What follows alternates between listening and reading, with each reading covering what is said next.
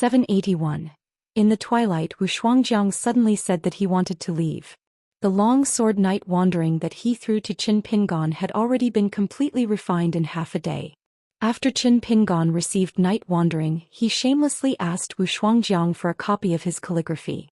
In the Qingming world, it was publicly acknowledged that the calligraphy written by the cultivators who had been removed from the palace could exorcise ghosts. The characters were like hanging talismans and were even more effective. Of course, Qin Pingon did not want to rely on Wu Shuangjiang's calligraphy to exorcise ghosts and ward off evil spirits.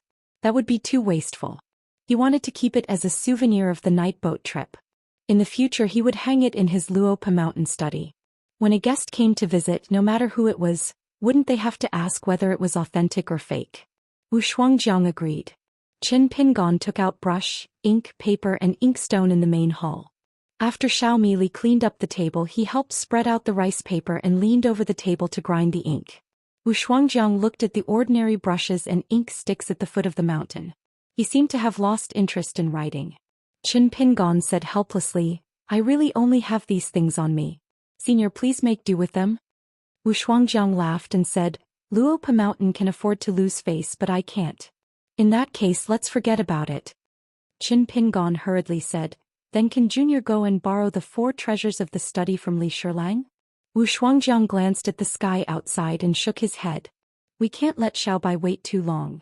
Xiaomi Li was still grinding the ink stick. He anxiously raised his hand to scratch his head. He said pitifully, Mr. Wu, can I just write a few words? When we go out we walk the Jianghu. Why don't we just make do with it?" Wu Shuangjiang thought for a moment and nodded. "That makes sense." Wu Shuangjiang took out the document he always carried with him from his sleeve and spread out a piece of colorful cloud. He then took out a bamboo brush and carved a line of Xiaozhuan characters on it. On one side of the inkstone, there was an inscription of the immortal cave. A pair of pocket-sized hornless dragons were lying on the ancient inkstone. Wu Shuangjiang tapped the hornless dragon's head with the tip of the brush. The 2 hornless dragons immediately opened their golden eyes, and a layer of golden ripples appeared on the ancient inkstone. Wu Shuangjiang dipped the brush into the ink and the tip of the brush turned golden. At that time, I only thought that it was normal and didn't believe that there would be white hair in the world. The bright moon was resting alone in a tall building, suddenly came to the window and suspected that it was you. Finally, there were 3 places where Wu Shuangjiang's personal seals and a flower mark were printed. A scholar on a military horse commanding an army of 1,000,000. The realm of old age. Her heart was like a green lotus in the world. Qin Pingon stood to the side and gently rubbed his hands. He sighed, "Senior, with such good handwriting, it's a pity that you didn't write another couplet. Good things come in pairs. Pay attention to it." Wu Shuangjiang smiled. 2 pieces of couplet paper made of red appeared on the table. On each couplet, there were 7 golden dragon patterns as if they were waiting to be written. Not only that, he also took out a small wooden box from his sleeve. After opening it, there were 7 small porcelain boxes lined up. It was the famous 7 treasures clay from the old age. On the mountain, Jun Yuqiu had once obtained a great opportunity from the ruins of an immortal abode. He moved the ancient mountain back to the sect. After the mountain took root, strange phenomena occurred. There were often scenes of cinnabar flying like colorful clouds. After immortals refined the flying sand, they gathered 7 colors, which was the 7 treasures clay. There was a saying that 1 tael of colored clay was equivalent to 1 caddy of grain rain money. Qin Pingon was a little puzzled. There was no need to pay attention to the 7 colored words when writing couplets, right? However, he did not dare to ask further, afraid that the cooked duck would fly away if he did. Wu Shuangjiang did not explain anything. He dipped the brush in the 7-colored sand and wrote 7 words on each of the couplets. Returning the brush is like a mountain without enough treasures. Only by reading 10,000 scrolls will one be able to attain enlightenment. Wu Shuangjiang gently exhaled towards the couplet. The 14 golden dragons on the couplet seemed to have been given a finishing touch. They slowly rotated in a circle and then became still. Su Zi's poem and Wu Shuangjiang's inscription. At the same time he took advantage of the young man beside him. Qin Pingon, who had become the second nephew for nothing, did not have any grudges. He just pretended that he did not know about such an illusion. Wu Shuangjiang smiled and said, just treat it as a congratulatory gift for the completion of the sect at the foot of the Luopa mountain. It can be used as a couplet to hang at the door of the ancestral hall. The words on the couplet change according to the time. During the day, black words will be written, white words will be written at night. The quality is not low. If it is hung at the door of the Luopa Mountain's Jisei Peak, it is enough to make the mountain lord Wei Pai and the other mountain gods, ghosts and monsters, to stop outside the door. They do not dare and cannot take half a step. However, you have to promise me one thing. Whenever you feel that you have done something wrong and that it is difficult to change, you have to take down this couplet. Qin Pingon took a step back and bowed to the Suichu Palace Lord, who said with a smile, I once had the chance to refine 1 or 2 natal characters. Wu Shuangjiang waved his hand and only kept a few seals. He turned his head and smiled at the black-clothed girl. Xiao Mili, the rest of the stationery on the table are all for you. Treat it as a return gift for your dried fish and melon seeds. As for who you give it to later, I don't care. Zhou Mili hurriedly waved her hand. No, the dried fish and melon seeds do not cost money.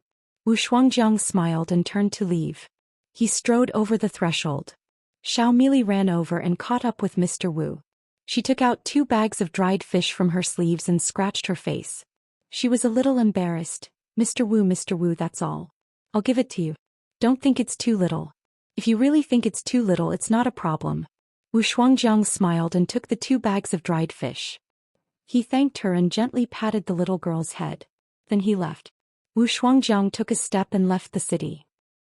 Xiao Mili waved her hand and stood outside the door. She looked around for a long time inside. She was a little envious of Mr. Wu's skills. He did not even need to ride the wind and disappeared with a whoosh. Wasn't that the divine immortal realm that started from the Jindan realm? What was she thinking? How could the earth immortal realm be enough? Perhaps he was the legendary unpolished jade realm. His realm was so high. He was as high as Wei Shanjun. How many night banquets had Mr. Wu hosted in his hometown? No wonder he gave people gifts without blinking. He was generous and generous. This was how one should be in the Jianghu. That silly girl he met at the Mute Lake was not a bad person. It was just that her hair was long and her knowledge was short. She could sell the big water monster at the Mute Lake for 1 grain of rice rain money. Xiao Mili swaggered back to the table in the hall.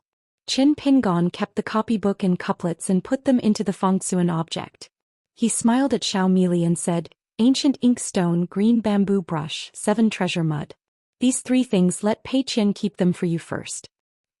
Xiao Mili was stunned for a moment. The little girl glanced at the items on the table. But I have already thought about how to give them away. Qin Pingon smiled. You don't have to give them away. Just keep them well.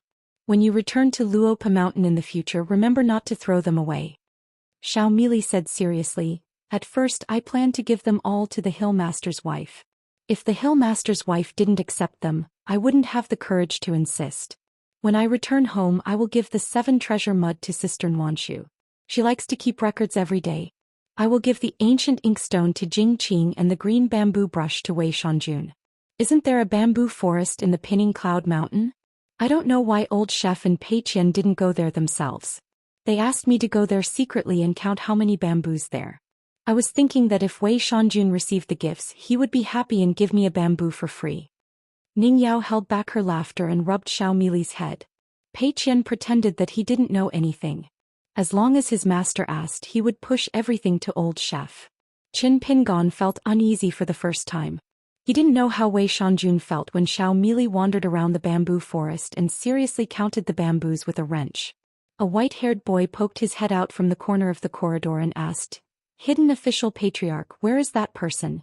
Did he leave? How was your chat? Qin Pingon turned his head and said, He left the city. We had a good chat. You don't have to do anything. The white-haired boy laughed.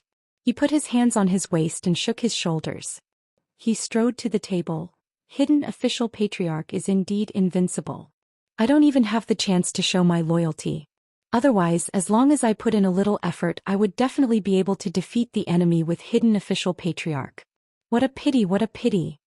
Qin Pingon smiled and said, Then should I invite him back? The white-haired boy's knees went soft. He reached out to hold the table and said with a trembling voice, I don't think that's necessary. After all, it's easier to invite a god than to send him away. From the beginning to the end it was very baffling. When it saw Wu Shuangjiang and chatted with Pei Qian, it was like falling into the clouds. When it came out of the maze, Wu Shuangjiang was gone. What was also gone was its realm as an otherworldly demon. It appeared in a state similar to a person without a realm. Qin Pingan glanced at it and said, "Let's go to the house and talk." They went back to Qin Pingan's house together. Qin Pingan took out the copybook. "It should be the senior who wanted me to pass it to you." The white-haired boy nodded. Just as he took the book, the two seals on the book, a scholar on a military horse commanding an army of 1,000,000, and both men and books grow old, a total of 13 words, instantly dimmed and lost their luster. He had a complicated expression and was speechless. Qin Pingan took out the blade-strengthening gourd and drank a mouthful of wine to calm himself down. The spells and supernatural powers of a 14th realm great cultivator were really unreasonable. It shook its head vigorously and soon returned to its usual expression. Looking at the virtual objects that Qin Pingan had obtained in Entry City, it picked up the Narcissus porcelain basin, flipped it over and snorted disdainfully before throwing it on the table. Xiaomi hurriedly pounced forward, straightened it with both hands and moved to its side. It gently blew at the small porcelain basin and wiped it with its sleeve. The white-haired boy took over the iron-cast 3 monkeys fishing the moon and nodded slightly, saying, "If it's a real object, it's still passable." Qin Pingan smiled and asked, "What do you mean?" The white-haired boy said, "Every moonlit night you can take out this item. Just by basking in the moonlight, you can condense the moonlight and gradually nurture a soul similar to a flower protector. If the cultivator's luck is better, he might even become a deputy officer of the flower deity temple and be in charge of some kind of flower messenger. In the flower arrangement, osmanthus is the best, followed by epiphyllum and peony. Those monsters in the world who walk the path of moon worship and refining, no matter how high their realms are, will definitely be willing to pay a high price. With this item you can save a lot of trouble. If you take it to that 100 flowers blessed land, you can just casually find a flower master of the blessed land or a few life masters and flower deities to sell it for a sky-high price." The white-haired boy was puzzled. "This 100 flowers blessed land, why do you look like you've never heard of it and have no interest?" Back then, under the grape trellis of the prison's cultivation ground, you were looking at those flower deity cups with shining eyes and rubbing your palms. At that time I felt that if I were the flower master of the blessed land, I would start to worry about whether my own territory would be the 1-meter higher sky. Qin Pingan smiled and said, "As long as it's a place with money in the world, there will be a bag shop." The white-haired boy nodded and picked up the ebony paperweight. He asked, "I didn't expect you to be a zither player too. You're really multi-talented." Qin Pingan put down the blade-strengthening gourd in his hand and asked, "Can you write the complete Guangling stopping music?" It nodded. "What's so difficult about that?" The palace master of the Sui Gong Wu Shuangjiang was famous in the world for his talent. He was good at poetry, music, chess, calligraphy and painting. As Wu Shuangjiang's inner demon, it knew everything that Wu Shuangjiang knew except for a few killer attacks that had been set up by Wu Shuangjiang. The white-haired boy pointed in the air and wrote the complete music score that had been lost in the world for a long time. Qin Pingan copied it on the paper. It yawned and asked with a puzzled face, "Is that all you've got, Alderine Guan?" Qin Pingan nodded. Pei Qian was expressionless and only ate melon seeds. Zhou Mili waved her hand vigorously and said, "No, there's really no more." The white-haired boy chuckled and said, "Yes, there's definitely more. Quickly bring out the treasures at the bottom of the box." Zhou Mili crossed her arms and said with a serious face, "If there is, I'll treat you to pickled fish." "Is pickled fish delicious?" "It's the worst thing in the world. No one likes it. Since no one eats pickled fish and no one eats it even if I treat them, then there's no more." Qin Pingan covered his forehead with his hand. What a reasonable choice of words. It must have been hard on little Mili. Ning Yao's lips curled up. Pei Qian glanced at his master. Qin Pingan nodded helplessly. Pei Qian said to Zhou Mili, "Take it out." Little Mili was anxious and gave Pei Qian a meaningful look. She had hidden it well, so why didn't he give it out? Pei Qian nodded. The black-clothed girl immediately ran out of the house and went to Pei Qian's house. She took out the scroll from the green bamboo box and ran back. She pursed her lips and was not in a hurry to place it on the table. Little Mealy only held the scroll and looked at the good mountain chieftain with a serious face. It was as if she was saying, "I've really given it to you. If the mountain chieftain's wife wants to say something, you can't blame me." Qin Pingon glanced at his first disciple and grumbled, "I've already given it to you. What's there to hide?" Pei Qian smiled and nodded. Then he looked at the white-haired boy who was the main culprit. Qin Pingon handed the booklet given by the bearded man to Ning Yao. Ning Yao casually flipped through it and found that every opportunity was like a riddle. The words on the booklet were like immortal fairies. The names of the fairies were all there, but it didn't tell the spectators how to get to the fairies. The white-haired boy looked at the scroll on the table. It was made of white jade and there was a small note pasted on the outside. The handwriting could barely be considered beautiful. The content was boastful, saying that it was going to teach all the women in the world how to dress up. After opening it, there were different eyebrows and hair buns of beauties. There were even annotations. There were a total of 24 beauties. The white-haired boy looked at them one by one and clicked his tongue in wonder. He kept muttering, "Good, good, good. Although the spring mountain is small, it can raise clouds. The moon palace's axe mark is lacking. Only then can it be ranked above the beauty's eyebrows. Flying immortal, descending before the emperor. Mother, this sentence is still the best. This sentence is the best." Turning back to see the husband spinning down the curtain, "The husband wants to hug as sweet as smoke." The white-haired boy raised his head and said seriously, "Since the hidden official ancestor is proficient in seal engraving, why don't you copy all kinds of eyebrows on the letters? In the future, half of the Dao companions in the mountains will have to use the letters produced by our Luopa mountain to send letters and flying swords. I think it's feasible. It's definitely feasible. Money will definitely come rolling in." "That's right. I think it's a good idea. It's definitely a good idea." Qin Pingon rewarded him with one word, "Get lost. Zhou Xian or me, you were more suitable for this kind of unconscionable money." The white-haired boy looked hurt, which chilled the hearts of all the soldiers. He picked up the last bundle of withered plum branches and waited a few times. He wondered, hidden official ancestor, what's this? Are we really picking up scraps? Qin Pingon threw the booklet to the white-haired boy. He flipped to the page of plum branches and found that there seemed to be two connections, each with its own opportunity. He could choose one. One of the clues was something about Xiangyang Palace, Plum Essence, South Zhao Chapter, Zhonglang Zhong, Dragon Lake Drunkard, and Zhulu. The other was the bookstore, Corpse, World's Hot Guest, Boneless Flowers, and Duckweed Pavilion. The white-haired boy was confused. After all, he came from Qingming Tian.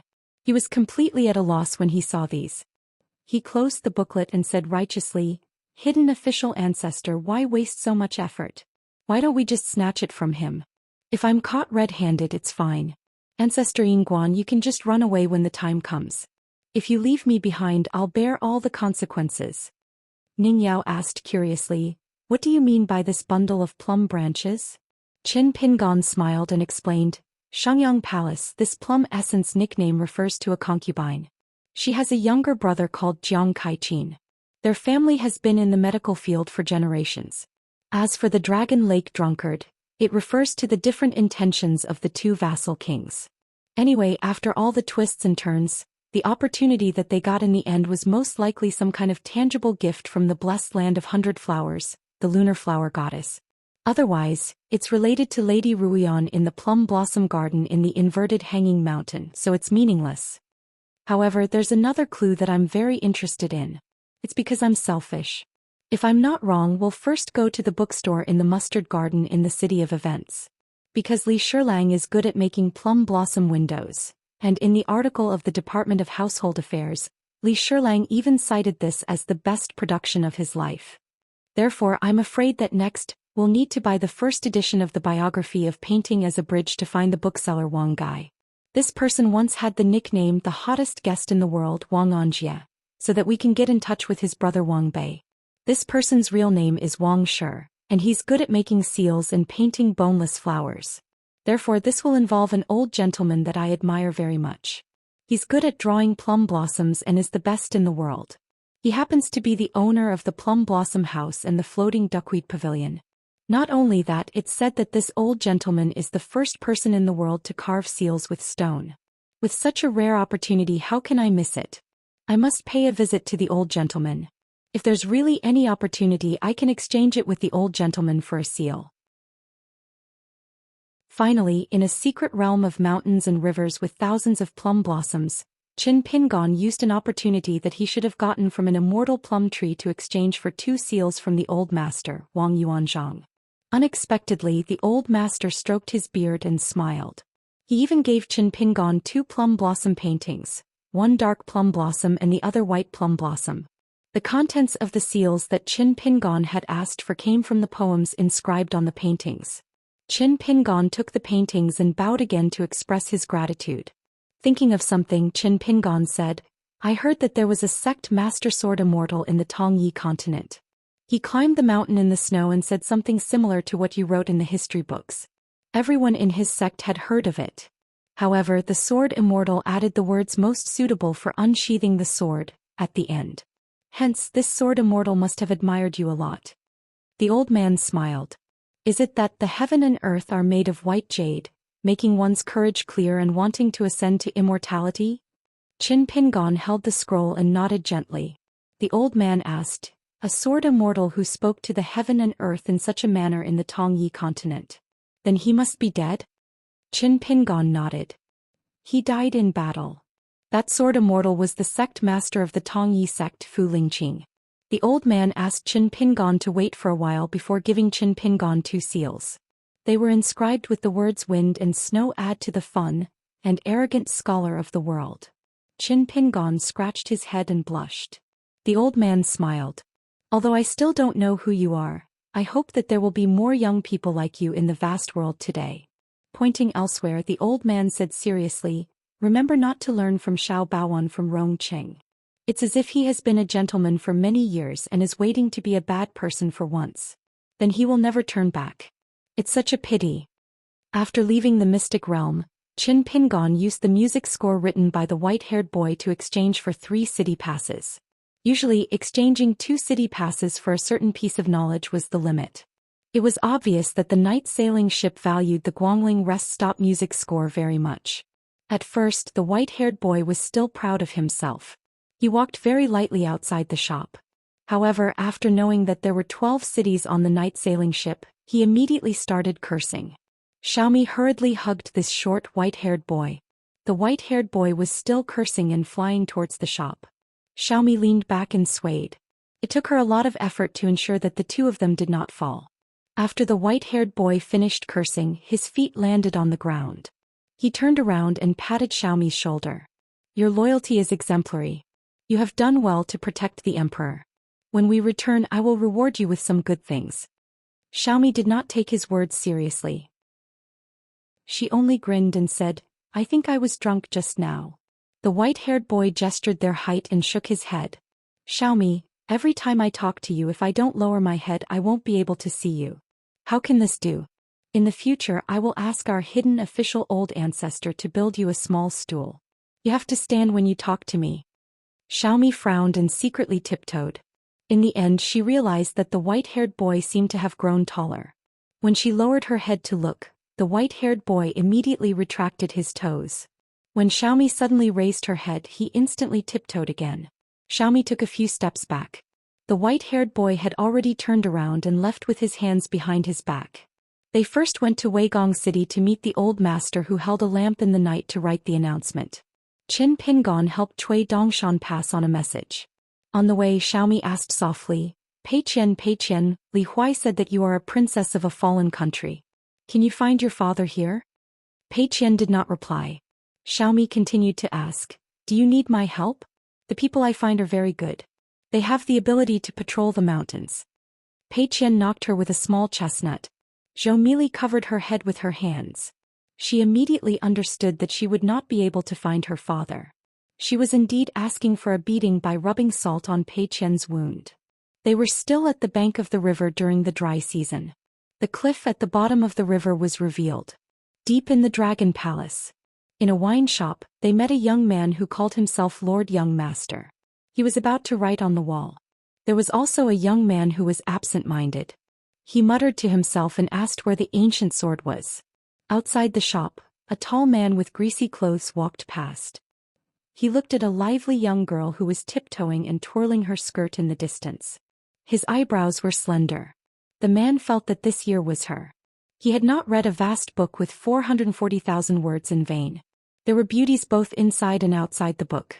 The white-haired boy who was slamming his hands on the table and shouting for good wine immediately shut up.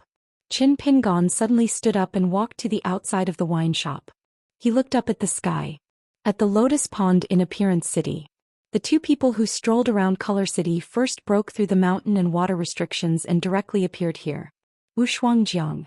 Beside him was the young shopkeeper of the Hanging Mountain Stork Inn. In the pavilion, the disciplinary officer sat alone. The direct disciple Du Shanin and the maid Qing were not here. It seemed that the sword immortal was waiting for this 14th realm cultivator. Wu Shuangjiang smiled. Little White, go somewhere else. Bai Luo smiled and nodded. The disciplinary officer doesn't have so many small worlds to help you hide your 14th realm. Wu Shuangjiang said, it's just a disciplinary officer. It's not like he's a hidden officer. There's no need for him to be at the 14th realm. After Bai Luo left, Wu Shuangjiang put his hands behind his back and slowly walked forward. For immortal swords came out of his sleeves. He smiled. Flowers bloom in the cage. A caged sparrow imitating sword and a moon in the well imitating sword, together with the words flowers bloom. Between heaven and earth, Wu Shuangjiang was everywhere. They were all immortal swords. As for why he wanted to fight today, the reason was simple. Wu Shuangjiang's Taoist partner was often chased by this disciplinary officer with flying swords in the prison of the Great Wall of Sword Qi. A moment later, the night boat was split into two by the sword light. At the same time, a voice sounded in Qin Pingon's mind. Can you come to the Confucian temple? Qin Pingon asked tentatively, is it the Sage of Rites? After receiving an affirmative answer, Qin Pingon bowed.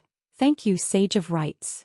After Alliance left the square of the Confucian temple, he seemed to be traveling, but in fact he secretly went to a restriction in the Forest of Merits. He talked to the sage who accompanied him and was not refused entry. However, in the end he still had to exchange some merits for it. Only then did he meet the bearded ranger. It was said to be a forbidden area. There were no formations or restrictions and no one was watching over it. It was just a fragmented secret realm with beautiful scenery. Lu Cha was squatting by the water fishing with a pole. Alliance came to Lu Cha's side and remained silent. Lu Cha didn't say anything either. Alliance sighed and shook his head. He walked to Lu Cha's back and kicked the sword cultivator's butt. He used so much strength that Lu Cha almost fell forward. However, he still held the pole with one hand and supported himself with the other, so he didn't fall flat on his face. He squatted down again. His expression didn't change at all. Alliance stood on one leg. He crossed one leg and rubbed the back of his foot. He complained that there was no such thing as an iron pole in the world. He hopped over to Lu Cha's side and sat down cross-legged. He picked up a blade of grass and brushed the dirt off it. Then he held it in his mouth and slowly chewed on the grass. He mumbled, Brother Lu, what did the Confucian temple say? Lu Cha said, Sage of Rites just asked me to stay here. That's all. He was able to pass the sword to Bai Yi. That's impressive. A defeated general dares not speak of bravery. In the Jinjia continent there was only one painting. It was the scene where Lu Cha killed Bai Yi with his sword. It was copied by some busybodies with magic arts. Therefore, every time the painting was opened and the bearded swordsman showed up, the onlookers would exclaim his name before he passed the sword. As time passed, the name Lu Cha gradually evolved into a saying filled with awe. It was like a catchphrase. Two words, one saying, but they could encompass many meanings. As for Lu Cha's swordsmanship, especially his poems, they were not as well known as his name. In the central divine continent, Lu Cha's name was known by everyone. Alliance hugged his head and leaned back. He said softly, If I knew this would happen, I would have killed you at the Great Wall of Sword Qi. It was not that Lu Cha killed Bai Yi. It was that he was stopped by Qin Chunan at the ultimate. As for the mellow Qin Chunan, he got along well with a Liang. Of course, it was only Alliance who thought that they hit it off. Lu Cha said, Don't make it sound so nice. Fighting with a Liang was more or less the same as exchanging one's life. Alliance crossed his legs and swung them gently. In this life I have 3 good brothers. They are all in the same boat. One is an old Xianxia. They are all talented and can't make a name for themselves. One is Qin Pingon. One stands on the city wall, one lies at the foot of the mountain. We can only look at each other from afar. We are in the same boat. Then it's you. Both of us fell from the 14th level. Wuxia said, "Are you done?" Alliance said, "Why do you care?" Wuxia said no more and continued fishing. Alliance took a nap before getting up. He said that he would come here to drink when he was free. The man spread out his hands and spun away. He still used the Jianghu's cloud ladder to jump up and down. Wuxia glanced at him, feeling very curious. Could it be that this fellow was also like this when he was in the secondary Saint Manor? In a sect of the Central Plains, a certain jade unpolished realm cultivator who had been half dead by Qi Tingji had just finished recuperating in seclusion. He came out of seclusion for a few days with great difficulty to attend a meeting in the ancestral hall. There was a masked man who only revealed a pair of shifty eyes. In broad daylight he broke through the sect's formation and landed on the square outside the ancestral hall. He made a gesture of gathering qi in his dantian. Then he put his hands on his forehead and smoothed his hair back. He called out the name of the jade unpolished realm cultivator several times and loudly asked where he was. Everything happened so suddenly that a young and promising consecrator of the ancestral hall didn't notice the strange looks on everyone's faces, as if they wanted to say something but were fiercely suppressing it. He stepped forward bravely and crossed the threshold of the ancestral hall. He angrily rebuked the masked man. "Which scoundrel dares to trespass here?" The masked man's eyes darted around as he winked at a fairy who was hovering in the air in the distance. The short masked man raised his fist and waved it behind him. The jade unpolished realm cultivator at the entrance of the ancestral hall seemed to have been hit in the head by a heavy hammer. He fainted on the spot and fell to the ground. His waist leaned against the threshold and his body arched like a bridge. Inside the ancestral hall, from the sect master to the minister of justice to the consecrators, everyone was holding their breaths. Most of them didn't even get up. There were a few unkind ones who turned around and chatted with their friends to prove their innocence. That guy had been here before. It wasn't the first time. After that, the jade unpolished realm ancestral hall consecrator met with a pitiful end. Central Plains Xuanmi Dynasty.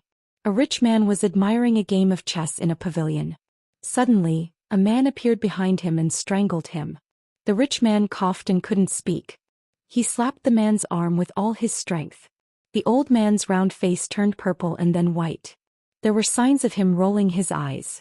Only then did the man let go of his hand. Yu Panshui gasped for breath. Mother ***, he knew who was here. No one in the world could do such a wicked thing.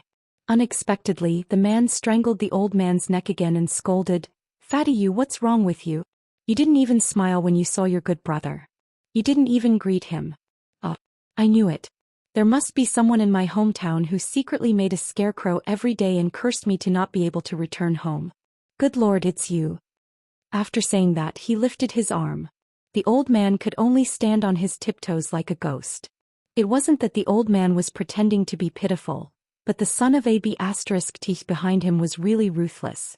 Yu Panshui had to force his Yin spirit out of his body. He stood beside the man, stomped his feet hard, clapped his hands and exclaimed, "Oh, it's Brother Alliance. I haven't seen you for a few years and your muscles are so strong.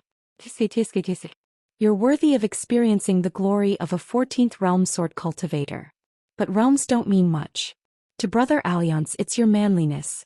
The last time we met you had already reached the peak. Unexpectedly you can still go one step further. Admirable, admirable. I'm drooling.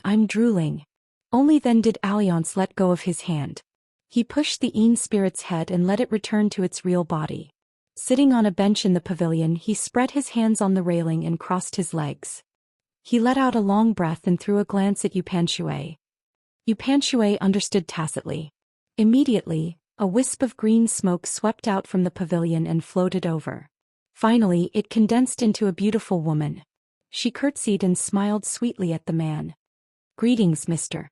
Alliance jumped up and reached out to wipe his hair. "I'm so distant. Call me little brother Alliance." Yu Panshui regretted eating and drinking too much today. Alliance waved his hand and said, "Fatty, you wipe your own shit." Yu Panshui played dumb. Alliance smiled and said, "You can call yourself Alliance. In the Xianmi dynasty, there was a famous mountain elder of the academy at the foot of the mountain.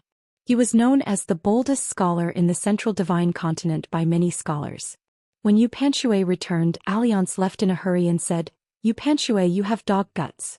How dare you hit me?" Yu Panxue sighed. After Alliance left, he found an old immortal, an old acquaintance. The old immortal sneered and said, "Is it against the law to say a few words? You can scold me, you can hit me. If I fight back, it's my loss." He met a shameless old scoundrel.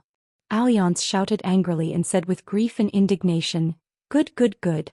Bullying me because my cultivation is low, you want to fight with me? You can kill me, but you can't humiliate me. Even if I'm beaten to death by you, I won't take this kind of humiliation today."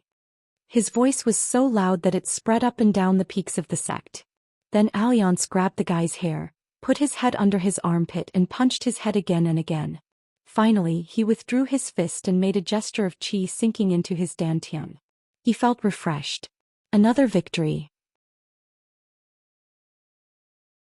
782. A cross-continent ferry was traveling to the central divine continent.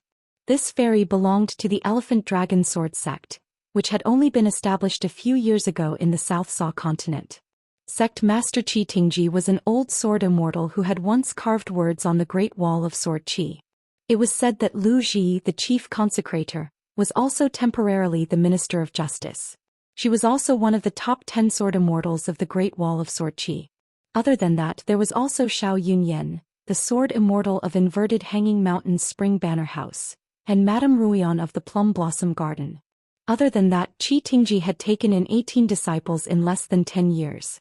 They were all potential sword immortals from the Central Plains and the Southern Swirl continent.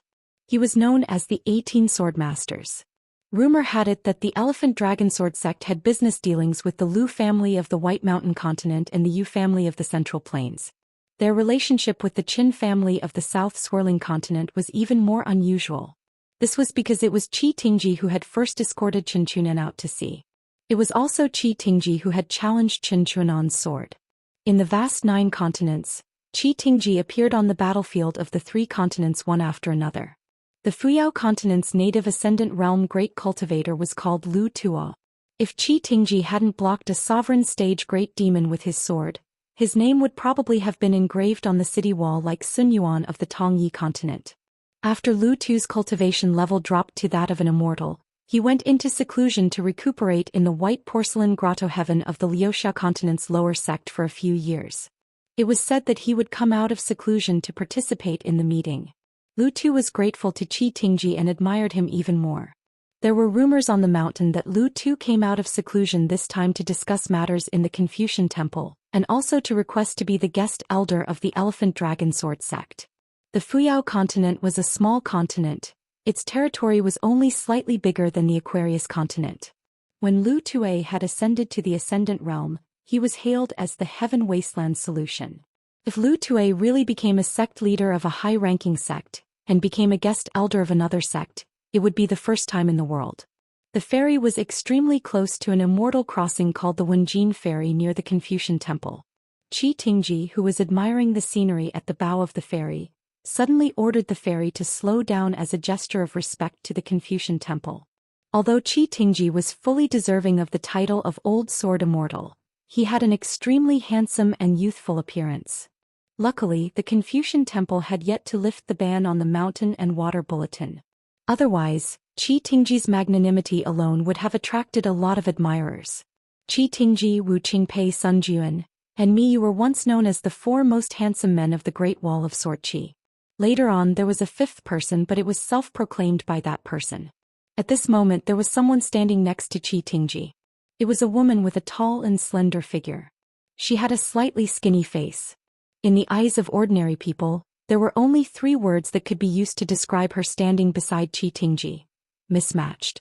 She was none other than the great sword fairy of the Great Wall of Sword Qi, Lu Ji. Qi Tingji smiled and said, "A trip to Luopa Mountain to watch the ceremony has allowed our sect to have 2 more upper realm foreign dignitaries. I have to thank our hidden official. I wonder if he's here for this meeting." Apart from the Confucian sages, the cultivators who participated in the meeting in the Confucian Temple were arranged in 4 places around the Confucian Temple. Outside the Wenjin Ferry, the Confucian Temple temporarily opened 3 immortal ferries to welcome the guests from the Hauran 9 continents.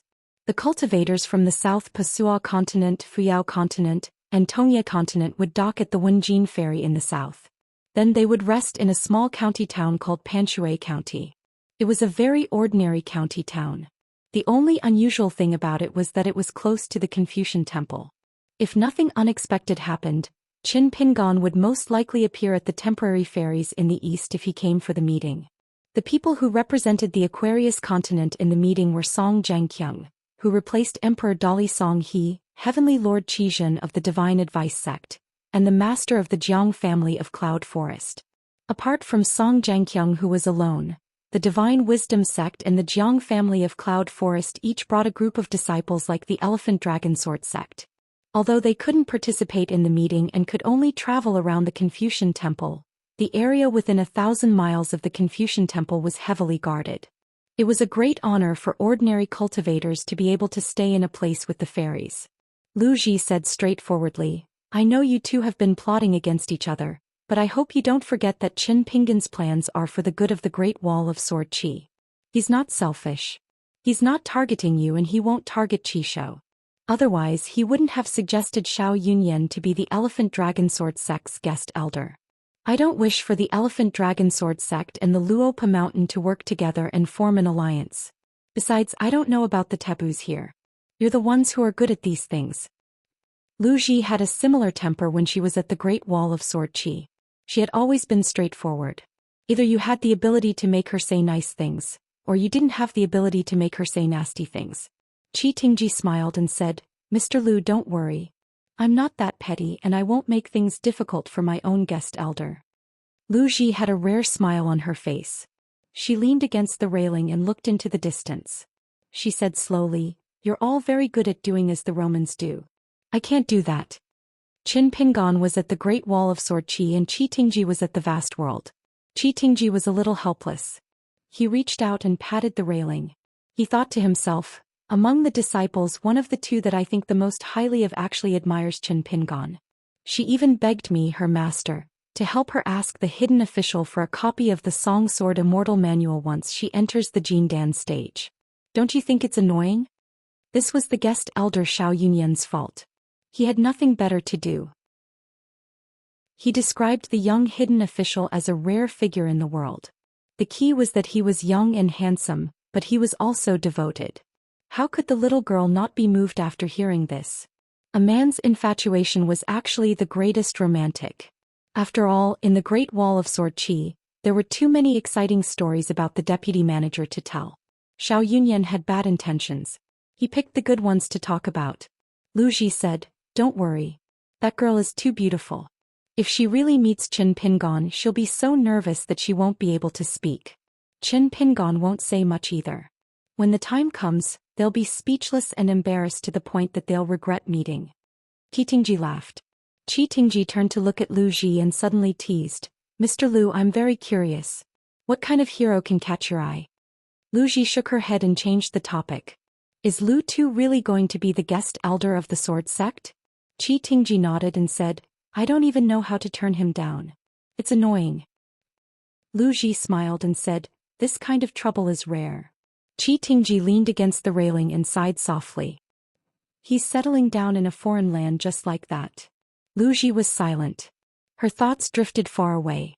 When she returned to her hometown, she thought of many old people and things. On the wall of a wine shop, there was once an unsigned nameplate that said, "Lu Ji is actually not good-looking but her legs are long. I've liked her for many years. I can't get enough of her." Although the nameplate did not have a name, the handwriting was clear. Perhaps the swordsman did not intend to deliberately hide his identity. Some distant liking could not help but let others know. Only then would he be satisfied. However, before Lu Ji could argue with that old pervert, the swordsman who liked to squat by the side of the road every time he drank died in battle outside the city. Other than that nameplate, the swordsman had not spoken much to Lu Ji in his life.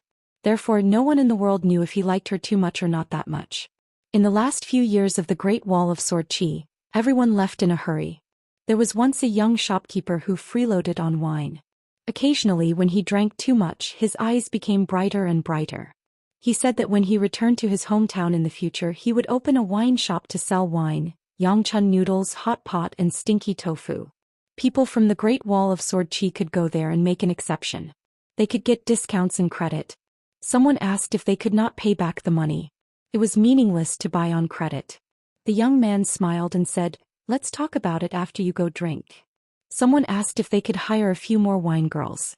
They were so beautiful that water could be squeezed out of them. The young second shopkeeper laughed and scolded. There was no such wine shop in the world. The shopkeeper had to risk his life to earn such a small amount of hard-earned money. The crowd burst into laughter. In the foreign land that had yet to become their hometown, the wine shop in Ascension City was still there. However, the young shopkeeper was no longer there. Most of the swordsmen from the past were also gone. Zhou Xian, Madame Xianxia, and a few of Qi Tingji's direct disciples came over. Facing the man who was both the sect leader and their master, these young men and women were very respectful. Instead, they were closer to Lu Ji. After the group of people bowed to Qi Tingji, a young man asked, "Mr. Lu, can you meet Alliance Zui Ning Yao and the hidden official?" Ning Yao had ascended with a sword. The young swordsmen of the Dragon Elephant Sword sect all knew about it. Lu Ji shook her head and said, "I'm not sure." The young man asked, "When did the hidden official get drunk? Did he really say that Ning Yao liked him because of his looks and his talent?" Zhou Yunyan smiled and said, "Of course not. Someone tricked him." Madame Xianyan smiled sweetly and said, "That's hard to say. Wine makes people brave." The hidden official didn't dare to say anything and didn't dare to do anything. When two armies faced each other, one person stood in front of the formation with a sword pointed at all the sovereigns. Zhou Yunyan smiled and said, "Are you praising or insulting him? Why don't I repeat it to him?" She sneered and said, "Up to you." After attending the ceremony at Luapa Mountain, Madame Xianyan had gained a lot of courage. Now, according to the hidden official's decree, she and Zhou Yunyan had both become elders of the Dragon Elephant Sword sect. Every time Madame Xianyan talked about the hidden official, she became calmer and more composed. Another young man said, "The hidden official only has a high position. I still admire Mr. Zhu more. His swordsmanship is the best in the world." Someone disagreed and said, "Of course Mr. Zhu is powerful, but I think Alliance is fiercer. After all, he is a true 14th realm swordsman." Qi Tingji left with a smile. He didn't want to listen to these childish discussions. Qi Tingji of the vast world, Lu Ji. Qin Shi of the 5th world Ascension City. Ninya. Nalan Xiaowei who traveled far and wide. Old Deaf who returned to the wilderness. In addition to Alliance was Zhu and Qin Pingan. If you counted Xie Songhua, Li Kai, Lu Jinglong, Pu He and Song Pin, these vast sword immortals, it was as if there was still a great wall of sword chi between heaven and earth, standing tall and strong. The current vast world still didn't understand the relationship between the two swordsmen who had once fought side by side on the Great Wall of Sword Chi. The former Great Wall of Sword Chi was like the world's purest place for cultivation. Local swordsmen were waiting for death, while foreign swordsmen were courting death. When someone from both sides survived, if they could meet again they would be close friends, friends who would live and die together. Wu Shuang descended and the interrogation official in Rongrong City. The two outsiders on the ferry had a real fight between immortals, which involved the entire night boat. Wu Shuang suppressed his realm to the Ascension realm and fought against the interrogation official Q-Sword. Taibai Taoist scripture Wanfa and naivety. 4 immortal swords imitated a sword and cut the entire ferry into 2, 4, 8, and 16. A middle-aged scholar and a monk with closed eyes appeared together. "Court Chief Wu, can you put away your swords?" The originally fragmented night boat instantly gathered back into one without any abnormalities. There wasn't even the slightest loss of spiritual qi. It was similar to the Great Wall of Sword Qi that had been split into 2 by the Wilderness Grand Ancestor. Wu Shuang smiled and said, "Teacher Zhang, are you teaching me how to behave?" The 4 imitated swords hovered around, their tips pointing in all directions. Bai Luo, the Guardian of the Year, appeared. The interrogation official held a sword in one hand. 2 halos, one golden and one silver, appeared behind him. They were like the sun and moon hanging in the sky, like a pair of eyes of a deity, piercing through the void and looking down on the mortal world. They were the 2 natal flying swords of the interrogation official. There was a sword wound on the interrogation official's face and chest, dripping with blood. However, his injuries weren't serious and didn't hinder him from using his sword. However, in this Q-sword battle, the interrogation official, who was a sword cultivator, was at a disadvantage against Wu Shuang, who wasn't a sword cultivator and was suppressing his realm. This was a fact. The monk opened his eyes and chanted. He raised his hand and a string of prayer beads appeared. If one didn't count the beads used for counting, there was a total of 108 beads. All of them were snow white and flawless. The monk twirled the beads gently. It was as if every time he twirled the beads, his troubles would be reduced slightly. Wu Shuang smiled and flicked his sleeve. A string of snow-white brilliance that was as bright as the Milky Way came out from his sleeve. It was also a string of beads. Each of them was more than 3 zhang long and surrounded Wu Shuang. However, each of the Taoist beads was as big as a Polonia tree. Each bead contained a vast Taoist intent and was as round as the full moon. There were 365 beads. They rotated slowly and the stars moved. The cycle of the great Tao was boundless.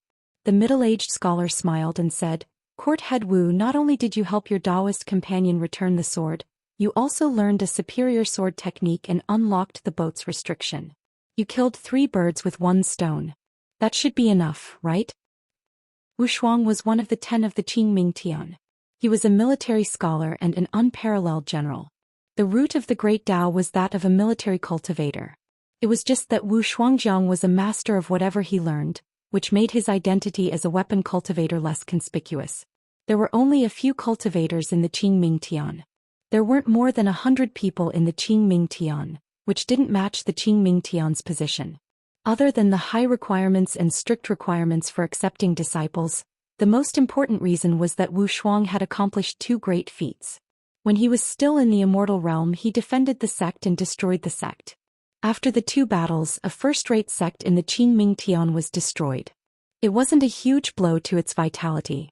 The sect protecting formation, the ancestral hall, and a few vassal forces were all destroyed. This meant that the Qingming Tian didn't need to care about numbers. It was enough to have Wu Shuang overseeing the mountain alone. He was good at killing and wasn't afraid of being surrounded. On the path of cultivation, he had killed more than once.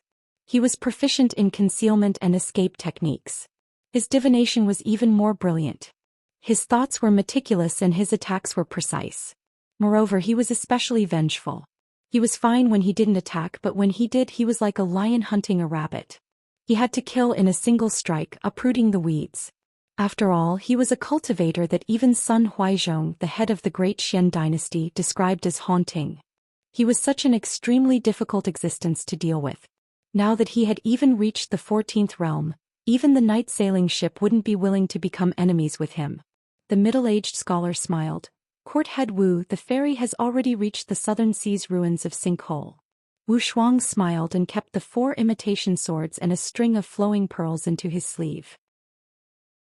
He then dispelled the ability of the sparrow in the cage and left the night sailing ship with Bai Luo.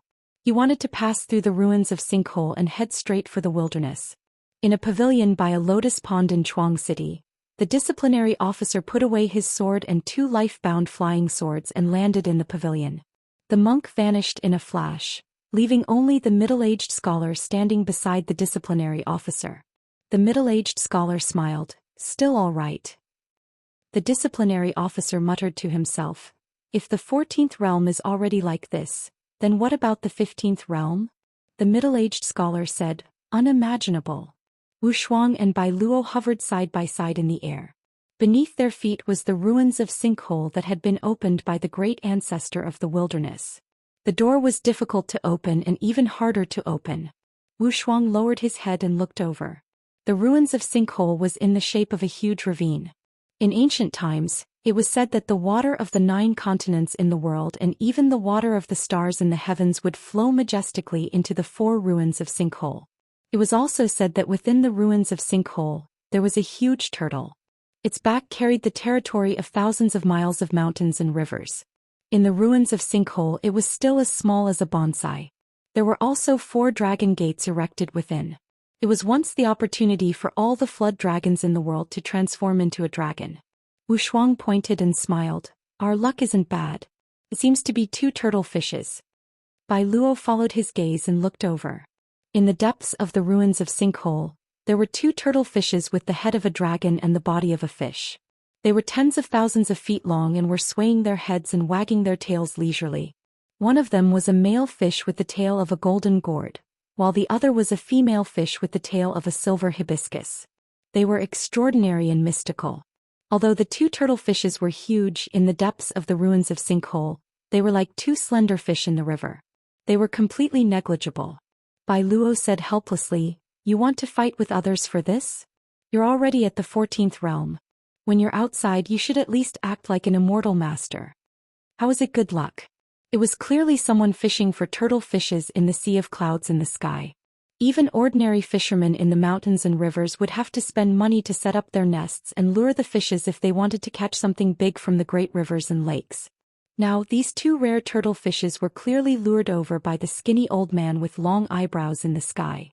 They swayed their tails and floated up, slowly approaching a dragon pearl.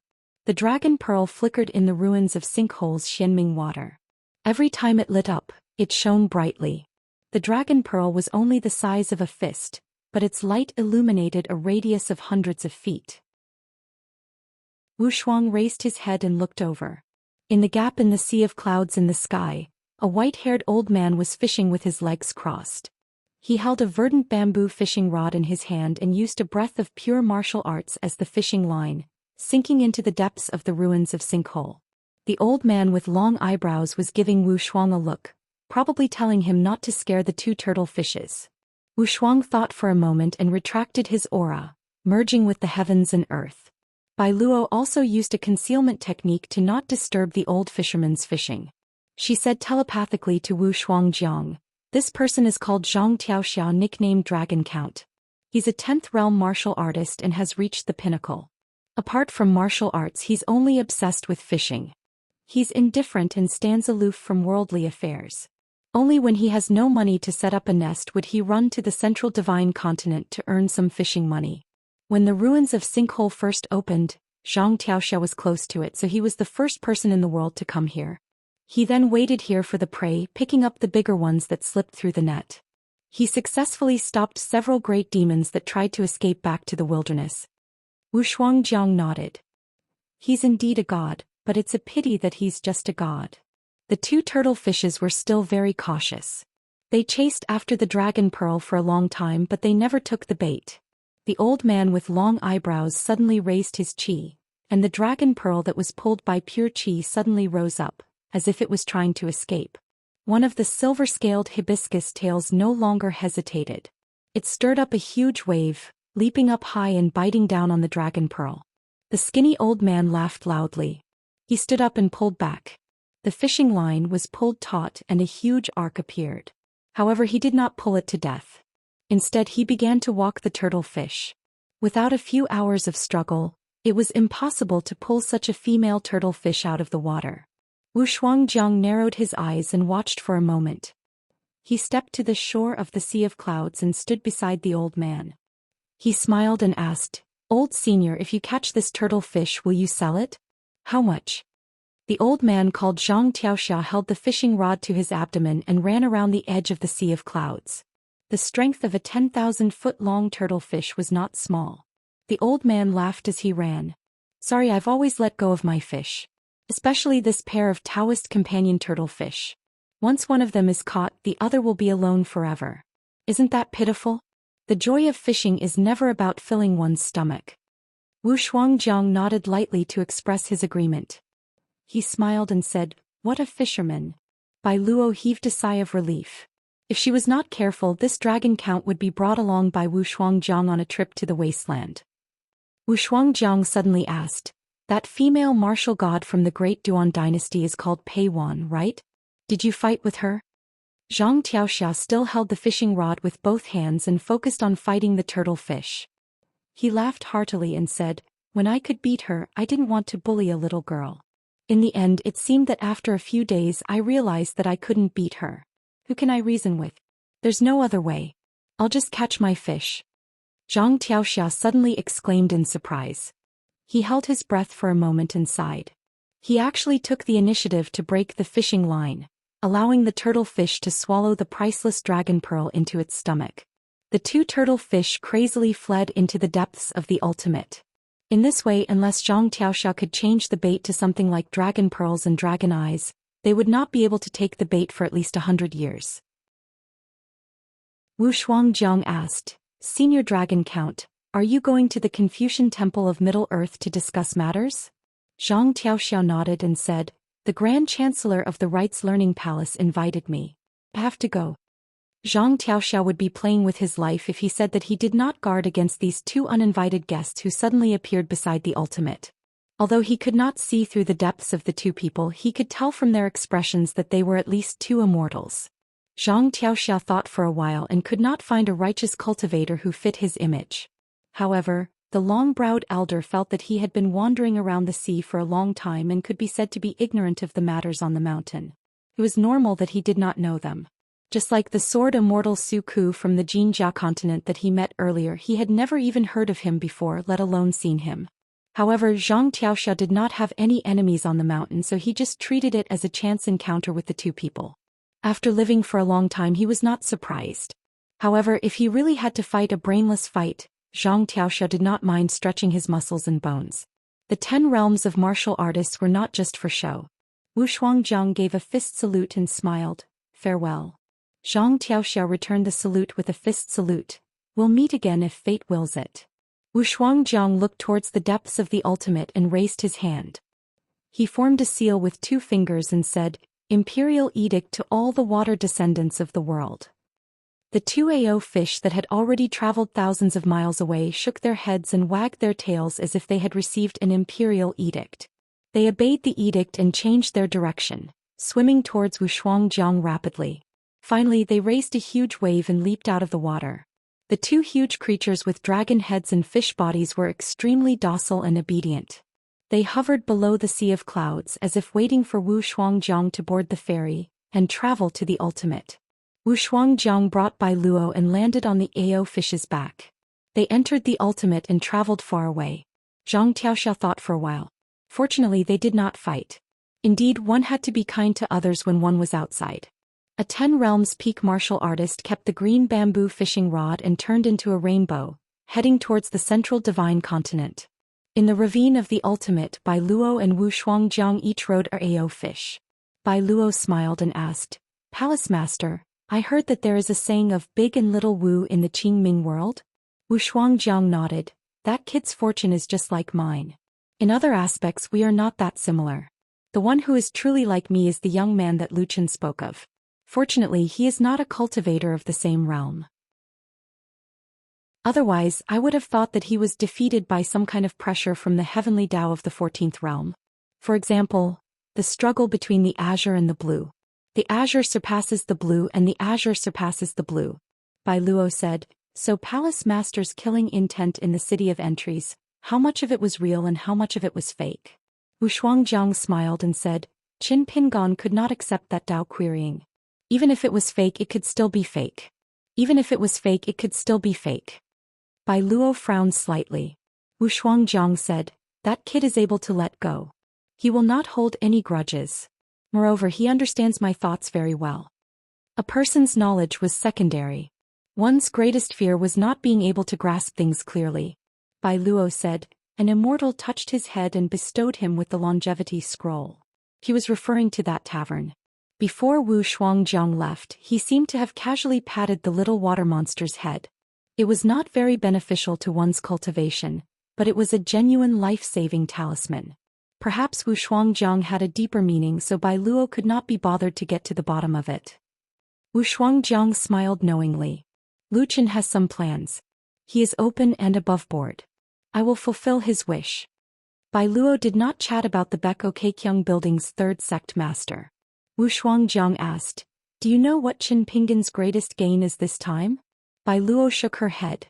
Wu Shuangjiang smiled and said, "Finally, someone can prove that the path he has taken is correct.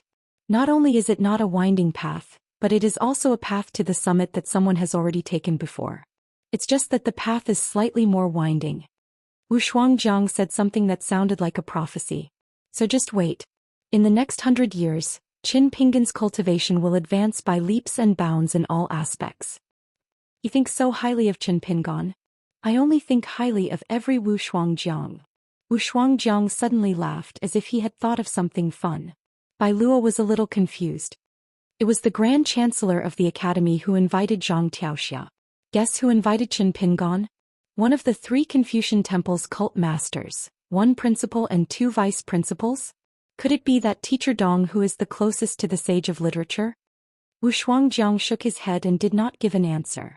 This great cultivator of the 14th realm rode a turtle fish and traveled the world.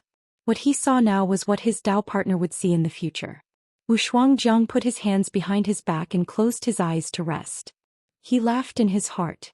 As the saying goes, the devil rises 10. North Continent lying ground peak. Zhang Shanfeng had finally reached the sea-viewing realm and was about to break through. This young Taoist still needed a few more hours to stabilize his realm. His master was guarding outside the immortal cave. He murmured softly, "The dragon hibernation technique first sleeps the heart, then the eyes and then the spirit. Sleep is the major return to the root, while breathing is the minor return to the root. During the breathing, the mind can be concentrated into a mustard seed which is also returning to the root. This is the multitude of things returning to their roots." Immortal Fire Dragon who was at the peak of the Ascendant Realm, White Cloud Mountain, Peach Mountain, Shen Peak, Yuanling Hall. These senior brothers, together with the new mountain master of the Taixia Mountain, were all guarding a cultivator of the cave-dwelling realm outside the cave. They had already set up a big table with wine, dishes, and a big pot of celestial fruits and vegetables. They were waiting for the good news. The senior brother of the Peach Mountain said seriously, "Little junior brother's breakthrough is impressive. It's very impressive. It's worthy of celebration." But in fact, Zhang Shanfeng's breakthrough was nothing impressive. He had really reached the sea-viewing realm with just a few bumps and bruises. The old perfected master smiled while stroking his beard. "Your little junior brother's appearance and bearing are better than Qin Pingan. There's nothing to deny." The senior brother of the White Cloud sect complained, "Master, this is an obvious fact. It's meaningless to say it out loud. There's no need to say it." Yuanling Hall wanted to agree with his master, but the senior brother beat him to it. After thinking about it, he felt that the senior brother's words were better. The old perfected master nodded gently. "That's true. It's not easy for little junior brother to be able to fight steadily on the path of cultivation and always have a clear Tao heart." The old perfected master smiled and nodded. Yuanling Hall wanted to say that it was his master who taught him well. Unexpectedly, another senior brother said, "In fact, little junior brother's greatest ability is to pick the master's eye. Master, forgive me for saying something disrespectful, but it's because of your good luck that you can take Shanfeng as your disciple." Yuanling Hall was suddenly speechless. The old perfected master sighed with emotion. "It's true. That guy picked up the empty wine cup. Offending master, I must punish myself with a cup." The old perfected master pushed a jar of green god wine in front of him over. "1 cup is not enough, punish yourself with 3 cups. Yuanling Hall was like an outsider who came to make up the numbers. He could not get a word in. If he had known earlier, he would have humbly asked Qin Pingan for advice at Luapa Mountain. The atmosphere at Luapa Mountain was not inferior to that of Crouching Ground Peak. From the mountain lord to the disciples to the guests, each one was better at talking than the other. Venerable Fiery Dragon suddenly stood up and said, "I have to go to the Confucian temple immediately. This time I won't bring Shanfeng along. There are too many acquaintances and it's easy to be exposed. The few of you remember to protect him." The few of them stood up and respectfully sent their master off to the Central Plains. Venerable Fiery Dragon glanced at Yuanling Hall, who seemed to be mute. "I'm talking to you." Yuanling Hall was speechless. The old perfected master disappeared in a flash, traveling across continents. He had no choice. The mountain was poor and could not afford a cross-continent ferry. He could only rely on this insignificant Tao technique. Central Plains Divine Continent, a saint's residence. One of the descendants of the saints had lived here for generations. This secondary saint's residence covered an area of more than 180 mu and had more than 400 rooms. It was adjacent to a temple. Next to the residence was the secondary saint's temple, which was filled with incense. A man rode the wind and landed at the city gate where the mansion was located. He chose to walk on foot. An old steward of the residence had been waiting for a long time at the bottom of the steps outside the door. When he saw the man, he hurried forward. The two of them walked into the residence together. The red-bordered black-painted door was embedded with quintessences. Above the door hung a blue plaque with golden words, "Secondary Saints Residence." It was written by the Sage of Rites himself. After bypassing a snow-white shadow wall, the second door was the E-sect. On both sides there were two painted door gods. They were as tall as a person and were 4 of the 10 sages of the martial temple. The silent man and the old steward walked in through the armpit door. They passed by a secondary saint's hanging statue. On both sides there were couplets that read, "The Tao of heaven is yin and yang. The Tao of man is benevolence and righteousness." In the courtyard, ancient trees towered into the sky and lush greenery. There was also a square terrace that was higher than the courtyard. On both sides, there were stone railings of the Kuei Long and a red staircase surrounded by a green brick wall. There was a sundial in the southeast corner and a jiaoyang in the southwest corner. In the middle there was a 5-couplet main hall, which was the main hall of the secondary saint's residence. On the plaque in the main hall was a dragon bordered with golden words, 7 chapters of Igu. Of course there were also couplets. After the second hall was the third hall, which was where the secondary saint dealt with the Qi family's affairs. The man paused slightly and looked at a couplet.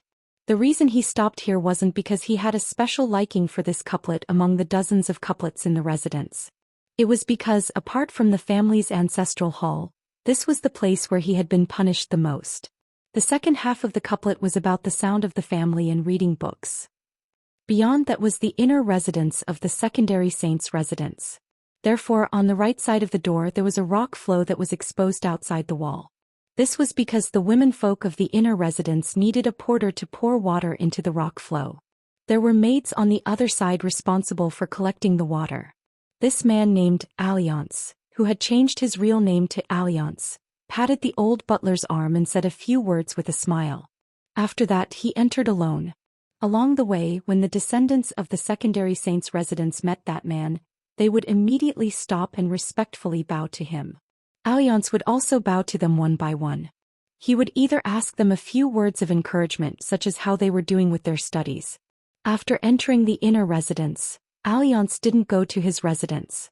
Instead he went through the corridors and aisles and went straight to the garden at the back. There was a shrub of flowers that was commonly known as barley. In fact, it had a very beautiful name, hollyhock.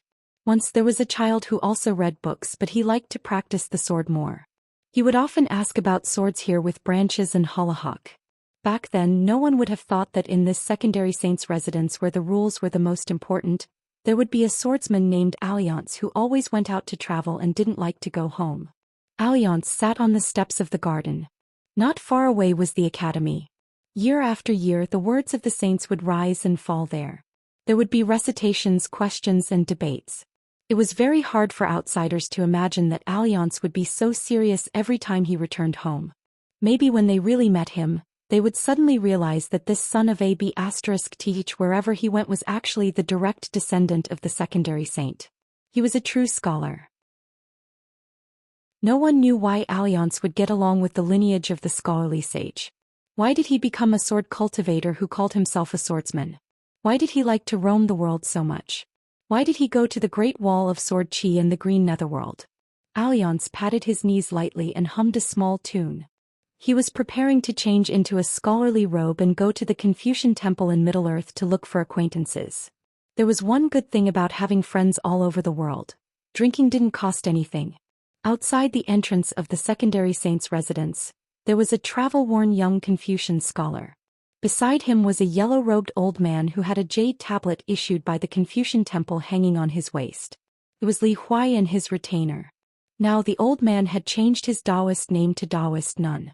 Li Huai looked at the majestic entrance of the secondary saint's residence from afar and swallowed his saliva. He didn't dare to get close. He didn't have the guts to knock on the door. He felt a little regretful. If he had known this would happen, he would have gone to the Confucian temple in Middle-earth with the old blind man who was more than half his master. Otherwise, everything would be fine once he found Li Baoping and Mao Fuzi. The young Ascendant Realm Taoist nun was even more nervous than Li Huai. He said softly, "Young master, I think that Alliance is definitely not at home. It would be good if that B*Tsich wasn't at home. Then he wouldn't have to deal with him later." Li Huai carried the bamboo box on his back and held the mountain walking stick in his hand. He asked tentatively, "Then should we go directly to the Confucian temple and wait?" The young Taoist nun rubbed his hands and nodded. "That's a good idea." Unexpectedly, a man wearing a scholarly robe walked out quickly from the entrance. He actually looked a little like a human. When the man saw Li Huai and the Ascendant Realm Taoist nun, he laughed and said, "Oh, isn't this Master Li Huai? You're not as handsome as when you were young. You were so good back then." Li Huai waved his hand. Alliance walked on the street while Li Huai strode forward. Suddenly, he handed the mountain walking stick in his hand to the young Taoist nun who was walking behind him with heavy steps. Almost at the same time, Li Huai and Alliance stopped 5 or 6 steps away from each other. The two of them got into a boxing stance and started to circle around each other. Alliance jumped and changed his left fist to his right palm. Li Huai jumped and twisted his waist. He looked serious and didn't punch out. The young Taoist nun almost wanted to dig a hole and hide in it. "Are these two idiots? I don't know either of them." The two of them shouted softly and stepped forward at the same time. They started to fight back and forth. Their movements were extremely slow, but their fists were as fast as thunder and had the momentum to break bricks. The young Taoist nun couldn't stand it anymore. He turned around and looked at the shops on the side of the street. The two of them suddenly hugged each other. Li Huai laughed and said, "Brother Alliance." Alliance laughed and said, "Brother Li Huai." They both took a step back. Alliance lowered his voice and asked, "Now that I'm your brother-in-law, do you still have a chance?" Li Huai rolled his eyes and said, "No chance. My sister is married. He's a scholar and is taller than you." Alliance said angrily, "You didn't stop your sister. Are you just going to watch your sister miss out on a good husband?" Li Huai laughed and said, "Alliance, you seem to be shorter." Alliance touched his head and sighed. Li Huai said, "It's okay. You can go home and put more cotton in your boots." Alliance's eyes lit up. "Brother Li Huai, you're a genius." Alliance felt that this was feasible and was in a good mood. He turned to look at the young Taoist nun with a face full of surprise. He wiped his mouth hard. "Hey, isn't this brother touting?" That Ascendant Realm dog felt that he was in danger. Li Huai, this kid still had some conscience, but this damn Alliance in front of him would really eat dog meat hot pot. Great Duan Dynasty on a city wall in the capital city. A man in a dragon robe with white hair. Beside him was an extremely tall woman with a long sword in a bamboo sheath hanging from her waist. Female martial god Pei Wan. There was also a young man in white Xianxia. Pei Wan had a total of 4 direct disciples. So, in addition to the eldest senior brother who was stuck at the peak, Xianxia also had 2 senior sisters who were both in their 50s. They were both in the remote travel state and had a good foundation. There was no doubt that they would reach the peak. Moreover, this seemingly ordinary evaluation of not bad was relative to Chao Ci's junior brother. The martial arts fate of the Great Duan Dynasty was indeed shocking. In the words of the people of the Central Plains, the Great Duan Dynasty was the owner of the martial arts shop. His Majesty, who had once traveled to the inverted hanging mountain with Pei Bei, was already an old man past his prime. He looked at Pei Wan and said self-mockingly, "Miss Pei, you still look the same. I'm actually much younger than you, but I'm already so old." Pei Wan smiled. He said, "Then I won't disturb you and Chao Ci from going to the Confucian temple." Pei Wan nodded. He suddenly said, "I've never touched Miss Pei's hand in my life." Chao Ci left silently. Pei Wan patted the old man's arm and said, "I'm glad to meet your Majesty." The old man patted the back of the woman's hand and said with a smile, "Okay." The emperor suddenly felt a little regretful and asked, "If that young secluded official is also going to the Confucian temple, then our Chao Ci won't be the youngest person to go to the Confucian temple, right?" Pei Wan nodded with a smile. Actually, she didn't think it was a big deal. The old man turned to the seemingly flawless young man in white and asked, "Chao Ci, why don't I help you change your age? After all, it doesn't matter if you're 1 year older or 1 year younger in the Great Duan Dynasty." Chao Ci stood in the distance and cupped her fists with the childish old man. She said with a smile, "Your Majesty, let's forget about it." The The old man was a little disappointed. At the temporary ferry to the north of the Confucian Temple, the largest snowflake ferry in the world couldn't even reach the shore. It could only continue to consume spirit chi and eat immortal coins while floating in the air. The owner of the ferry didn't care about this little consumption. Between the ferry and the ferry, a 1,000-foot-long azure cloud bridge appeared. It was another money-consuming method. A group of people walked down slowly. A woman dressed elegantly was talking to the young man next to her. She said that he should take this opportunity to meet that fairy sister. That girl was a woman from the mountains. She was around 100 years old, so she wasn't considered old. A family of 3. The god of wealth of the snow mountain continent Lu Jubao and his wife and their son Lu Yuzhou.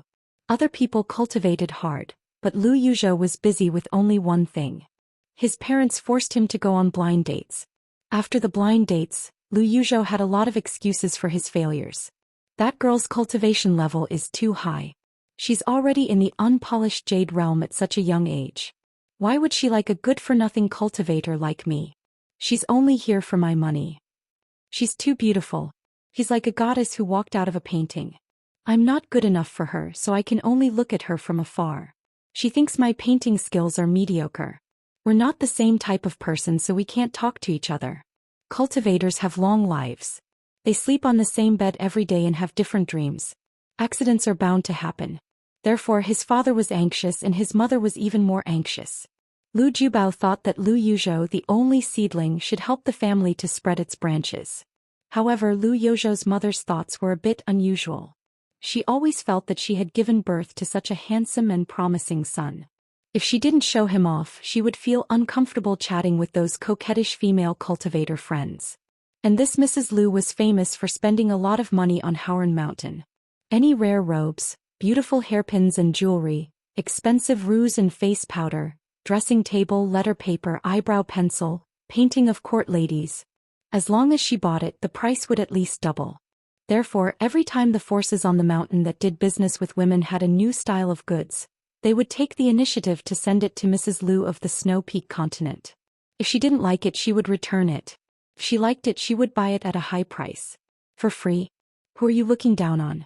One of the biggest interests of the woman and her friends was to comment on the great cultivators on the mountain, or the young and handsome Taoist companions. That woman was bewitching. At first glance, one could tell that she wasn't a decent woman. The uglier a village girl was, the more she liked to wear flowers. The flowers were fancy and she wore money on her body when she had no money in her pocket. Don't be fooled by her appearance. Her cheekbones were high and she killed her husband without using a knife. A scorpion carrying a wasp, this man and woman were really a perfect match. Don't be fooled by the two of them being intimately attached to each other. Just wait, in fact they couldn't be tied to the same groove. Lu Jubao didn't care about his wife's private gossip. Anyway, a dozen old women would find a reason to gather together and chatter. The content of their conversation couldn't be spread outside.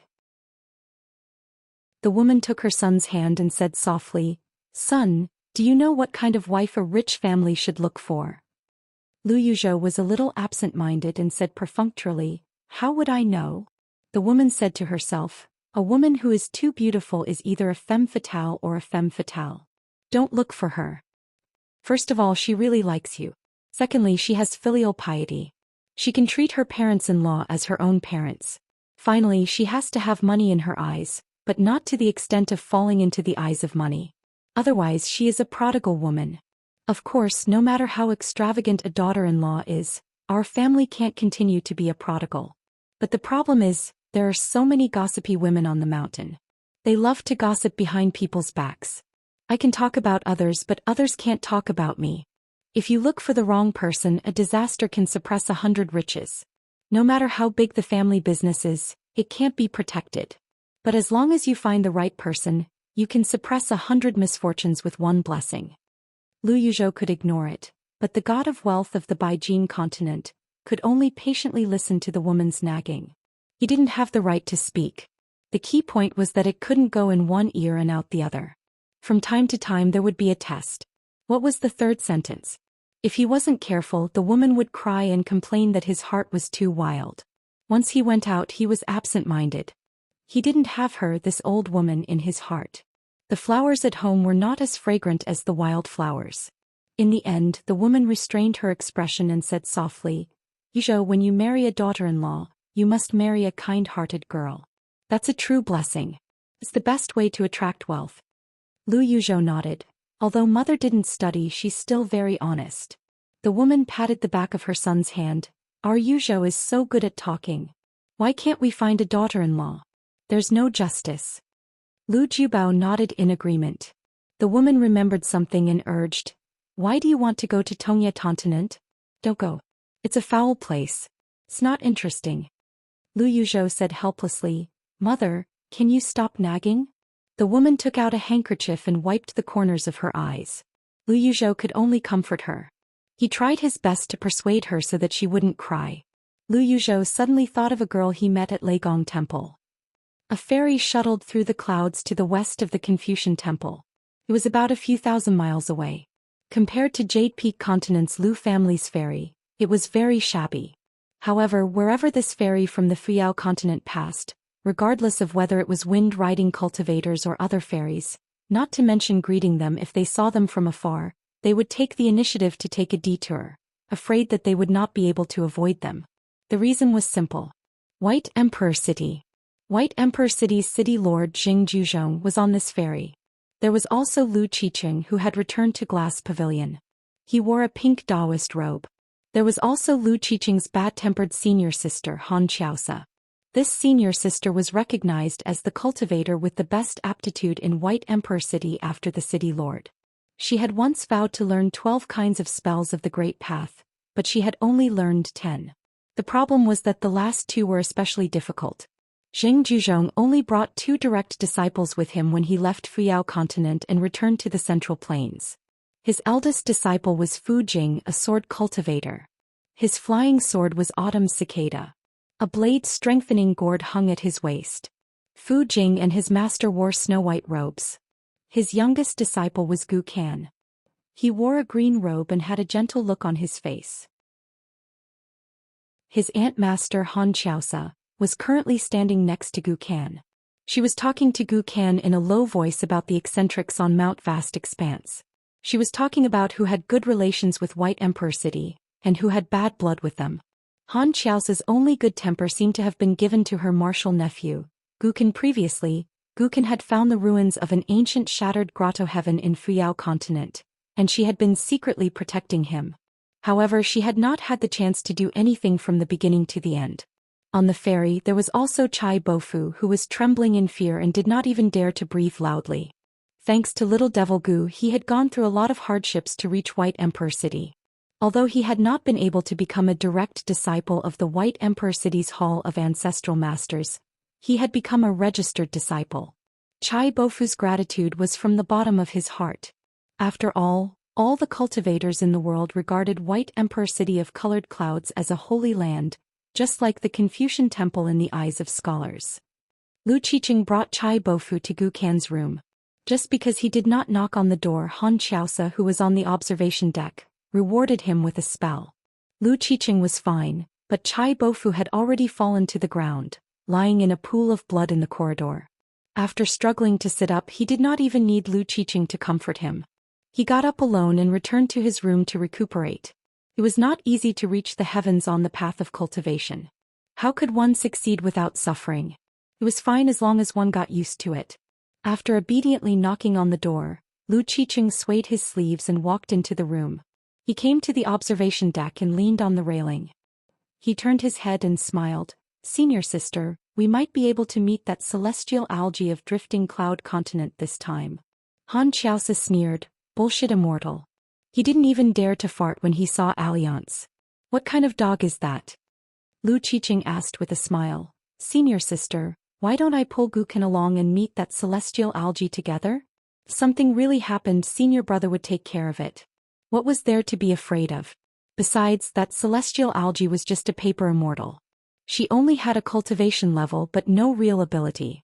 Otherwise, how could celestial algae not have made any contributions in the southern battlefield of drifting cloud continent? It was more like a sightseeing tour. Compared to her junior sister, immortal Zhou Xian, who was good at killing on the battlefield, she was much weaker. Even a sect master was not qualified to participate in the discussion. Han Qiao's eyes turned cold. Lu Qiqing immediately raised his hands. He. Junior brother promises not to drag Gukin into trouble. In White Emperor City, Han Qiaosa and Lu Qiqing were of high seniority. Xing Juzhong had accepted them as disciples on behalf of his master. That so-called master had never appeared in White Emperor City. Therefore, to cultivators like Lu Qiqing, Xing Juzhong was half a master and half a senior brother. He was a senior brother in name but a master in reality. The White Emperor City of the Central Divine Continent was very similar to the Time Palace of the Qingming world. When Wu Shuang issued a decree, everyone was willing to die. But in White Emperor City the result was the same. The reason for not daring to die was slightly different. Xing Juzhong's ability to manipulate people's hearts had reached the peak. As the undisputed #1 figure of the demonic Tao, Xing Juzhong's actions on the battlefield of the Fuyao continent were hailed as one man conquering the mountains and rivers of a continent. Therefore there was a saying on the mountain peak. It was better to seek the sword with Lu Cha than seek the sword with Xing Juzhong. Gukin had a deep understanding of this. A few years ago he had returned to the Book Slip Lake. He had been forced to change his identity again and again. It was Palace Willow Island's Lu Laoqing, Azure Gorge Island's Lu Jimao, his senior sister Lord Tianhu, a bookstore manager in Cloud Above City, and that youth Zheng Yi. Lu Qiqing lay on the ground, yawning. He turned his head, his cheek pressed against the railing, and smiled at Gukin. White Emperor City, fanatic, Gu Kan. But in Lu Qiqing's eyes, this junior brother was an extremely outstanding young Confucian scholar. His figure was slender, his face was like jade, and he exuded a scholarly aura. Although he had the nickname fanatic, anyone who saw this young man with their own eyes, whether it was his expression or words, did not have the arrogance of a fanatic. After Gukin left the Book Slip Lake, Xing Juzhong personally bestowed a seal to this direct disciple. The seal had the words "Wanderer of the 5 Mountains, King of the South with 100 cities, engraved on the seal. The seal had the words, "My heart is rebellious," written on the seal. Lu Qiqing exclaimed, "Which immortal is so bold as to take the initiative to approach our fairy?" Gukin raised his eyes and looked into the distance. It was an immortal fairy that was rich in water and built with carved beams and jade pillars. It was extremely exquisite. As an immortal realm cultivator, Han Qiao's eyesight was better than Gu Kan's. She laughed softly and said, "It's that fat woman from Lushui Pit." She suddenly became arrogant after gaining a high position. Madame Qingzhong of Lushui Pit was a great demon that lived in a remote corner of the world. She rose quickly and was now nominally in charge of the land and water of the vast 9 continents. Moreover, it was an identity that was appointed by Sage Li. From the Confucian temple to the mountain, there were no objections. It was strange that except for the major Confucian lineages and the ancestors of the 100 schools of thought, Sage Li almost never talked about right or wrong or rules with the top cultivators of the vast 9 continents. He really didn't care. Therefore Madame Qingzhong now felt like she was in a dream. Every day she felt like she was in another world. How did she suddenly become the master of land and water of the vast 9 continents? She was indeed grateful to Xing Juzhong. It seemed that if it wasn't for the governor of White Emperor City, she wouldn't have met that seemingly weak girl and missed that great battle. She might have even stood on the wrong side. If she wasn't careful, she might have been slapped half to death by that old bastard fire dragon immortal. Every time she thought of the difference between the 2 worlds, she felt more grateful to Xing Juzhong. The half-dead Lu Qiqing suddenly stood up straight and clicked his tongue in wonder. What a coincidence. There's even the flower mistress of 100 Flowers' blessed land on the ferry. The 4 fated masters and flower deities are all there. The 5 immortal sisters are extremely beautiful and each has their own merits. It's a feast for the eyes. I wonder if I'll have the chance to have a good luck with women.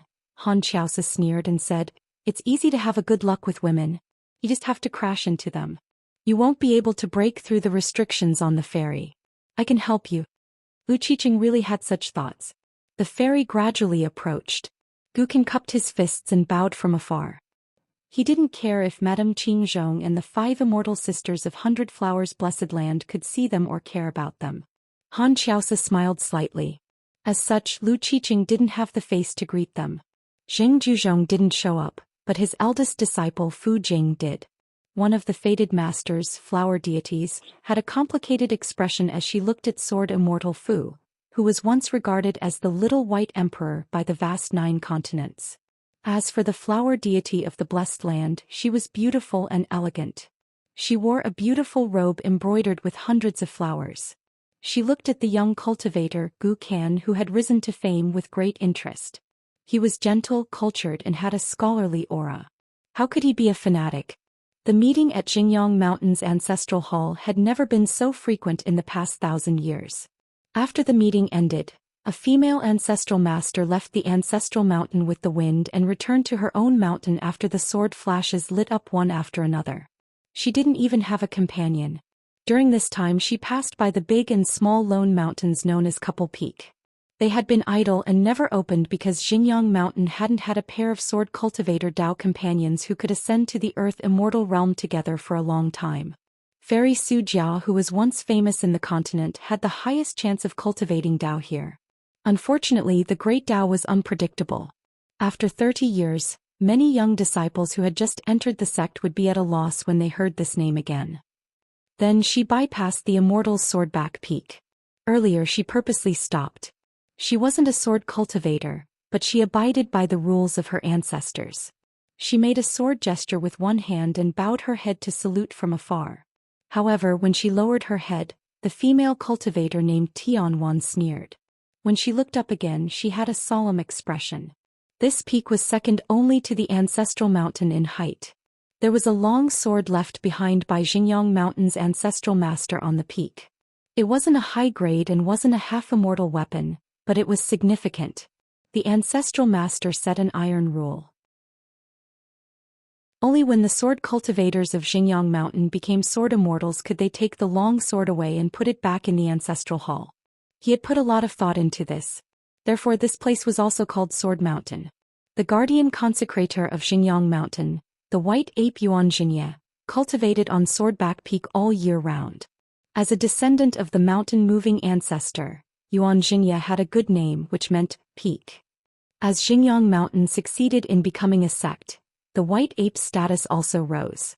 Therefore, every time Xianxia occasionally appeared on other peaks, the disciples of the sect would call him Ancestor Mountain-Moving Ancestor in a deafening manner. Especially when rumors began to spread on the mountain. The moving mountain's forefather actually quickly reached the shocking upper 5 realms cultivation base. Therefore, many young cultivators simply called him the moving mountain's great sage.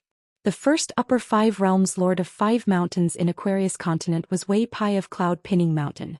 Then this guardian consecrator would be the first upper 5 realms cultivator born as a demon. The hearts of the people of Xingyang Mountain had never been so united. The spirit of the cultivators had never been so agitated and high-spirited. Even if it was an outer sect disciple who had just entered the mountain, even if it was an ignorant boy or girl, they began to feel that the once vast and boundless Aquarius continent seemed to have suddenly become very small. Their vision and thoughts would drift to their ally, the North Continent, which was full of sword cultivators, and to the Tongyi continent in the south, which was like a broken basket filled with ruins. When the clouds parted to see the moon, it meant that Li Tuanjing of the Wind Thunder Garden had died. When it was like the sun in the sky, it meant that Xingyang Mountain had not only become a sect, but was also building a subsect. Although it seemed a little bumpy, no one doubted that Xingyang Mountain would have a proper subsect. In the entire Aquarius continent, even the Divine Grandeur sect, which was the leader of the mountain, did not have a subsect. Nowadays, the busybodies of Xingyang Mountain loved to comment on the influential people of the continent. More and more young cultivators on the mountain sincerely felt that Li Tuanjing was lucky to have died early. Otherwise, he would have been easily defeated by a young sword immortal of Xingyang Mountain. Tianwan returned to Juyu Peak. Her cultivation place was very simple. It was located in an elegant and quiet courtyard in the valley of the mountain. It was not even at a high point in the mountain with a wide view. She was Tianwan of Xingyang Mountain's ancestral hall, a female ancestral master who sat at the back. She was in charge of the Mountain View Bulletin and the Mirror Flower Water Moon of Xingyang Mountain's Yamen. Nominally, Tianwan was also in charge of intelligence, but she had long been taken over by the ancestral hall's discipline branch. She did not have the qualifications to interfere in this matter. She could only be brought out when there was a mistake. Therefore Tianwan was the member of the ancestral hall with the least sense of presence in Xinjiang Mountain. In the ancestral hall, there were not many with or without her. She did not teach any proud disciple with outstanding sword skills, nor did she have the right to speak. She only guarded Zhu Peak with few visitors. It was said that the height of a mountain did not matter as long as there was an immortal. Poor Zhu Peak.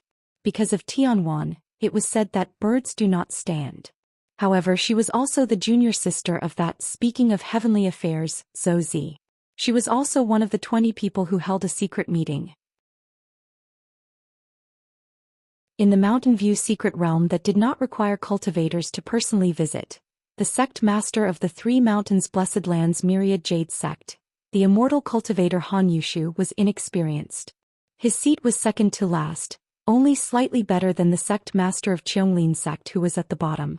During every meeting these two could not speak at all. They could only follow orders and it was difficult for them to bargain with anyone. In recent decades they had also recruited a group of young people. The selection process was extremely strict.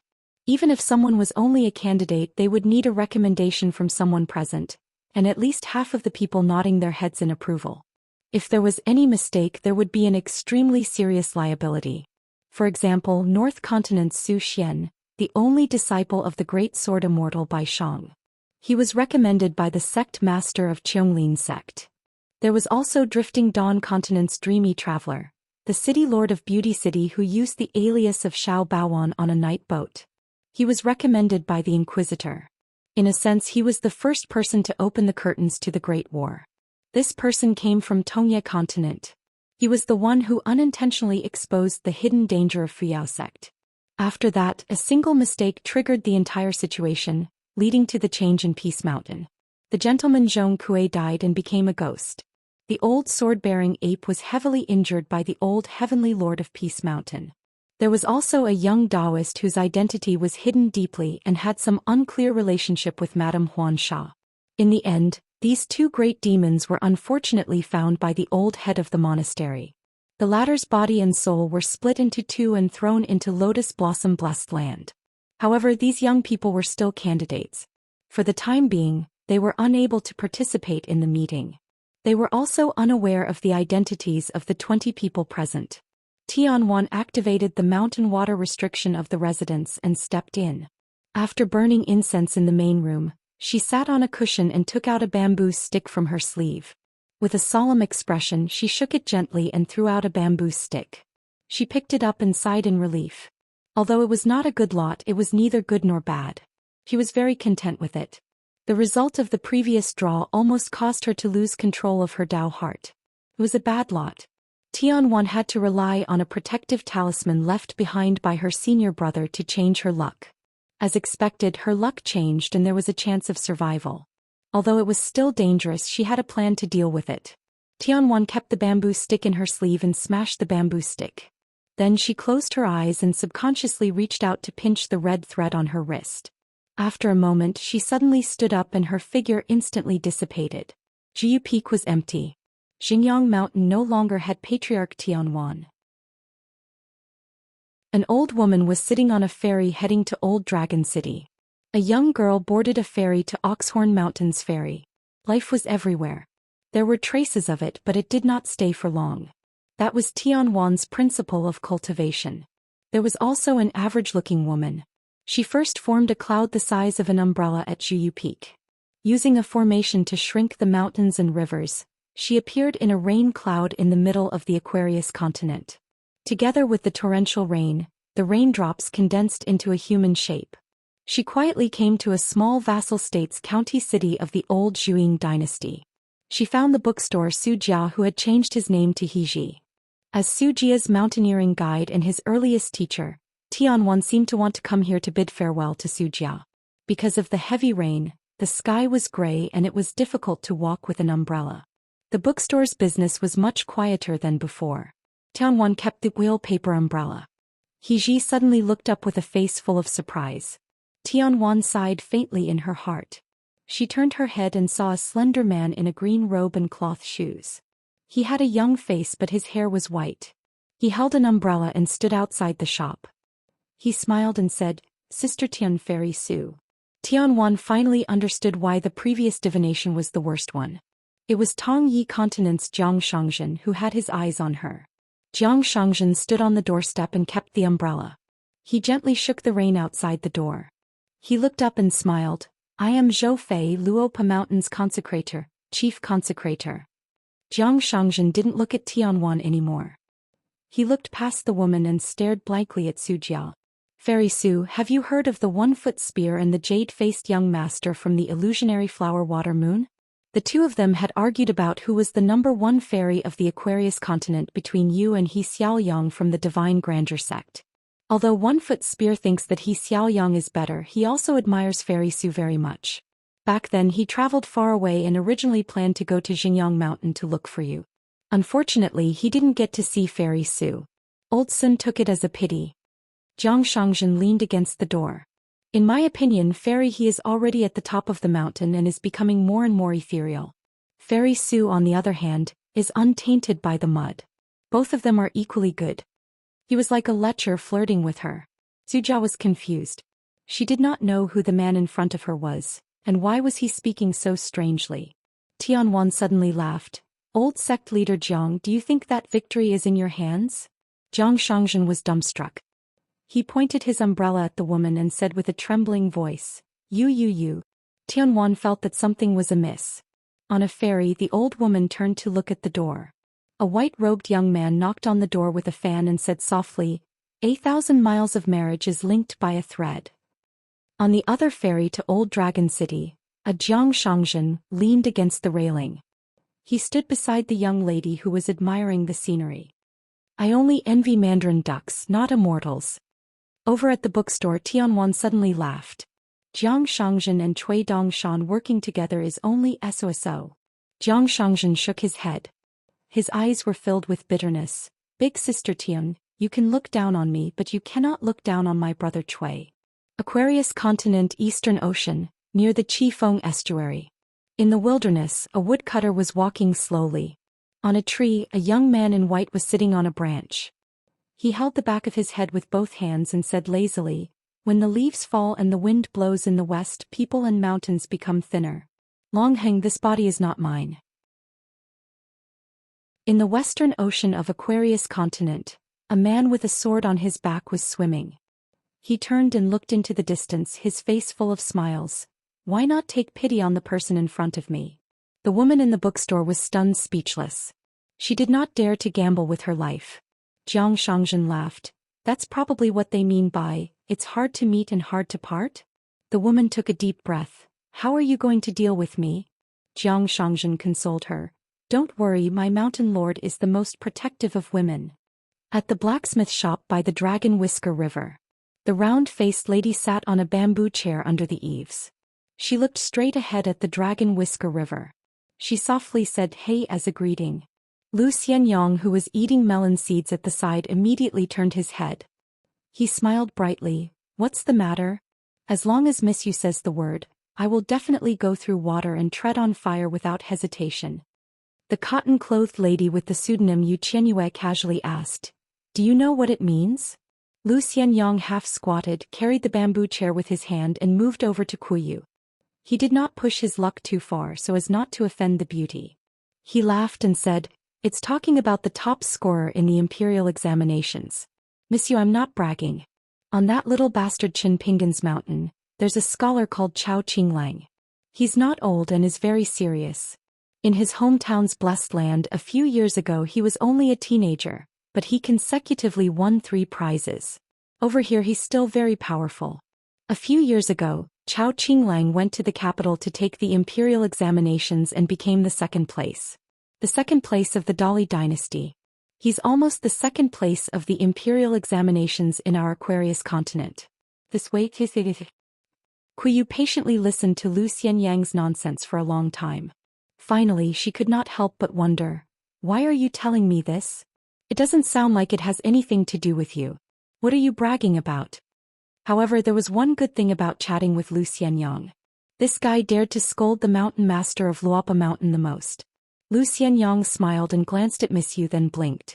Seeing that Miss Yu really did not seem to understand, Lu Xianyang coughed and began to explain the reason. To be honest, I don't dare to say too much about Chao Qinglong's imperial examination skills, but at least half of it is due to me. Because every time I go to Luopa Mountain, I have to talk with this child about my knowledge. Miss Yu, in terms of traveling thousands of miles, I'm only slightly inferior to that little bastard. But in terms of reading thousands of books, I'm this and Qin Pingon is this. When Lu Xianyang said this, he stretched out his thumb and pointed to himself. Then he raised his little finger and pointed in the direction of Luopa Mountain. It seemed that as they chatted they forgot about the proper business.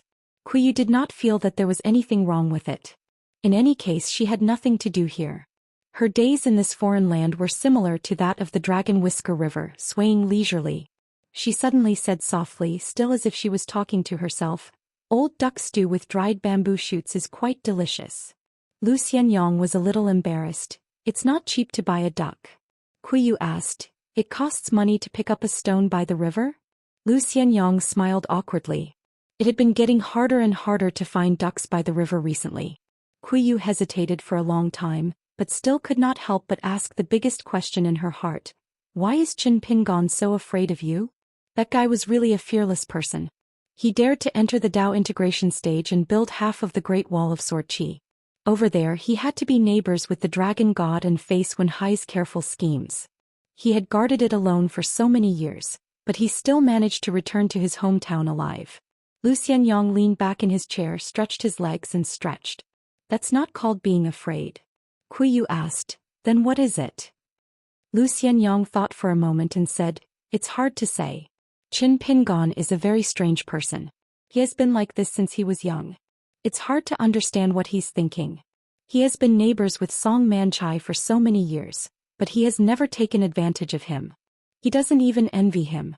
You say that he doesn't care about anything, but that's not the case. Ever since I met him, Qin Pingon has been thinking about earning money every day." I was puzzled. Why was he in such a hurry to earn money? Back then he had just become an apprentice at the kiln. He was so young and he was only short of naming the copper coins. But it didn't seem like he was saving money for his wife. Qin Pingon was a blockhead who did not know anything. He didn't even know how to eavesdrop. Kuyu was even more puzzled. "The two of you are so different. How did you end up together?" Lu Xianyang smiled and said, "Back then Qin Pingon saved my life at Mud Bottle Alley. I was thin-skinned and never thanked him. So I changed my method and told him that as long as he worked with me he would definitely have a good life. However, after Qin Pingon became an apprentice, he didn't have to worry about food anymore. On the other hand, I spent money extravagantly. Every time I received my salary, I would either treat him to a meal or buy things blindly. So I often had to borrow money from him. He also kept accounts, one by one. At that time he was a bit like an accountant, but he never asked me to pay him back." Kuyu blinked and turned to ask, "Since he kept accounts, he must still be thinking about when you can pay him back, right?" Lu Xianyang shook his head. "Miss Yu, you don't understand. When he kept accounts, he only recorded how much money he earned. He really never thought about me paying him back. Qin Pingon borrowed money from a lot of kiln workers and apprentices. It seems that from the beginning he never thought about them paying him back. It was best if they didn't pay him back, so he didn't ask. However, there is one thing that I'm different from everyone else. If I don't pay him back the next time I borrow money, Qin Pingon will still give me as much as he wants without hesitation. However, if other people borrow money once and don't pay it back, Qin Pingon will keep a record of it in his heart no matter what others say. At most he will borrow money again. After that he won't lend me any more money. He won't even give me a copper coin." Kuyu's mouth twitched. Oh, he could even use this to show off. He was really thick-skinned. As expected of a scholar. Lu Xianyang smiled and said, "Let me tell Miss Yu something.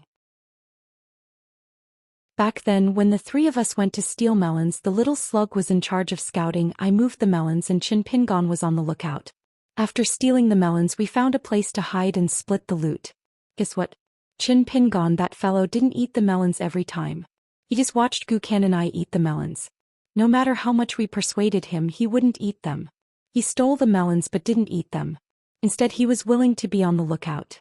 What do you think he wanted? One time the owner of the melon field saw us. Gukan and I immediately ran away. When we looked back, that fellow just stood there and didn't run." Kuyu said, "He's too different from that hidden official." Lu Xianyang asked, "Different? Isn't it too different?" Kuyu was silent for a moment. He was so young and grew up in the countryside. So Qin Pingan's actions were very inhumane. It's better to say it in another way. It doesn't conform to human nature. Lu Xianyang wasn't afraid of Qin Pingan, but she was very afraid of that young hidden official. Moreover, the more Lu Xianyang talked about these old things, the more afraid Kuyu was. Kuyu, who was the reincarnation of one of the 12 high gods, was even more afraid of someone who seemed to have some human nature at such a young age. That's why I said he was a strange person. Lu Xianyang said with a smile. The reason why we were friends was because Gukin was young. She felt that with Qin Pingan by her side, she didn't need to be afraid of anything. As for me, I was just certain of one thing. No matter what Qin Pingan thought, he never harmed anyone.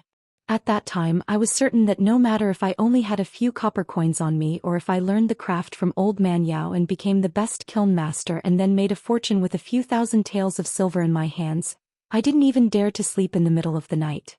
So, if I called Qin Pingan to be my neighbor, this guy would definitely be like a fool and help me keep a lookout and guard the silver. Kuyu was slightly relieved and said, now that you mention it, it does seem quite silly. Lu Xianyang said with a smile. Qin Pingan is a person who doesn't need anyone to push him forward. However, he seems to need someone in his heart. No matter if it's walking in front or standing in the distance, as long as he can see it, he will know what to do. He's not afraid of taking the long road. He's just afraid that he'll take the wrong path. After seeing how Lu Xianyang lived, Qin Pingan felt that he knew how to live a good life and had something to look forward to. I don't know why, but since he was young, he understood a principle. It seems that some things, if missed once, will hurt his heart and hurt his lungs for a long time. Compared to starving and freezing, suffering, these hardships are more difficult to endure. At that time, I just felt that Qin Pingan didn't have a reason to live such a hard life.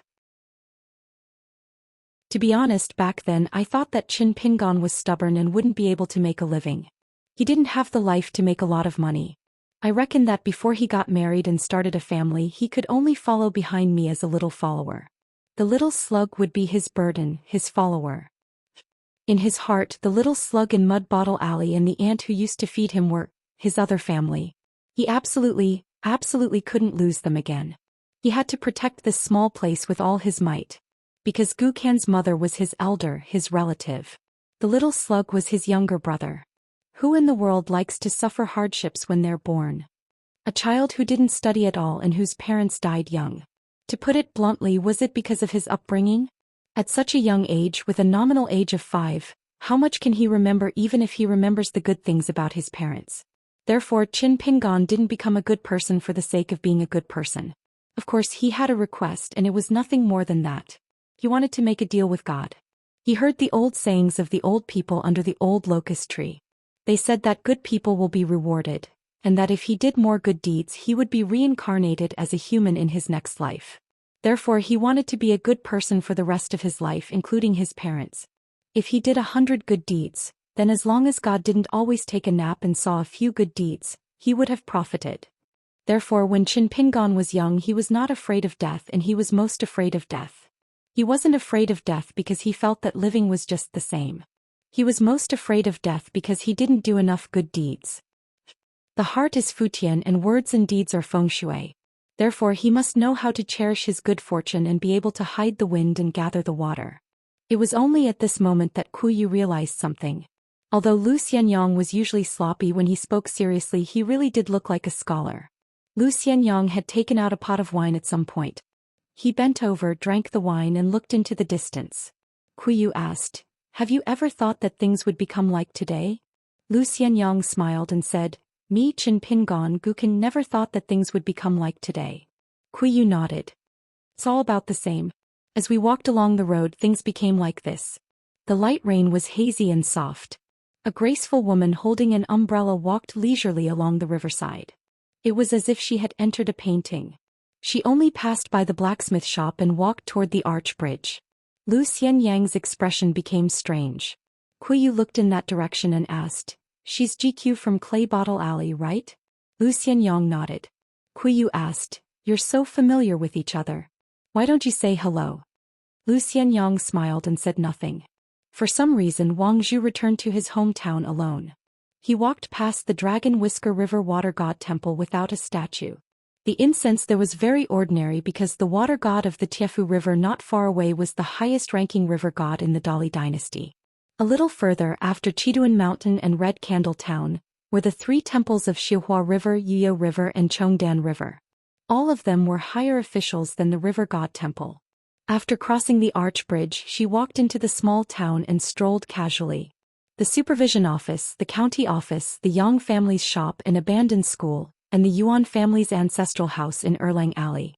She walked past them one by one. Then she held an umbrella and stood under the stairs of Dragon Riding Alley. Not far away were the neighboring Sway Sway shop and straw shop.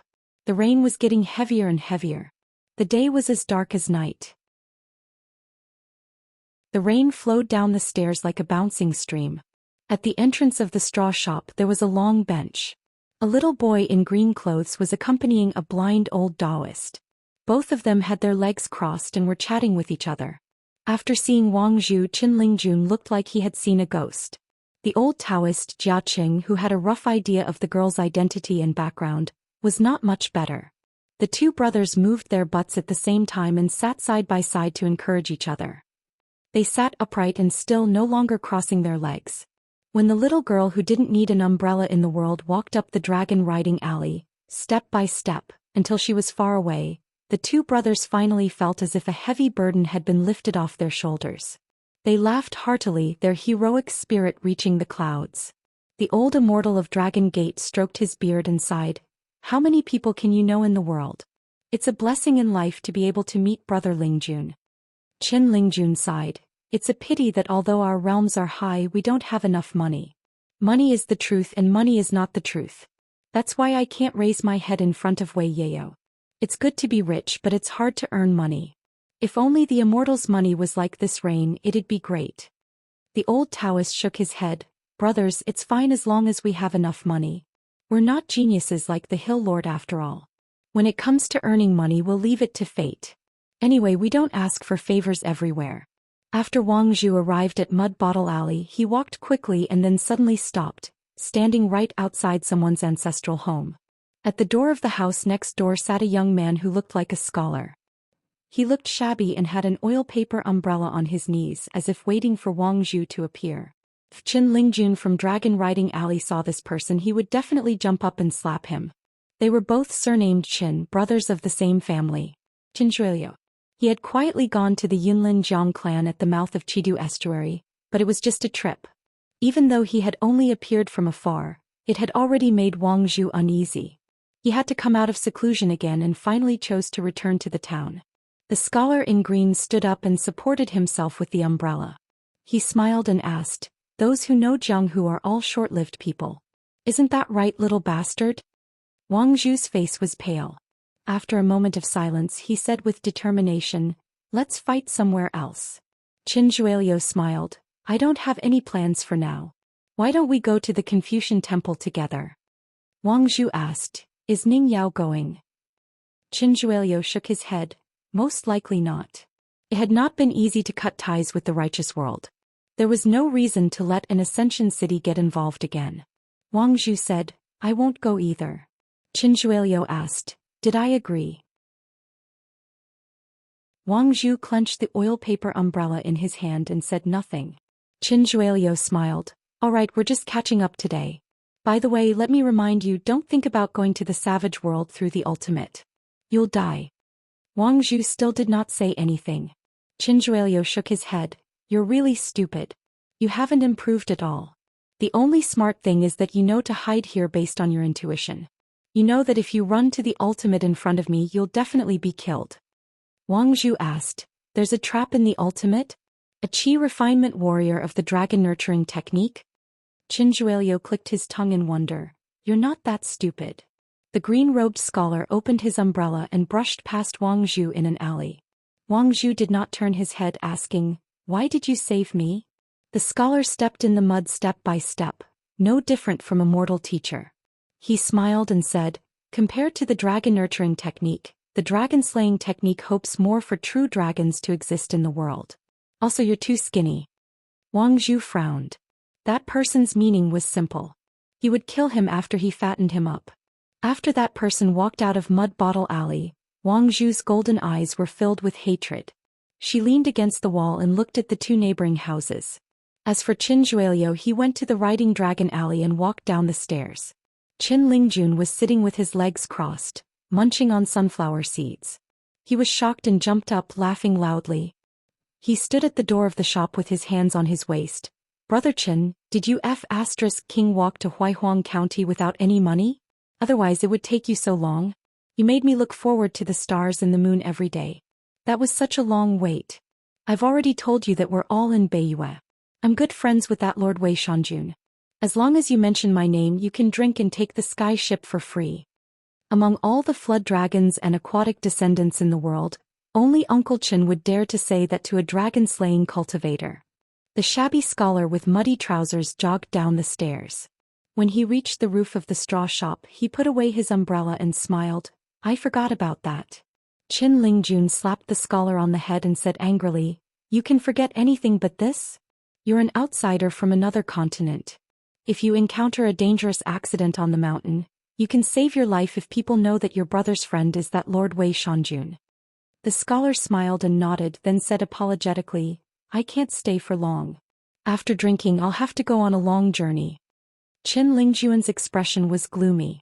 He had already thought of how to entertain this brother of his, how to stroll around his own Luopa Mountain, how to discuss with Wei Ba about pinning Cloud Mountain, how to bring his friend to a few more scenic places that outsiders could not visit, and how to leave after drinking some wine. However, Qin Lingjun's smile soon brightened. He had to understand his brother. Qin Lingjun immediately turned to the old Taoist and shouted, "Brother Jia, prepare a table of dishes." The old Taoist gave him face and laughed. "Since Brother Lingjun has spoken, I must prepare a table of good food." The scholar crossed the threshold with his umbrella and suddenly asked, "If there can only be one true dragon in the world, who do you think is more suitable?" Qin Lingjun chuckled. "Look, you haven't even drunk yet and you're already talking big. Good. As expected of my good brother.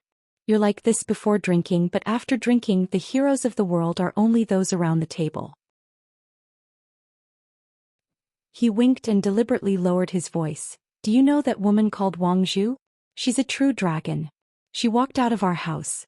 Didn't she just pass by Riding Dragon Alley right after you? She even greeted me, calling me little brother Lingjun, making me feel a little embarrassed. Do you know why I'm so familiar with her? My master has been her neighbor since young. What relationship? Childhood sweethearts or nothing. Sis." Qin Lingjun stretched out his hands and tapped his thumbs. The scholar dismissed it with a smile. He reached out and touched Qin Lingjun's head. In the end, he was elbowed by that brat and scolded, "Impudent. I treat you as a brother, but you treat me as a son." A drifting cloud boat appeared suddenly as fast as a startled swan. In the blink of an eye, it steadily docked at the northern ferry. 3 people walked down. A vulture-like youth with a sharp gaze. A handsome young master carrying a bird in a cage, suave and elegant. There was also a beautiful girl as beautiful as a flower. He was the great cultivator who dropped in Fuyao continent and came out of seclusion to recuperate in Drifting Cloud continent, Lu Tuo. The 2 immortals of Drifting Cloud continent were from the same sect. Sect Master Qin Zhao and senior sister Tsong Niu. Qin Zhao, who did not dare to speak along the way, finally could not help but say, "Senior sister, are we really going to bicker with that guy?" He was talking about Alliance, who was a guest at the sect and specially came to visit senior sister. Tsong Niu glared at him. "You don't have to do anything. When the time comes, just wait at the side." The extremely old great cultivator with a youthful face, Lu Tuo, gloated, "If we fight here, Alliance will definitely be at a disadvantage." A bearded old man with a bamboo cane and straw shoes, followed by a youth with a backpack and a young girl with a big bag, were called Juyu and Diansu. Inside an immortal shop on the Wenjin ferry, there was an immortal master on the mountain who was asking the shopkeeper about the price of the shop's most treasured calligraphy. It was a wood and stone painting and was said to be Su Zi's authentic work. The shop had just obtained it from Fuyao continent. There was a small cluster of bamboo on the slope and a withered tree. It was full of wild charm. The old man with the bamboo cane smiled and listened to the 2 sides haggle. Diansu said softly, "Master, it's a fake."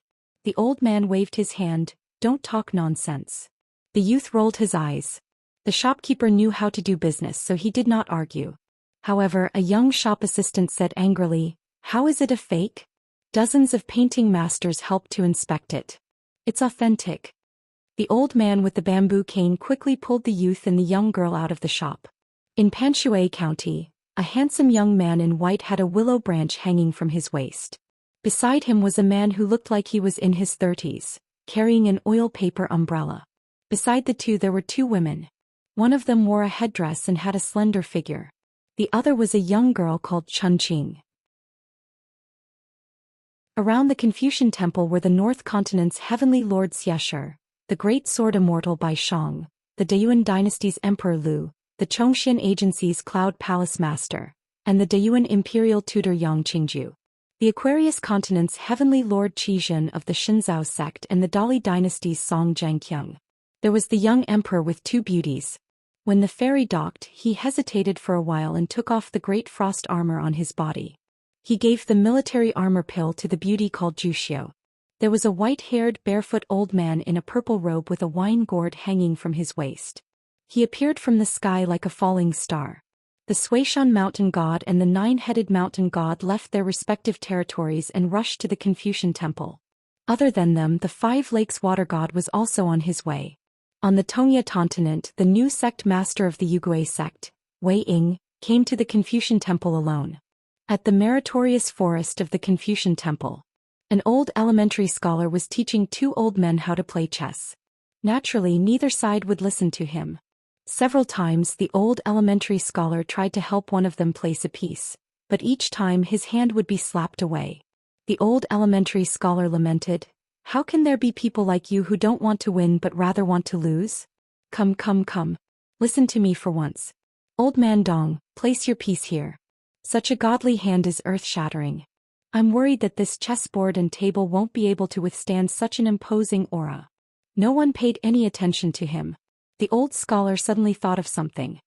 "Teacher Dong, I don't think you have any scholarly achievements?" The old scholar named Dong did not care about the old scholar's obvious question. He smiled and said, "There was no imperial examination at that time." The old scholar nodded while twirling his beard. He turned to the other person and said, "Mountain Elder Zhou, you're a genius. You're really something." He quickly added, "It's a pity that you're from a small vassal state. Only a few people passed the imperial examination and only a few were genius. You're not that good." The mountain elder nodded and said, "You're definitely not as good as the second place of the imperial examination, the disciple of the sage of literature. It's boring to chat like this."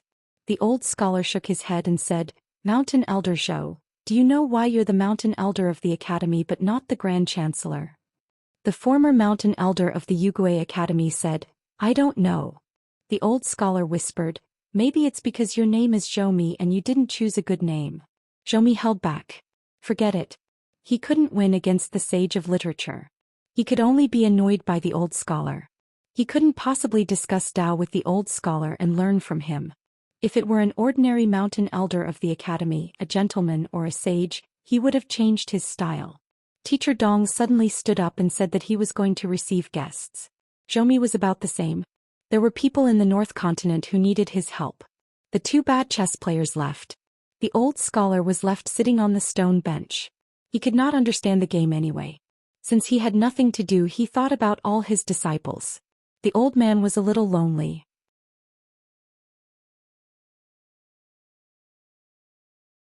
783. The four immortal fairies around the Confucian Temple were the resting places for cultivators. They were Panshui County, Yuanyangzhu, Turtlehead Mountain and Parrot Continent. An old man with long eyebrows who had just arrived from the Southern Sea was already fishing at Yuanyangzhu. Two immortal fairies stopped at the ferry near Turtlehead Mountain at almost the same time. They were from the Xuanmi dynasty and the Xiaoyuan dynasty.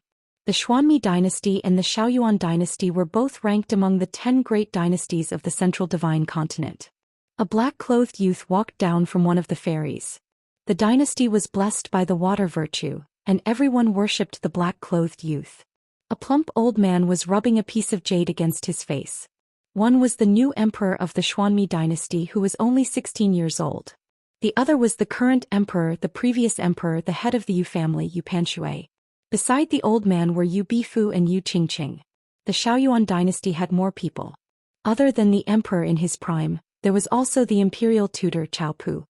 He wore a wide laurel belt, had a scholarly appearance and held a snow-white sword tail in his hand. His proud disciple Lin Junbai. There was also Mr. Shi Lu Jianglongxiang, who wrote the Pleasure Pavilion chess manual. The Shaoyuan dynasty's patriarch Yan had a plump servant girl by his side. Her eyes were naturally charming, and there was a beauty mark beside her mouth. Together with Lin Junbai, Jin Mingzhen, Zhu Mei Yan Lv and Jiang Guanqing, the 5 potential sword immortals, had once traveled the Great Wall of Sword Qi with sword immortal Wuxia. Jiang Guanqing was the direct disciple of sword immortal Wuxia. 2 elders in his family were once gentlemen of the academy, and they came from the lineage of the secondary saints. They were once because they had died on the battlefield of the South Hassa continent. As for sword immortal Wuxia's martial uncle, he was once one of the 10 great masters of the central divine continent, the old sword immortal Zhou Xian. Wuxia and Zhou Xian, 2 sword cultivators, had both died in battle. One died on the Great Wall of Sword Qi while the other died on the Fuyao continent. Yan Lv was the great-grandson of the patriarch. Zhu Mei was no longer a young girl. She had already grown into a graceful woman. One of her granduncles was the mountain lord of the academy in the Liuxiao continent. It was also rumored that when Zhu Mei was young, she had sleepwalked to the Yanji mountain and signed a secret contract with the great mountain lord, a woman of high status. It could be said that she was extremely lucky. Soon 2 Go games were set up on the side of Ao2 mountain. One was Go and the other was Chinese. The 2 main defenders were young people who had been forced by their elders to do things beyond their abilities. They were Lin Junbai from the Shaoyuan dynasty and Su Bai, one of the 10 young substitutes. Jiang Longxiang and Lin Junbai went first. There were many spectators, including Yu Zhuanfu and Yu Qingqing. It was said that this Mr. Shi Lu had followed the imperial tutor Cao Pu to this place to visit White Emperor cities Xingjuzhong. However, the bystanders were very certain that Jiang Longxiang absolutely didn't have the qualifications to meet that overlord of the Devil Dao. It was extremely likely that even Fu Jing wouldn't be able to invite him. It was rumored that the little White Emperor Fu Jing's chess skills had been passed down by his master. He had personally created a seal. He was the 4th in the world. If nothing unexpected happened, the first was Xingjuzhong, the second was Tuishir the embroidered tiger who had published the Cayenne manual in White Emperor City, and the 4th was Fu Jing. As for who the 3rd was, it had become an unsolved case that was neither too big nor too small. Su Bai's side was also crowded. His opponent was an expert from the school of vertical and horizontal. Among the spectators there was Chun Qing from the Bamboo Sea Grotto Heaven. She had once traveled the Aquarius continent with this Zhou Xian. Actually, just Su Bai and Chun Qing were like a pair of immortals. It was already a beautiful scene. Outside of the 4th, there were a few relatively secret places where the Shi Daobing sect and the 100 schools of thought were placed. There were also the 100 schools of thought and the highest-ranking mountain deities in the world. The heavenly monarch of the North continent, Xiaxia, the heavenly monarch of the Aquarius continent, Qizhen, and a few other heavenly monarchs from the Beko Keikyung building were gathered together. Other than that, there was also the female sect leader of the Qingliang sect, He Xiaoyang, senior apprentice brother Chao Rong, and the nameless senior apprentice brother Xianxia. This person's alias was even more famous, Gu Qingsong. The Aquarius continent's divine grandeur sect was actually a subsidiary sect of the Xian sect of the Central Plains. The Xian sect's descending true flying one was the best in the world. He Xiaoyang rushed here this time to visit the former uncle master of the divine grandeur sect, and the current head of the Xian sect, Zhou Li. However, this uncle master of the past was currently nowhere to be found. He Xiaoyang only saw the heavenly monarch Qizhen and Gao Jianfu, who used to be from the same sect. She and this person were recognized as a golden couple in the Aquarius continent, a match made in heaven. Unexpectedly, after so many years, when they met again, things had changed. One was only a direct descendant of the sect in the nascent soul state, while the other was already a sect leader in the celestial state. Qizhen did not hold any grudges against He Xiaoyang, who left the divine grandeur sect. He was even more pleased that He Xiaoyang was able to establish a sect in the North continent. Therefore, during this meeting, Qizhen even teased He Xiaoyang, asking if she had seen Zhou Xian. At the lakeside of the Parrot continent, the Taoist of the Xian sect, Zhou Li, was walking side by side with the Confucian scholar Li Shixing. Behind Li Shixing was the young porcelain man Tui Xi. Li Shixing smiled and said, "Both of you are among the top 10 young people." Zhou Li smiled and said, "Shall we go to Panshui County and play chess with Xing Juzhong?" Li Shixing shook his head and said, "No hurry." An old Taoist in purple who was not in a hurry to go to the ferry said to a child in a market at the foot of a mountain, "Little kid, your potential is not bad. You are a good seedling for cultivation. Your bones are comparable to that of an immortal. You will start from the lower corpse state and have a chance to reach the upper corpse state. If your luck is better, your future will be immeasurable. When you become a spiritual master, you will be able to fly into the clouds, float in the clouds, and sneak into the sea." The child had a sesame seed cake in each hand and took a bite. The old Taoist said, "Since you have eaten the cake, why don't you follow me up the mountain to cultivate? You will definitely be able to see for a long time. When you are in the world, the cold and heat will not harm your foundation. Ghosts and spirits will not dare to offend you. Where are your parents? I will go and inform them." The child only ate the sesame seed cake and did not speak. The old Taoist smiled and did not speak. The child raised his hand as if he was going to pass half of the sesame seed cake to the old Taoist. The old Taoist reached out to take it, but the child immediately retracted his hand. He turned his head and suddenly shouted, "Mother, there is an old liar here." Outer space. Zhuo and Xiao Chua exchanged swords. Zhuo eventually fell into the great wall of sword aura. Xiao Chua did not return to the wasteland. Instead he was slashed by Zhuo to the green underworld. Zhuo squatted on half of the city wall, holding his sword with one hand. He was covered in wounds. As for the little girl with ponytails, she cursed and was actually cut off by Zhuo's sword. She hovered in the air and reattached her legs. Zhuo raised his head. He saw a burly man rushing over with the wind. Beside him was a timid little demon. The man smiled and said, "Senior Zhuo." Zhuo stood up and did not speak. The man said helplessly, "Senior Zhuo." Zhuo nodded. Not far from the city wall, there was a wooden man wearing straw sandals. He was the current master of Moism. He was originally going to the Confucian Temple of Middle-earth with Lu Shirlu. Zhuo did not greet the master of Moism. After hearing Zhou Xian's introduction, he smiled at the little demon and said, "Hello, I am Zhuo. You can call me Uncle Zhuo." The little demon said with a trembling voice, "Greetings, Uncle Zhuo." He was a little excited. Uncle Zhuo's temper was not bad. He was very good. As expected, rumors could not be trusted. Zhuo asked, "Where's Junior Zhuo?" Zhou Xian shook her head. "I don't know." Zhuo had his sword by his waist. He raised his gaze and frowned slightly. Zhou Xian said helplessly, "We will meet at the Confucian temple this time." Zhuo said angrily, "How can you be my senior, Zhuo?" Zhou Xian had to change the topic. "Master must be waiting for us. Let's hurry up." The little demon widened her eyes.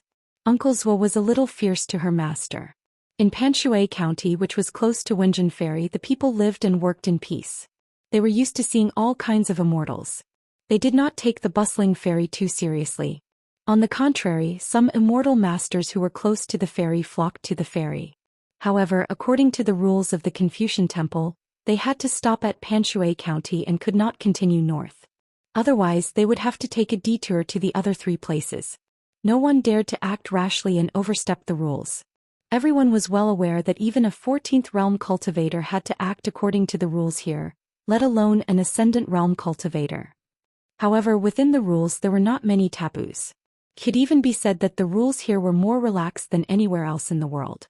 For a time, the streets were filled with immortals from different mountains. Restaurants, inns, and the library of the scholarly families in the county. In short, all the places with a wide view were occupied by immortals from other places. For the immortals, there were 4 men that they missed the most. They were Lu Qi, Qi Tingji of the Elephant Sword Sect, Little White Emperor, Fu Jing, Chao Xi of the Great Duan Dynasty. These immortals were the most good-looking ones. Lu Qilong, the white-clothed minister, was a guest among the flowers. Fu Jing, who liked to walk around in white, was the eldest disciple of Xing Juzhong of the White Emperor City. Fu Jing had a blade-strengthening gourd that was passed down by their ancestors. This blade-strengthening gourd had a strange name. It only had one word, 3. Flying swords that were nurtured were the toughest. Of course, the most important thing was that Fu Jing was good-looking. As for what the intrinsic flying sword was and what the blade-strengthening gourd was, they were just icing on the cake.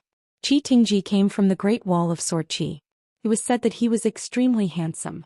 All the women who had seen him said that he was not old at all. As for his sword skills, there was no need to say more. As for Xianxia, she was the youngest, but her fist was already as powerful as a god. The Lu family of the Snow Mountain continent had opened a bet for Xianxia. It was called the no-loss bet. Within 500 years, as long as Xianxia lost to any pure martial artist, the Lu family would pay 10 to 1. In the Lu family, whose businesses were spread all over the world, anyone could place a bet. There was no limit to the amount of immortal money. It was scattered and messed around. Most of it was snow or summer money. It was just a waste of money. Hence, there were a few extremely large bets of immortal money that were very eye-catching. Yupon water, 300 grains of grain rain money. It was said that venerable fiery dragon of the ground line peak had taken out 500 grains of grain rain money.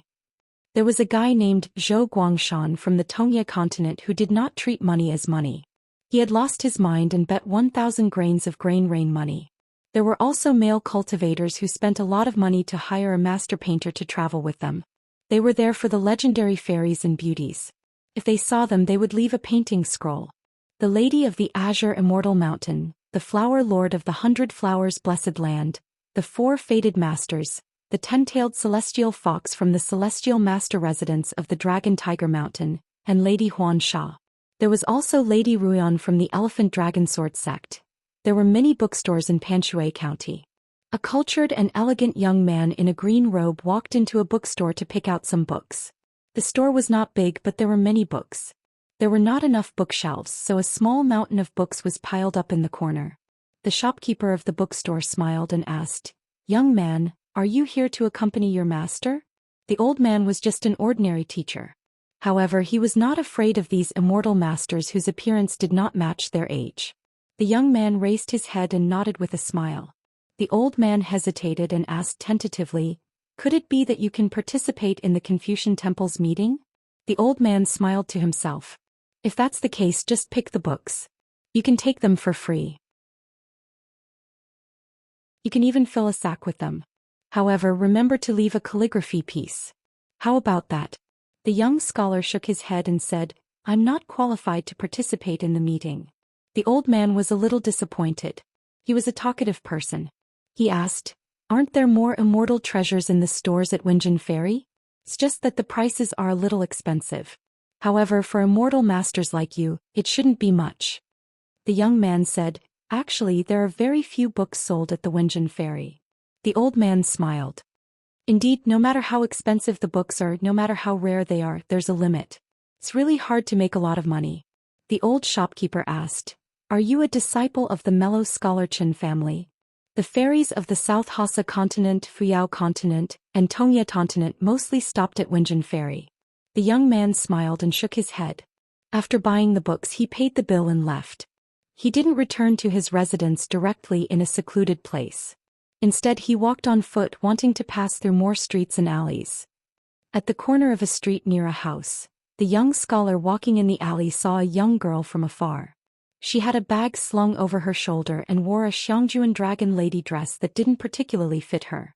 She wore a pearl in her palm, refined from a string of dragon beads on her wrist. She would often subconsciously touch the beads as if she was worried that she would lose them. She stood on her tiptoes and looked over, holding a bronze mirror in her hand. Guken glanced at it. It was the style of the translucent mirror on the mountain because there was a circle of inscriptions: Immortal Cultivation, Immortal Legacy, Seeing the Light of the Sun, Seeing the Splendor of the Moon, The World is Bright. However, the dress, beads and mirror were all fake. It was like the imitation of an official in porcelain. It wasn't that valuable, but it was still valuable. If it was elsewhere, his first thought would be an assassin. Here there was no need for that. However, it was better to be safe than sorry. There was nothing wrong with being cautious. Guken restrained his aura and slowly walked towards the young girl. There were more than 10 houses in Panshui County, and it was clear who lived there.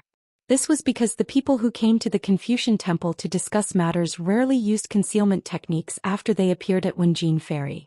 Firstly, there was no need for it. Secondly, it could be a form of distant respect for the Sage of Rites. Almost all of the fairies were rushing towards Fu Jing. The men, on the other hand, were here for the flower goddesses of 100 Flowers Blessed Land. Gukin carried a stack of books and walked through the alley. He stopped and asked with a smile, "Miss, are you looking for Fu Jing of White Emperor City?" The young girl shook her head. She was too embarrassed to admit it. Gukin walked out of the alley and walked towards the main street. He turned around and saw the young girl wiping the sweat on her forehead with the back of her hand.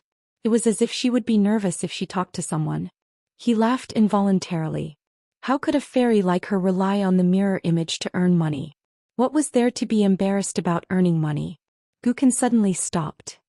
Inside the house, Lu Qiqing pulled Chai Bofu out and asked, "Brother Longbo, do you know about Zhang Tiaoxia?" Chai Bofu shook his head. In the past, the Mountain and River Bulletin of Aquarius Continent did not mention much about the strange people of other continents.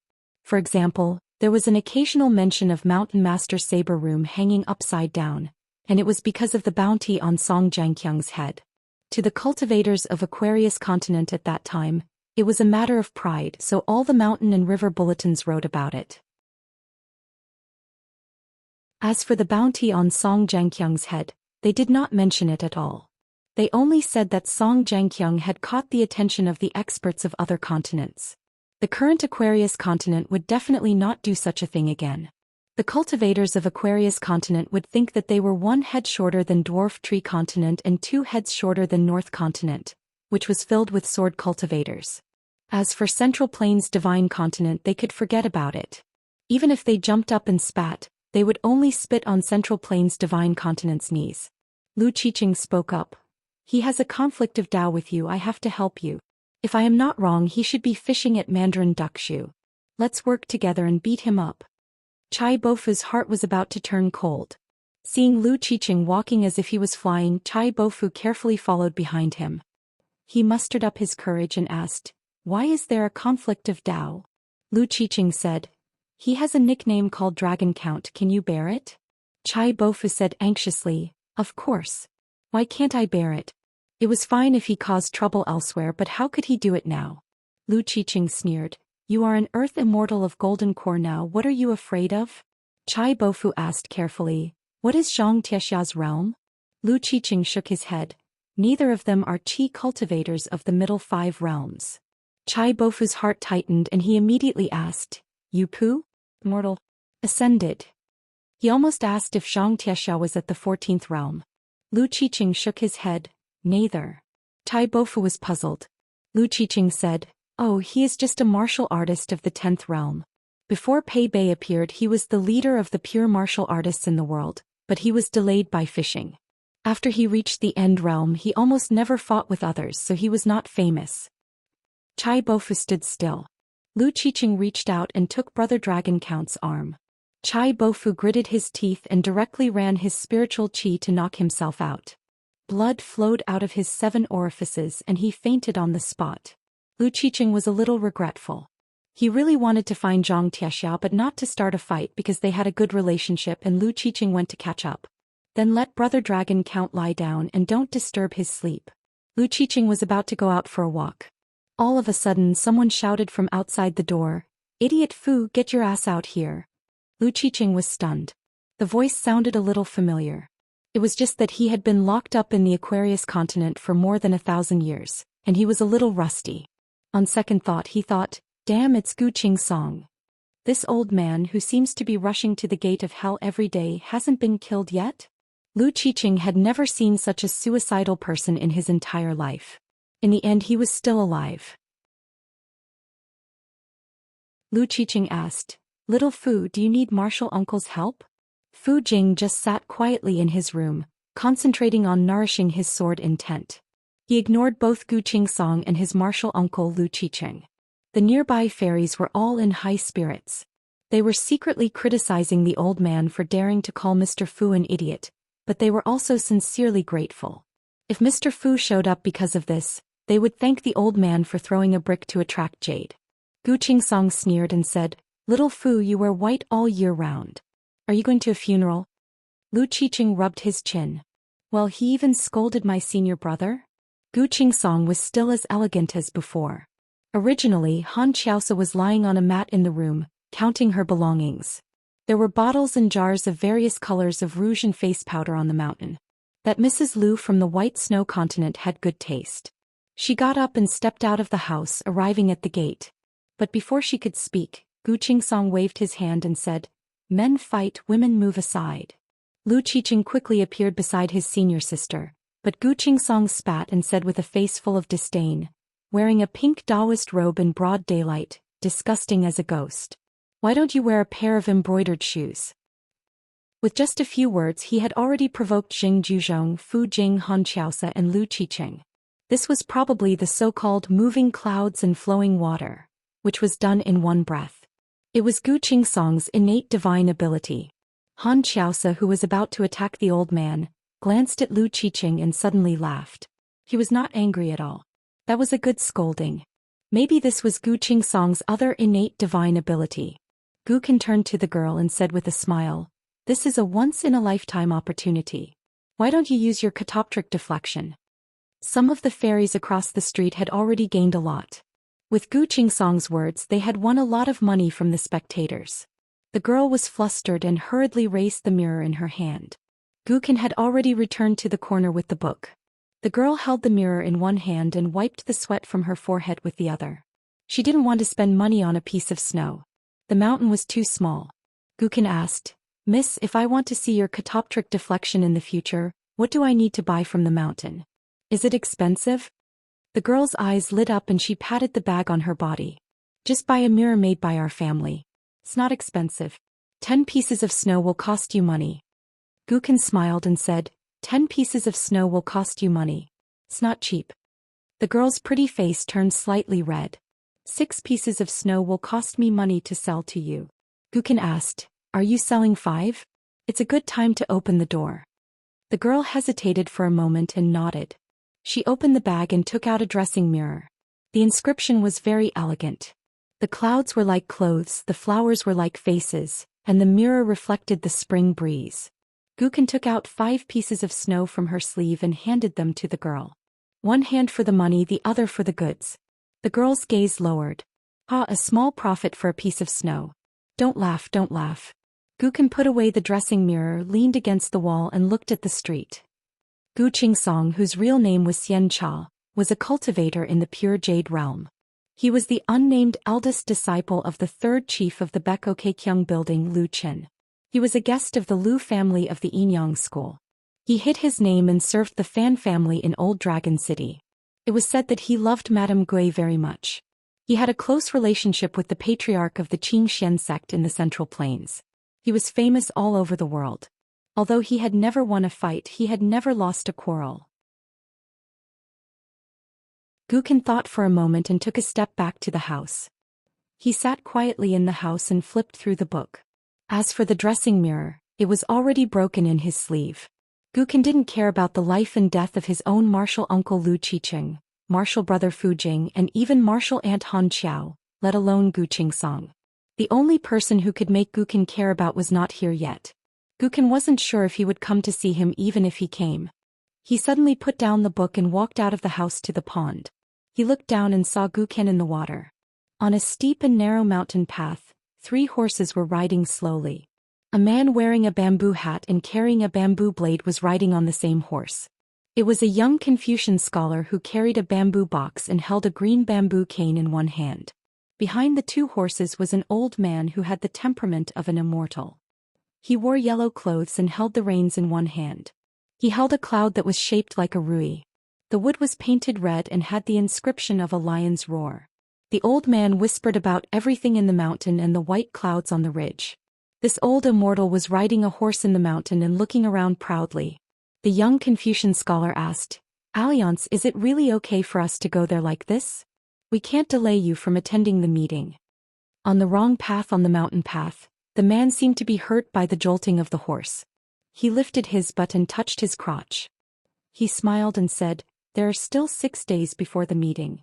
It's only 400 to 500 miles. Not to mention riding a horse, I can even ride a dog."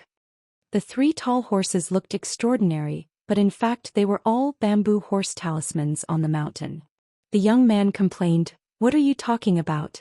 The old senior is an ascendant realm cultivator. He's in the same realm as you. Show some respect." It was Alliance, Li Huai and the young ascendant realm Taoist. They followed the decree and escorted their young master Li Huai all the way. The young Taoist enjoyed it and didn't complain at all. He followed Uncle Li and had food and drinks. As long as he didn't have to worry about being struck by lightning or being hit by a sword, he was already living a happy life. In the past he wouldn't have dared to walk around Alliance. The young Taoist was about to become a skinny Taoist. A Liang turned to look at the ancestor of the mountain dog. In the history of the wildlands, there had been hundreds of mountain gods who had been chased around by this dog until they had no home to return to. As long as it revealed its true form, it could crush mountain peaks like snowballs under its paw. The mountain formation and the mountain lord's supernatural powers were like paper. Furthermore, this ascendant's ability to catch and kill opponents was actually quite impressive. In the wildlands it was ranked among the top. Back in the day, Old Man Dong had traveled the wildlands alone and returned to the Great Wall of Swordchi alive, but this guy had chased him all the way. If it wasn't imprisoned in the 100,000 mountains by the old blind man, given the current situation of the desolate land, it would have piled up a mountain taller than the moon-supporting mountain. When the young Taoist saw Ah Liang's kind gaze, which was like a father looking at his son, he immediately lowered his head and bowed. He couldn't wait to sit on the horse's back on the ground. He smiled flatteringly and said, "I'm not an ascendant realm cultivator. In front of Ah Liang, who has experienced the glory of the 14th realm, my realm is at least halved." Alliance lamented, "It's fortunate that the Confucian temple didn't lift the ban on the mountain bulletin. Otherwise, it would be difficult for you to find a latrine pit on our way to Wenjin Ferry. At night you'll be swaying like a lantern." Some news about the Confucian temple's meeting was leaked. Moreover, the Confucian temple didn't restrict the news too much. They would probably reopen the mountain bulletin after the meeting. Li Huai asked, "Alliance, why aren't you wearing your Confucian robe?" Alliance rolled his eyes and said, "Do you think that old man you would wear a talisman when he goes out?" Li Huai was puzzled. "What's the reason?" Alliance took a big gulp of wine. "The reason is that too much is as bad as too little. That's why I have to restrain my valiance. It's the same reason why your martial uncle Zhou has to restrain his sword aura. The only difference is that it's easier for him to restrain his sword aura. It's more difficult for me to hide it." Li Huai sneered, "You're bragging again? A leopard can't change its spots." Li Huai suddenly felt guilty. He turned his head and the young Taoist immediately said with a straight face, "It's my honor to be able to eat the same thing as Alliance." Alliance didn't want to waste his breath. He raised his fist and without exerting any force, the yellow-clothed old man was sent flying from his horse. The Rui scepter flew out of his hand and was caught by Alliance. He skillfully kept it in his sleeve. The young Taoist rolled and stood up. He shook his shoulders and his clothes scattering the dust. He made a profit. If he could scold Alliance by giving away a Rui scepter, the young Taoist could give Alliance a basket full of Rui scepters. Li Huai asked, "Why do we have to take this mountain path? It's better to take the official road at the bottom. It won't be so bumpy if we ride a horse." Alliance said with a smile, "There's an expert living in seclusion here. I'll take you to him so you can see how popular Big Brother Alliance is in the Central Divine Continent." Li Huai said angrily, "I took such a long detour with you just to show off how popular you are."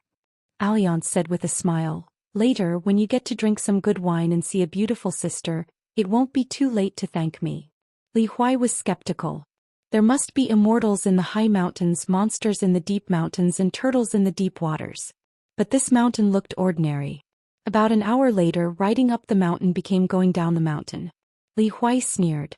Alliance, who was pretending to be calm, could only shout in his mind, "There's a friend here. Give me some face. Open the door and give me a cup of tea. We'll leave after drinking."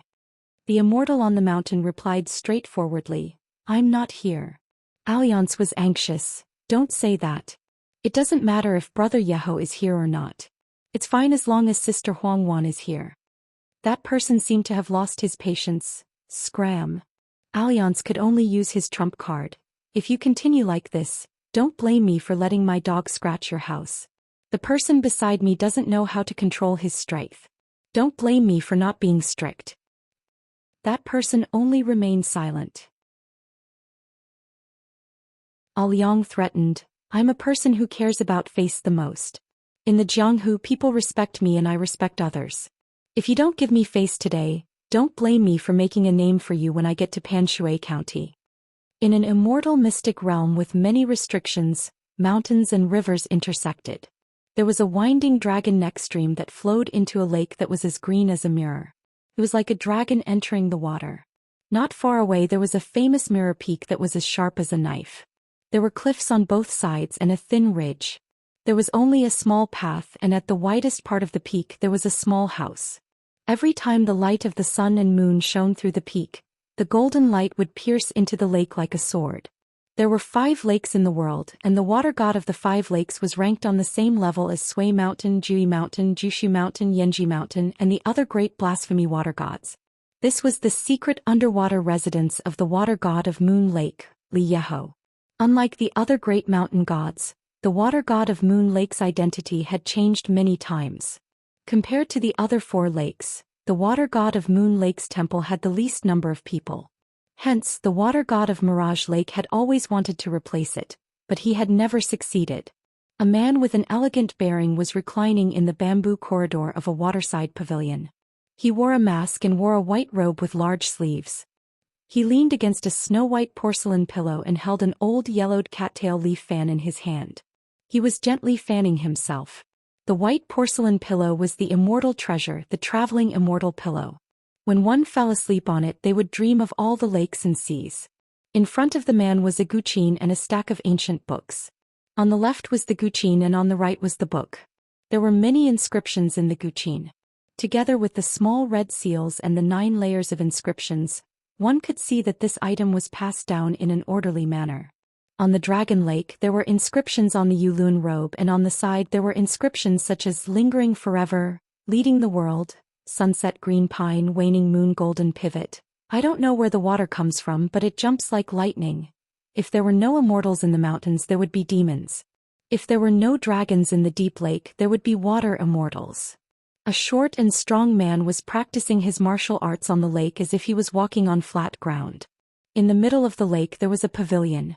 A woman in colorful clothes was dancing gracefully on the stage. Her figure was graceful and graceful. Under the eaves there was a row of ancient wooden bell racks. There was a set of 9 bronze chimes. There was a girl in green and a boy in red who gently rang the bells.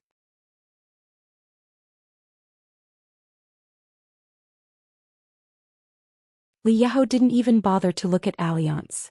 He nodded to Li Huai and Taoist nun. Li Huai quickly bowed. Cliff Academy scholar Li Huai.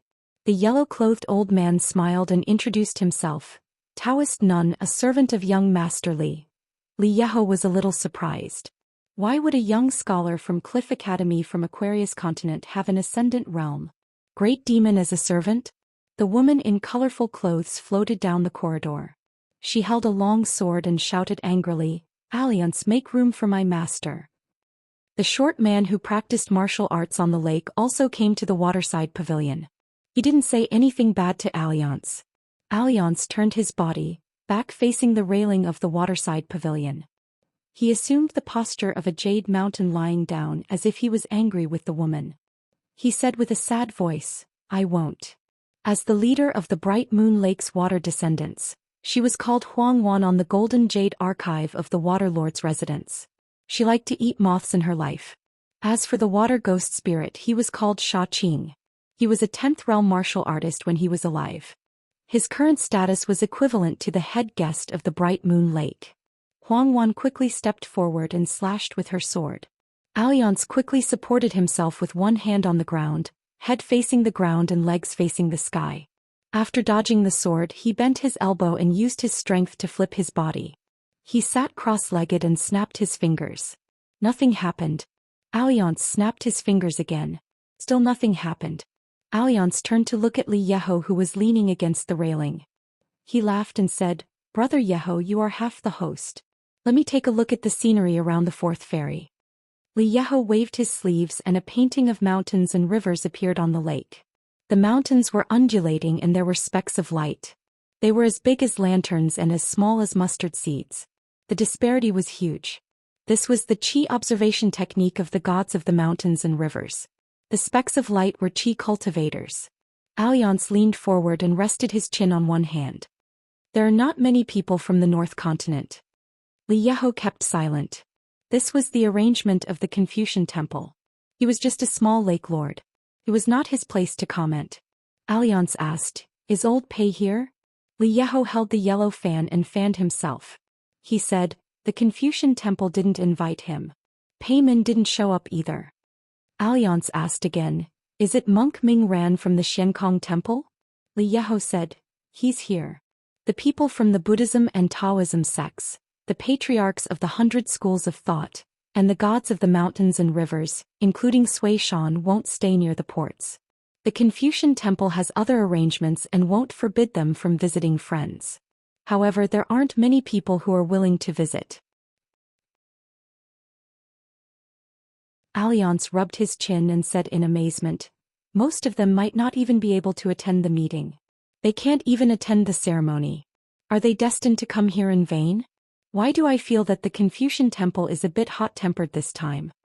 Alliance asked, "Is it Wei Jin from the Wind Snow Temple?" He was the only local immortal sword cultivator in the Aquarius continent. He was also a military cultivator from the Wind Snow Temple. He had been to the Great Wall of Sword Qi and made a name for himself in the Battle of Dali. He should be qualified to attend the meeting. Li Yeho shook his head and said, "He didn't come. The Confucian temple has limited places for military cultivators." Wei Jin gave the opportunity to a young man named Su Bai. Alliance smiled and said, "The kid with the nickname Young Jiang Taigong? Zhou Xian?" Li Yeho nodded slightly. Alliance rubbed his hands and said, "Good guy. Let me play a few rounds with him. I'm going to win the nickname of Old Jiang Taigong. This match with him will be called the Little Rosy Cloud Game. I'm destined to go down in history." Li Yeho leaned against the railing and waved his fan. He looked at the man who was eager to have a try. The Central Divine Continent was going to be chaotic again.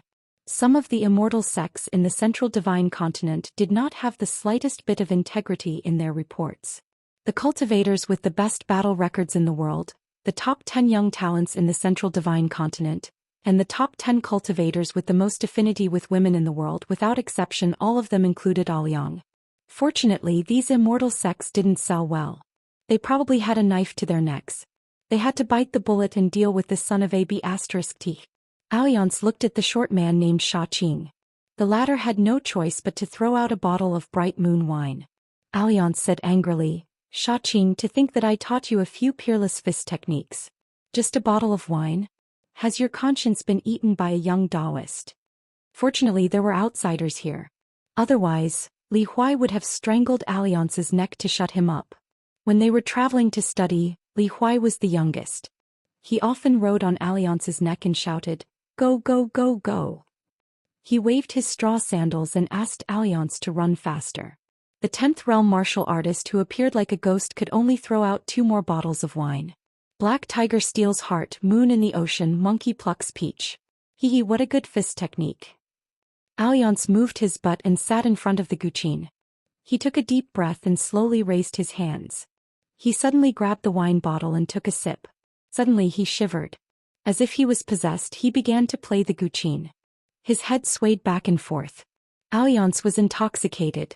The atmosphere in the pavilion became strange. The little monsters who rang the bell covered their ears. Li Huai couldn't take it anymore. More importantly, he saw that the fairy in colorful clothes was pale. The tip of her sword was trembling. She might attack at any time. Li Huai quickly coughed. Alliance pressed his hands on the strings. He turned his head and asked, "What?" Li Huai raised a hand and wiped his neck. "Reminding you is enough. Otherwise, don't blame me for not caring about our brotherhood after we leave this place." Alliance sighed. They were all rough people. They didn't know what he meant. Alliance raised the wine bottle and sniffed. He asked, "Is it from Tongyi continent?"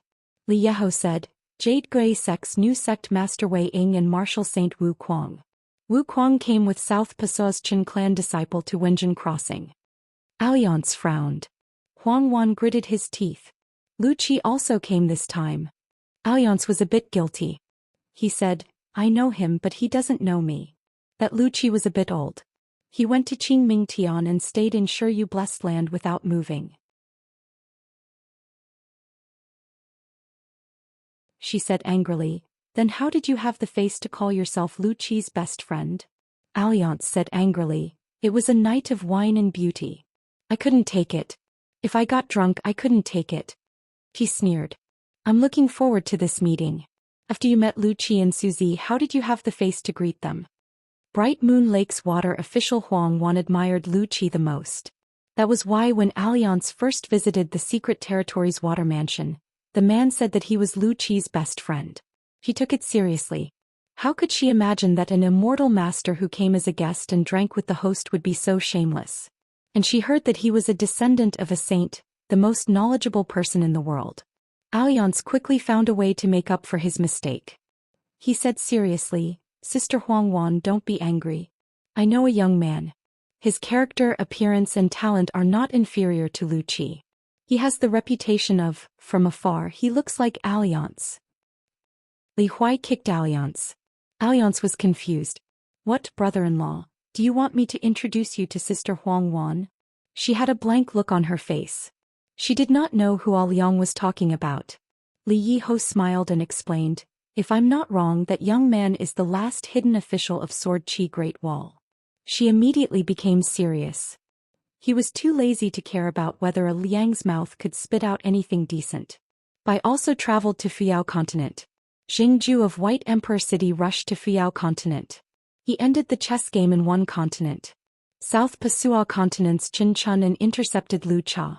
The situation in Aquarius continent. As well as the earlier battlefield where Sword Qi Great Wall had been fighting for many years. Now almost all of the cultivators at the peak of Vast Mountain had analyzed the situation. No matter what entrance they chose, they could not go around Sword Qi Great Wall and Aquarius continent. Everyone had their own opinions about the heroes that had appeared out of nowhere. For example, Huang Wan admired a young man who was not from his hometown. Not only was he able to gain a foothold in Sword Qi Great City, he was even able to become a hidden official. Not only did he delay the army of Savage Lands for many years, the key was that the longer the war lasted, the more people survived. In the end, he helped Ascension City leave behind more sword path seeds.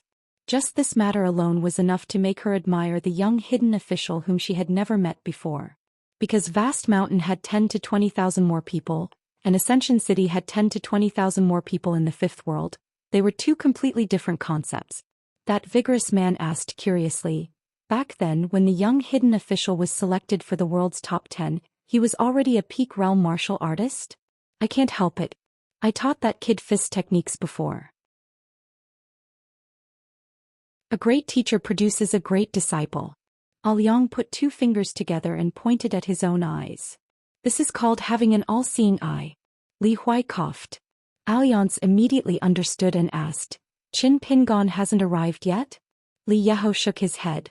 According to the Confucian temple, Qin Pingon was traveling in North Continent when he mistakenly entered a night boat. Ning Yao used her sword to ascend to Vast Mountain. She used the connection between her sword and Qin Pingon to find the boat. But after that there was no news about her and Qin Pingon. Alliance raised his thumb and wiped the corner of his mouth. His eyes were deep. This is a bit troublesome. It's easy to miss the meeting. Li Huai was a bit worried.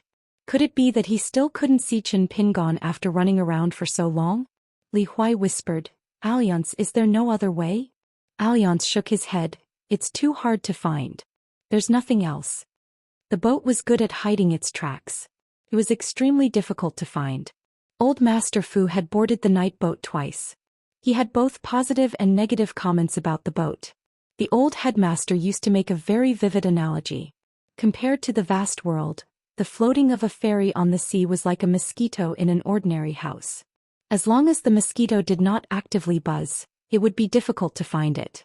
Someone asked curiously, could it be that even the Sage of Rites and the Sage of Sages couldn't find the boat? Old Master Fu laughed and said, I was talking about how the two of them viewed the boat. As for ordinary people, they would try their luck to board the boat and disembark based on their knowledge. Some people were lucky enough to board the boat and disembark. Afterwards they sighed with emotion. When it comes to storytelling, I hate that I didn't use enough prescriptions. If I knew there was such a boat, I would have flipped through all the books of the 100 schools of thought. On the boat, one paid attention to the exchange of opportunities. Every item was a bridge, a ferry, and the customs documents were the knowledge of passers-by. It was equivalent to holding a sum of money in one's hand to buy passage. Therefore, a night boat was like the manifestation of the world's knowledge. And the most valuable place in the world was this boat. Huang Wan smiled and introduced the women one by one. Green Immortal Mountains Madam, a female immortal, a flower goddess who is the master of 100 flowers paradise. Alliance turned a deaf ear. The two people had feelings for each other for a long time. Why would they be together day and night? Li Huai said in surprise, Alliance, you've pursued so many women? Do you think you're fishing and casting a wide net? Alliance raised his hands and stroked his sparse hair. It's hard to say who's pursuing who. Li Yeho smiled and said, other than the Eastern Ferry there are too few people. The other three places, Panshui County, Mandarin Duckshu and Ao2 Mountain, are going to hold 3 gatherings soon. The 3 organizers are the Lu family of the Snow Mountain continent, Yu Panshui, and the master of 100 Flowers Paradise. Yu Panshui mainly pulled in Green Immortal Mountains Madam and Lu Chichao's group, so it's quite a big deal. Li Yeho roughly explained the general direction of the invitations. Lu Jubao's Mandarin Duckshu gathering invited the people of Elephant Dragon Sword Sect, North Continent's Fire Dragon Jinren, Sword Immortal Bai Shang, Dian Dynasty's Emperor and Imperial Tutor Yang Qingju. Fuyao Continent's Lu Tu, Liuxia Continent's Tsong Li and Celestial Algae. Because of Green Immortal Mountains Madam, Yu Panshui invited the talisman Zhou Xian, Dragon Tiger Mountain's great heavenly master Zhao Tianlai, and a large group of nobles from the heavenly master residence. There was also a heavenly fox and Madame Huansha who used the alias of Junyang. There was also Great Duan Dynasty's Pei Bei and Chao Xiai. There was also Aquarius Continent's Yunlin Jiang clan. For the 100 Flowers Paradise's host, other than Lu Shui Pit's Madame Qing Zhong, they also invited Su Zi White Emperor City's City Lord Jing Juzhong, Huai Yin Tong Yi Continent's Jade Gui Sex Wei Ying and Martial Sage Wu Chong. There was naturally no lack of good wine at the banquet. However, it was believed that everyone who attended the banquet was not there for the immortal wine, even if there were Green Immortal Mountain wine, 100 Flowers wine and cold crisp wine on the table.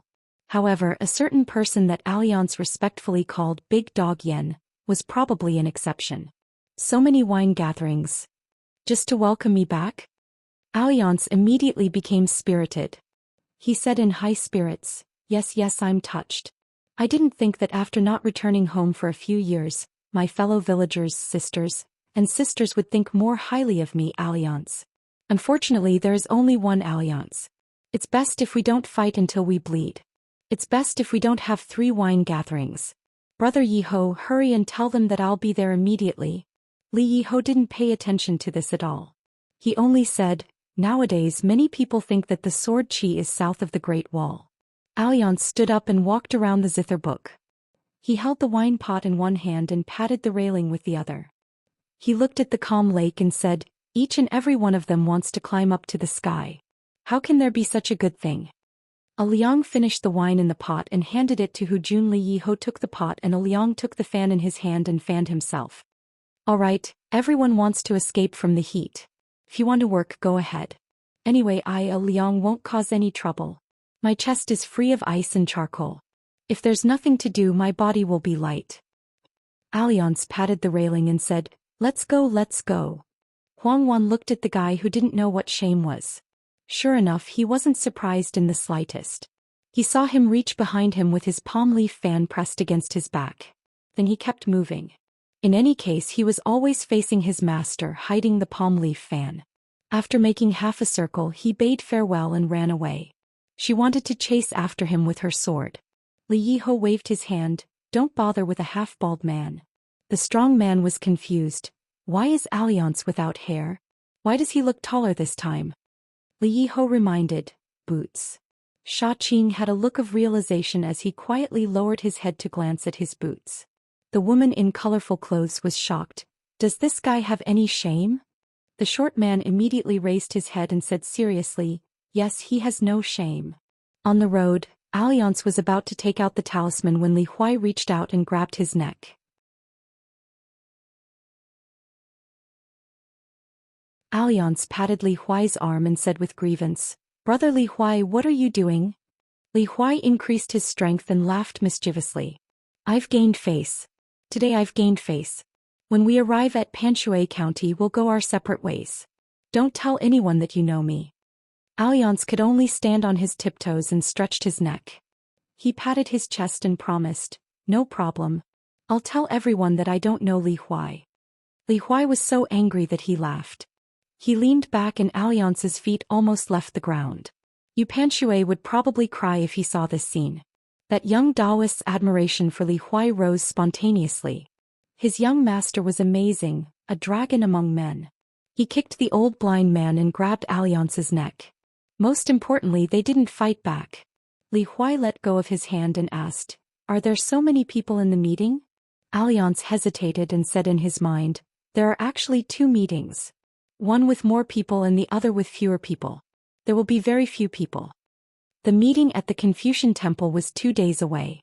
At the Meritorious Forest, the old scholar sat on a stone bench and muttered to himself. Were the people in the Confucian Temple useless? They couldn't even find a single night boat. However, after counting his fingers, he realized that Zhou and Zhou Xian would arrive soon. Bored to death, the old elementary scholar played chess with himself. The restrictive spell suddenly opened and the old scholar turned his head to look. 2 familiar figures appeared in front of him. Lu Shirlio's first disciple, the little monster, was temporarily placed somewhere else. After all, the Meritorious Forest was not an ordinary place. Zhou and Zhou Qian bowed at the same time. "Greetings, teacher." The old scholar didn't see the disciple he wanted to see the most. He turned around and stared at the chess game, pretending that he didn't see or hear anything. After a while, the 2 disciples still bowed. The old scholar suddenly smiled and waved his hand. "Why are you standing there? Come, let's play a game." Zhou Qian wanted to go behind the teacher but was called junior by Zhou. She could only sit on the stone bench opposite the teacher. Unexpectedly, the old scholar stood up and gave his seat to Zhou. He said, "It's rare to see you fellow disciples. Let's play a game." The old scholar walked slowly around the table while pointing at the chess game. He patted Zhu's shoulder and Zhou Qian's head. The old man didn't say anything. After a round of chess, the old scholar looked at the chessboard and clasped his hands behind his back. He was very satisfied. Under his guidance, his 2 disciples had played an exquisite game of chess. At the Confucian Temple, a few restrictions were opened. Then a rainbow-colored figure appeared and went straight to the Meritorious Forest. The old scholar suddenly raised his head. He was wearing a green robe and had a jade hairpin on his head. He had a sword on his back. The green-robed swordsman, Qin Pingon, bowed and said, "Disciple Qin Pingon greets you, teacher." The old scholar quickly stepped forward and held the arm of his disciple tightly. Zhou and Zhou Qian stood up. The old man said softly, "Very good, very good." There were only 2 people invited by the Sage of Rites for the meeting at the Confucian Temple. One had been cultivating for more than 20,000 years. The other was only 42 years old. Bai Zhe. Qin Pingon, the hidden official of the Sage of Rites.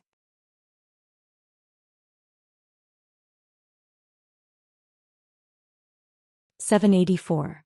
The old scholar turned around and complained to the 2 fools, "Why are you still standing there?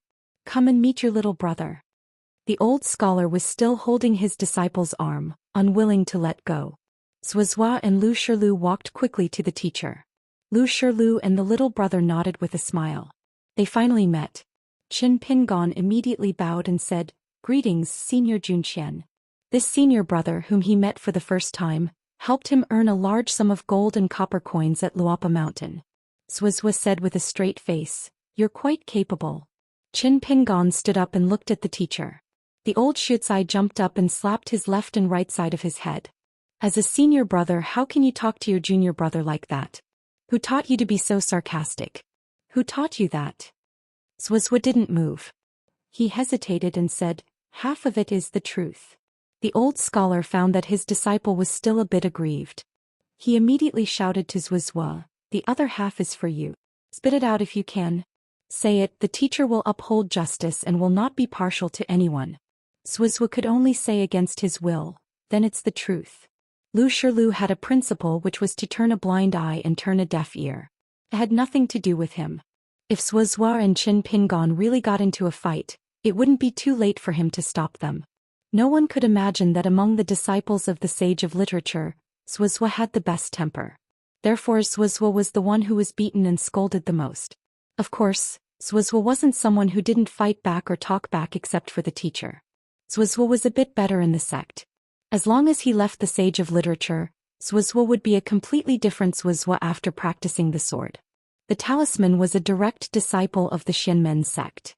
The noble Huang Zi of the Celestial Master's residence in Longhu Mountain and the direct disciple of Han Qianxi in White Emperor City all had the potential to become sword immortals. Qin Pingon bowed and said, "Greetings, senior brother Zhou." Zhou frowned slightly. He didn't bicker with Qin Pingon because of the teacher. The teacher and student. The four of them sat down. Qin Pingon glanced at the chessboard on the table. Teacher must have taught the two senior brothers before. Only then did old Xiao grin from ear to ear. Look, what does it mean to be able to see the big picture from a small clue? What is a proud disciple? This is it. Anger welled up in his heart. Lu Shilu suddenly understood the source of Luopa Mountain's atmosphere. That was strange. Teacher didn't have much knowledge to impart to youngest junior brother, and the time they spent together was very short. How did youngest junior brother surpass his teacher? The old scholar seemed to only have Qin Pingon in his eyes at this moment. He said, "My teacher is here every day and can't get away. He can't find you." Qin Pingon stood up and bowed again. The old scholar sighed and stood up. He gently patted Qin Pingon's arm and said softly, "Don't be like this, otherwise the teacher will feel even more guilty. Let's sit down and talk." Lu Shilu glanced left and right and his complexion became better. Lu Shilu shifted his gaze slightly and looked at the young man in green with a sword on his back. He sat upright with his back straight and his fists clenched on his knees. He had a pair of memorable eyes. They were clear and bright, like the streams in Luopa Mountain. There was no place that he couldn't go. The old scholar said, "Left and right Zhou Xian, tell me about you. Don't wait for youngest junior brother to ask you." Lu Shilu talked about his experiences after returning to the Haoran world. He went to Luopa Mountain and asked the Heavenly Fist. After that he went south to Old Dragon City and then to Tongyi Continent, where he took in a direct disciple in a blessed land. Finally he went to the wasteland and arrived at the Great Wall of Sword Qi. He met up with senior brother left and right and they went to the Central Plains Confucian Temple. After about half an hour Qin Pingon listened attentively. During this time he only asked about two things in detail. The demon-subduing tower in Tongyi Continent and the first disciple of senior brother Zhou Xian. When it came to left and right he didn't say much. He just said, after leaving the Haoran world he fought with people in outer space and didn't die. Qin Pingon asked softly, "Where is Xianxia now?" Left and right said, "He was slashed to the Qingming world." Qin Pingon was speechless. Xianxia, the hidden official of the Great Wall of Sword Qi, was a 14th level sword cultivator. Even if Xianxia's 14th level sword cultivator was not the immortal soul 3rd level that sword cultivators pursued, he was still a true 14th level cultivator. Qin Pingon had just experienced the power of a 14th level cultivator on the night boat. According to senior brother left and right, the fight with a 14th level sword cultivator was like a matter of exchanging swords. They would fight each other until they were killed. For a moment Qin Pingon felt a little regretful. This was because he remembered the process of practicing swordsmanship at the Great Wall of Sword Qi. Left and right said, "Chao Qinglang is strict in her studies and has a clear mind. Pei Qian is diligent in practicing martial arts. She didn't waste her talent. Both of them are very respectful to their teachers. The two students and disciples you took in are not bad." In other words, the teacher of the student and the master of the disciple might not be not bad. Qin Pingon took out a jug of wine and passed it to the teacher and senior brothers. The old scholar opened the mud seal and held the jug with both hands. He raised his head and drank a small mouthful. He smiled and nodded lightly. Just a small mouthful of wine and the old man was slightly intoxicated. Young but eager to learn like the rising sun. Strong and eager to learn like the light of the sun. A gentleman's learning is like shedding off, moving quickly. Old but eager to learn like a bright candle. A gentleman does not worry about the decline of his age, but worries about fatigue. The three disciples in front of him all made the teacher feel that his knowledge was shallow and that there was nothing to teach. Each of them was too good. Even the teacher's exhortations to them to take care of themselves seemed unnecessary. When a cultural vein was declining, the people transformed by this culture would definitely feel pain. Left and right swordsmanship was high and their talents were high, but they were limited by their own temperaments. Zhou Xian's knowledge was not bad and her temper was good. She was suitable for teaching and dispelling doubts, but in the end she was limited by her identity as an alien. In the end, some of the burden fell on the shoulders of the youngest, Qin Pingon.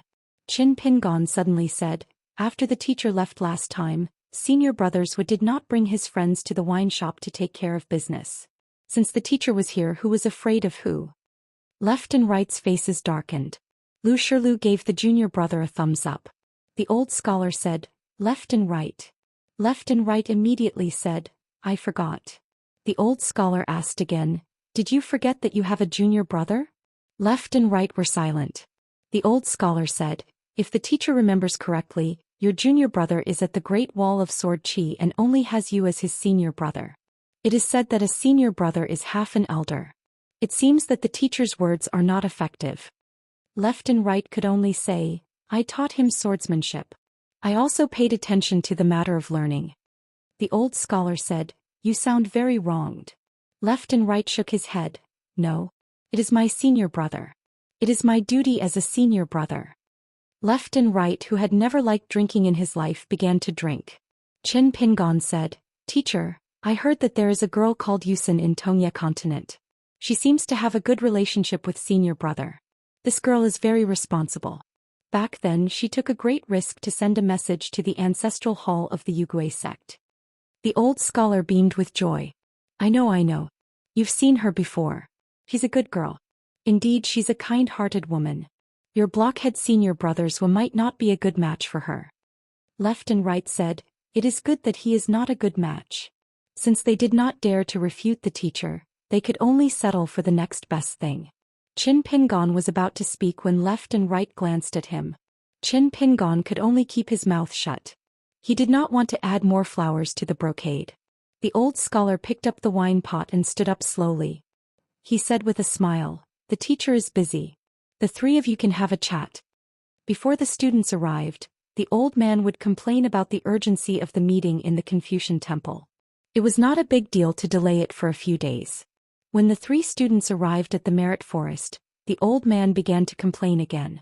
The meeting was such an important matter. It was better to have a few more days to prepare.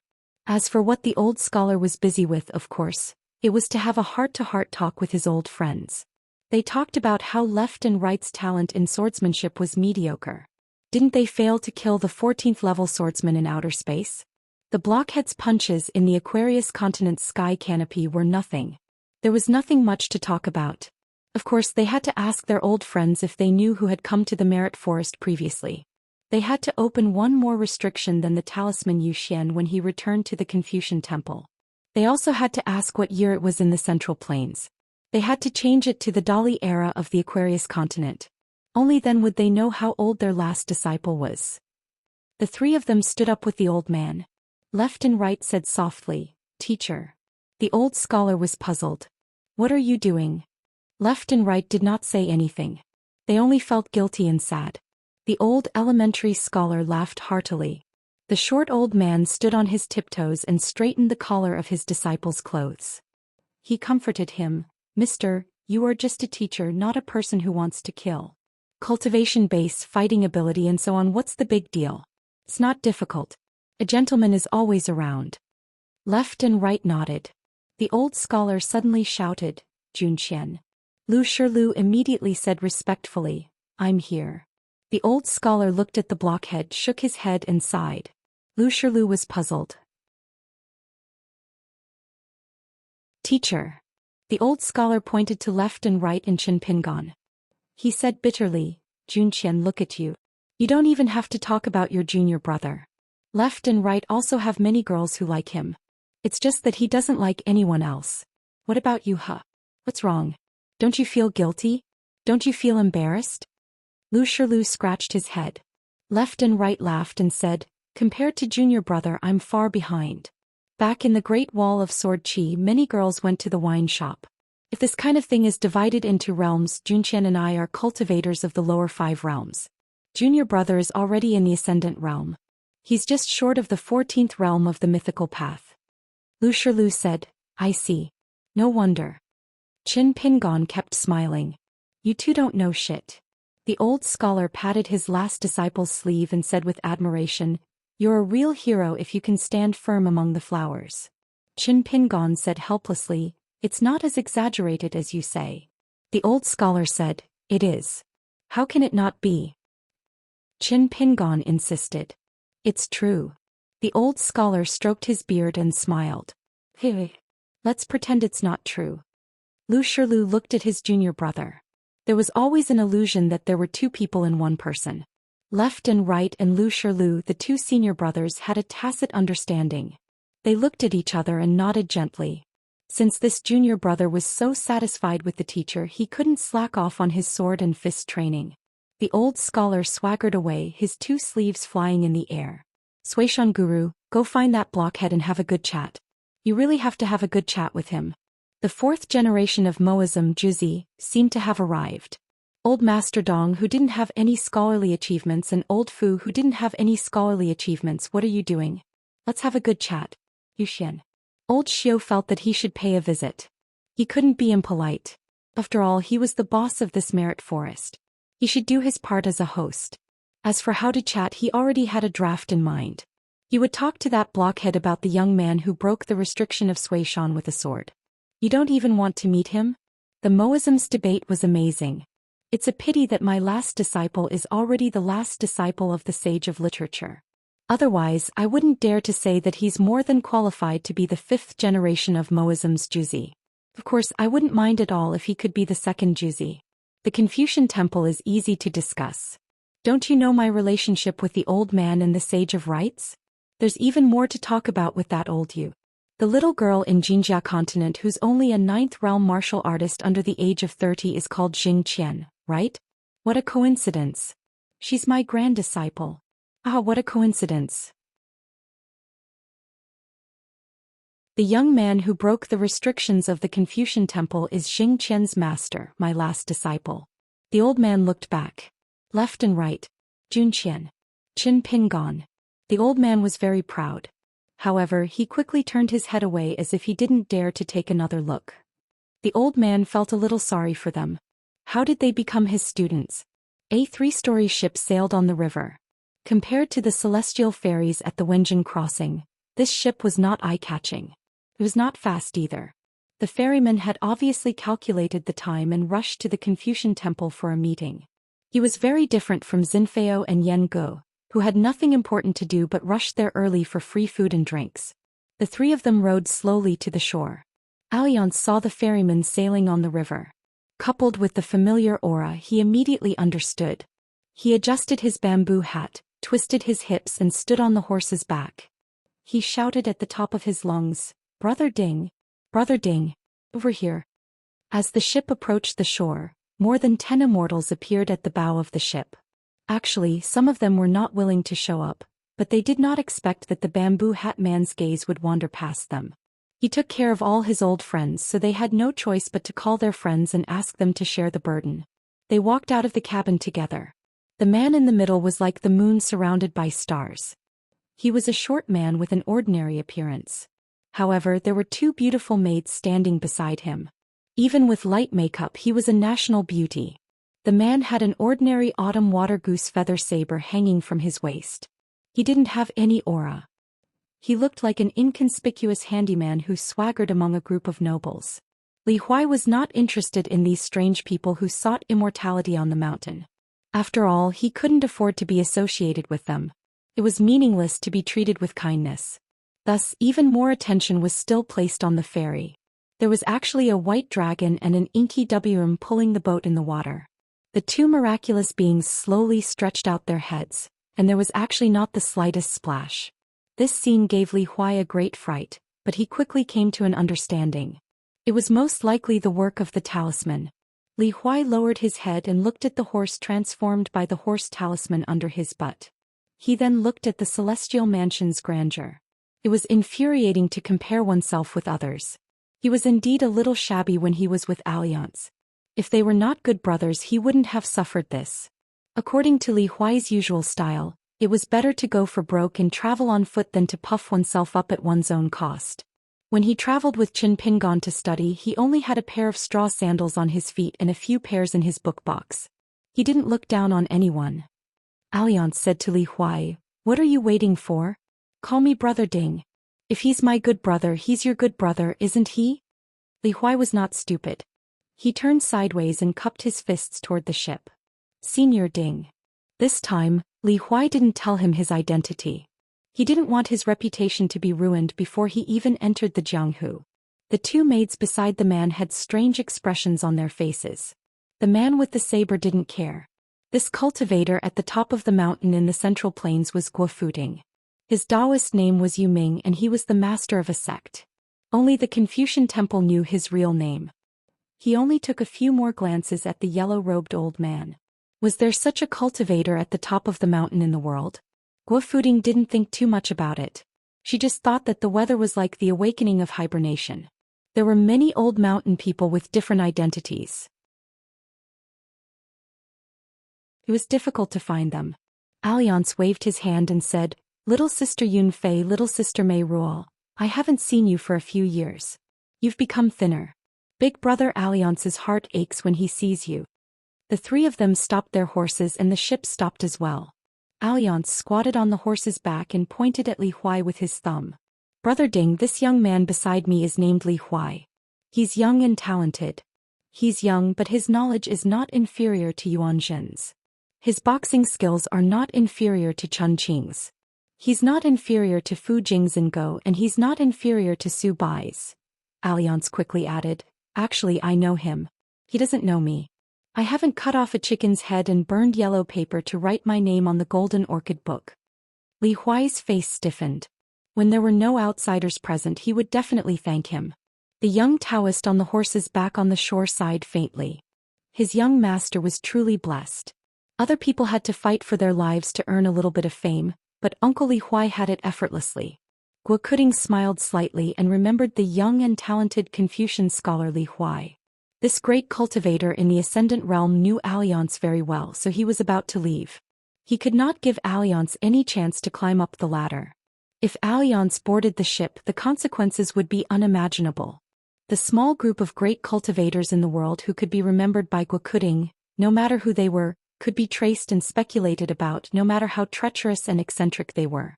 However, the man in the bamboo hat in front of him would never know what he would say next and what he would do next.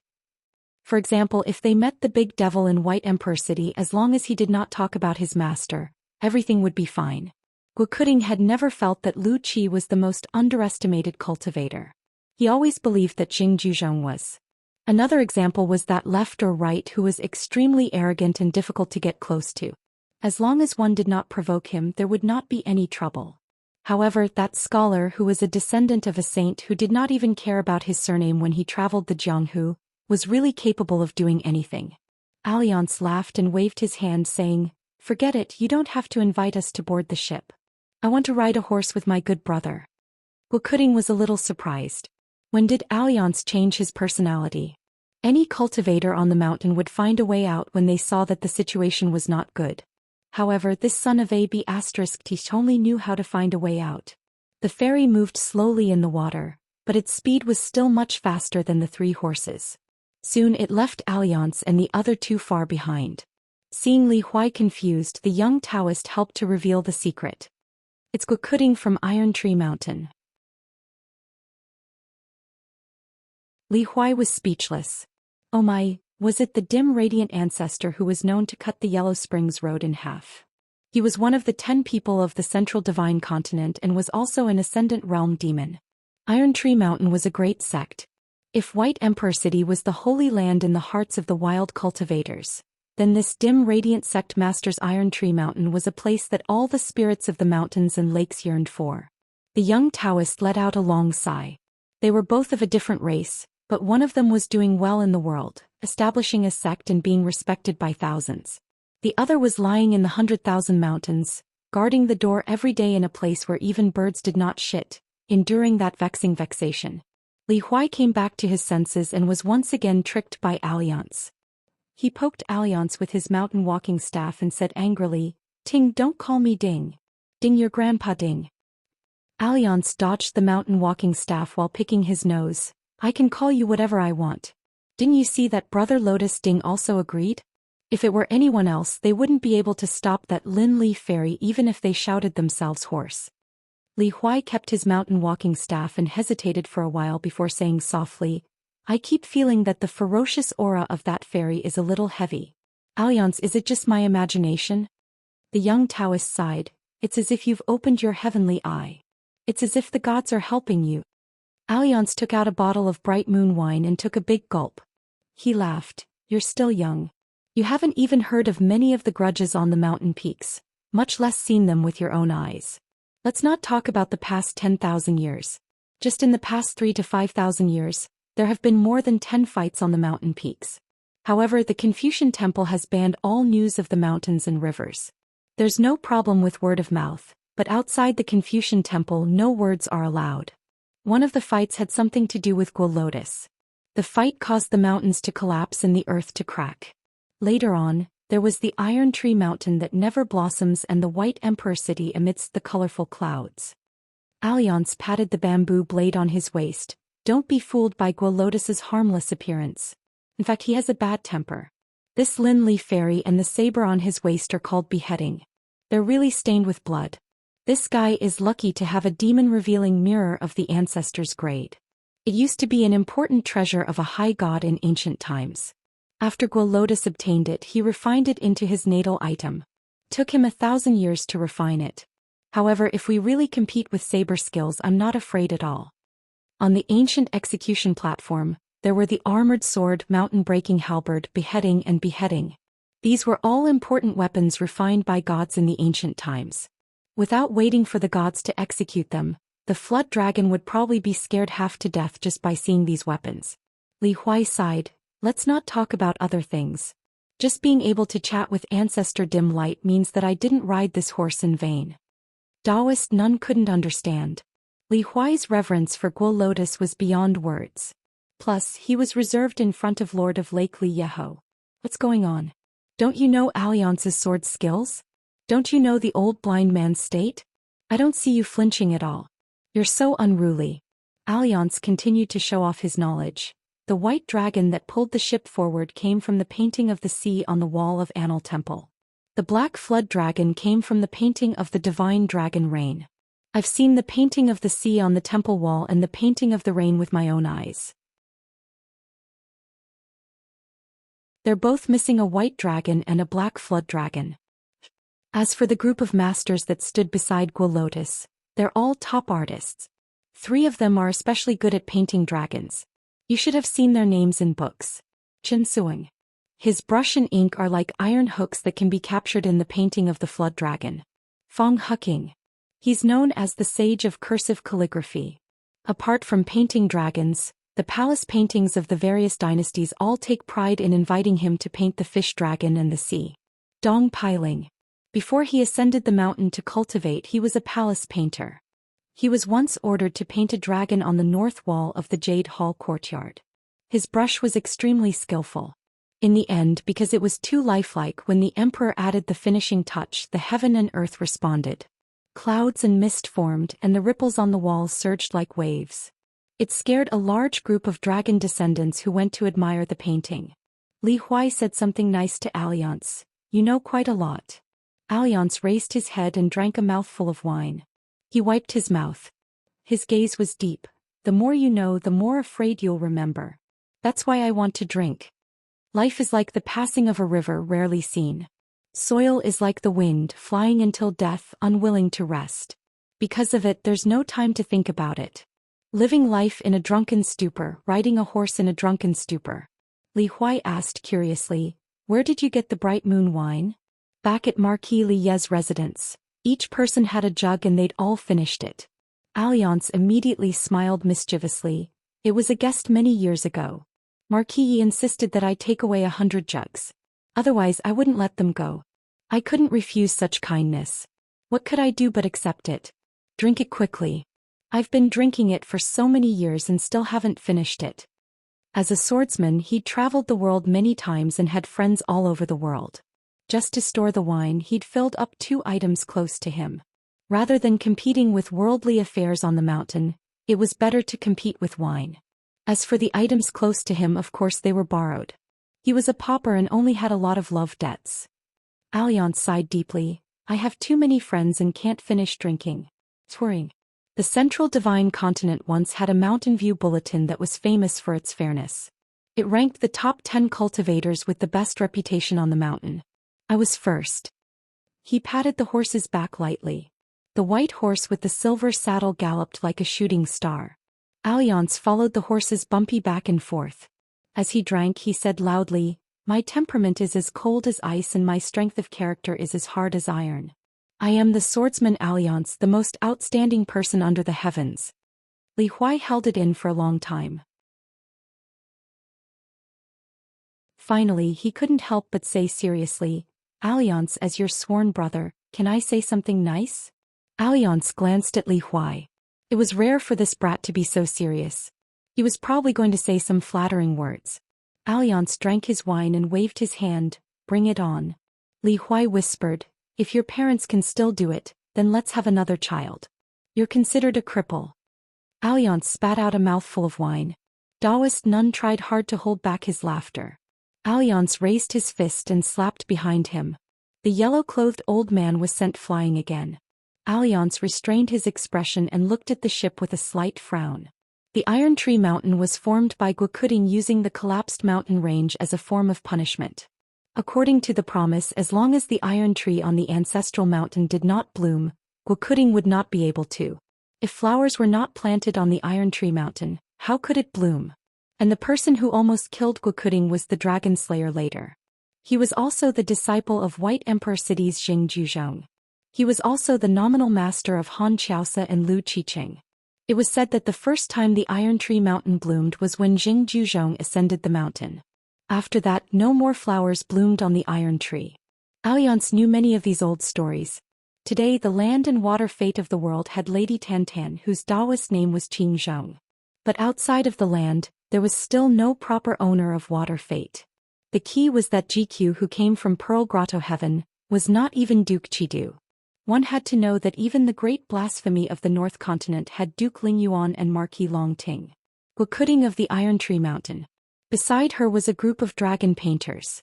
Since they were gathered together so openly, then it was not a secret plan but a kind of reminder. It was reasonable. What was the thing that all dragon painters in the world wanted the most? Naturally, there were still true dragons in the world that could let people see their true appearance. Alliance's trip to the Aquarius continent, before meeting the Wind Snow Temple's Weijin, he had passed by a large river near the Cloud Forest Jiang clan. There was a lot of literary fate in Dragon Chi. The future of the world would be more complicated and there would be more undercurrents. The vast 9 continents, which originally seemed to be independent, were forcibly connected by a tragic war. People and matters were becoming more and more intertwined. Al Liang, who was sitting on the horse, suddenly began to gloat. Taoist Nin shrunk his neck. Li Huai asked, "What's wrong?" Alliance smiled. Nothing, it's just that after feeling sorry for the 2 girls, I'm starting to feel sorry for Brother Ding. This is the only bad thing about me, I'm too soft-hearted." On the ship, an old refiner asked curiously, "Mountain Lord Gua, that Alliance, did he really reach Realm 14? Did he only lose Realm 14 because of the moon-supporting mountain?" Guokuding said, "I'm not sure why he lost Realm 14. But Alliance definitely reached Realm 14. One of the ships shuddered slightly. Guokuding held her blade with one hand and raised the other, indicating for everyone not to act rashly.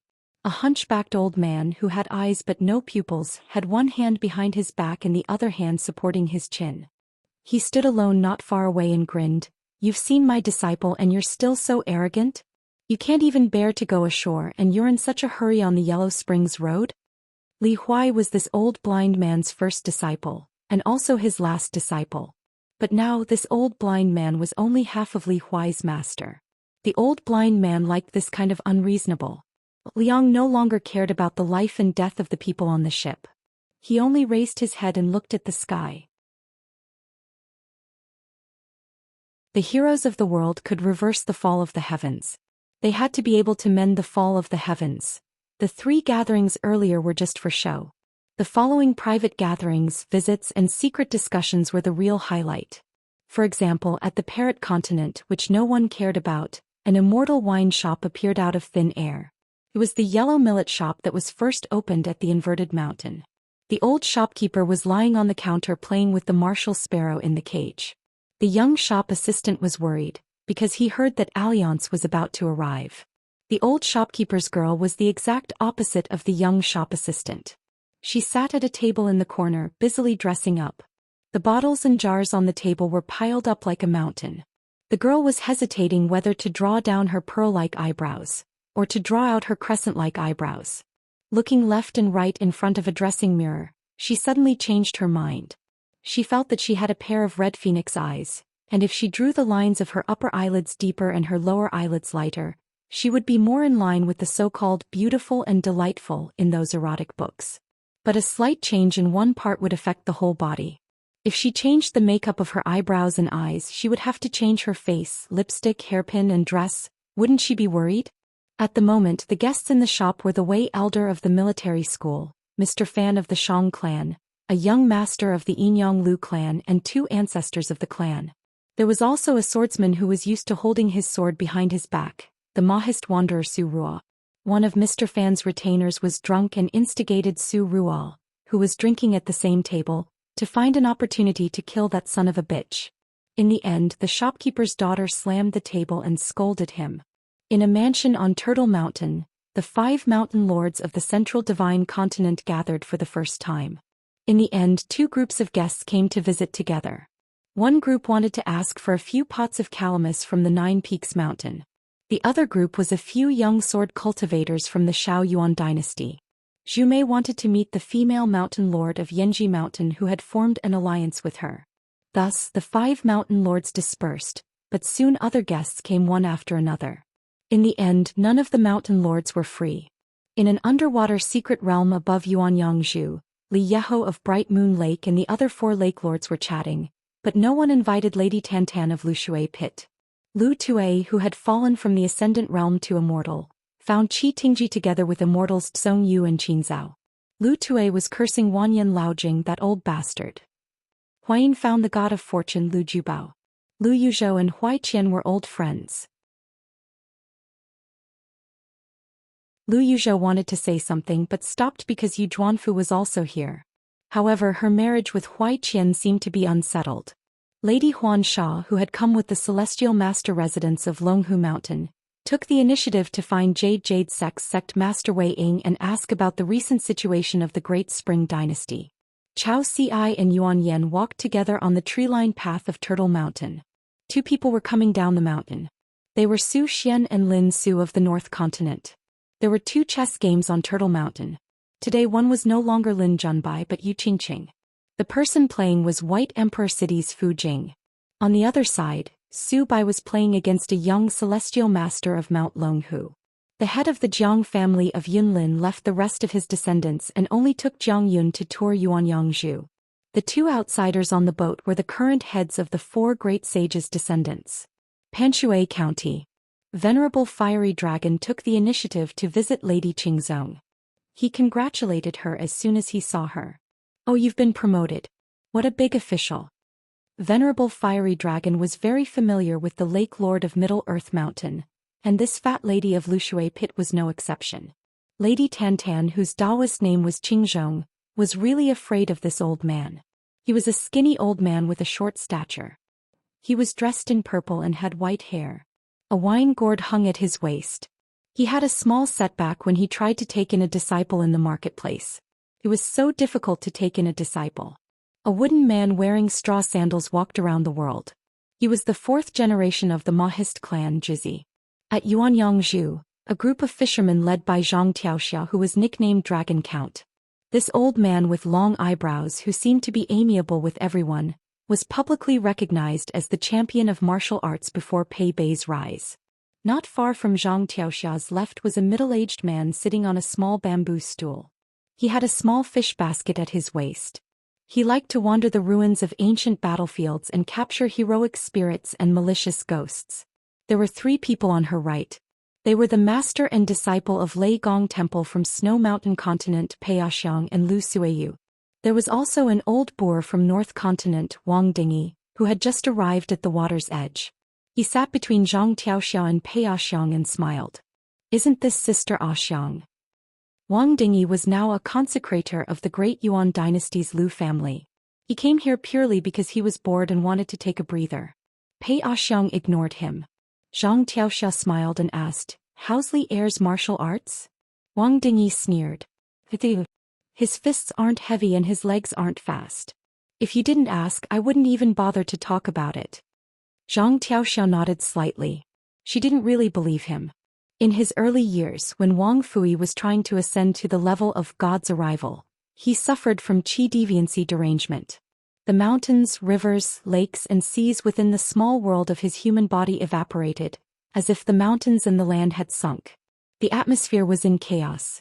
Wu Fu's pure genuine qi was restrained by several sword immortals working together. Lu Suiyu smiled and asked, "How so?" Wang Dingy replied without hesitation, "Li Er used all his strength and couldn't kill me with 3 punches. How strong can he be?" The martial saint of Tongyi Continent Wu Chong laughed. Now that the world was vast, there were still sectarian views. However, there was a huge change. Middle Plains Divine Continent. Of course it was unique. Next was the North Continent and the Eastern Aquarius Continent.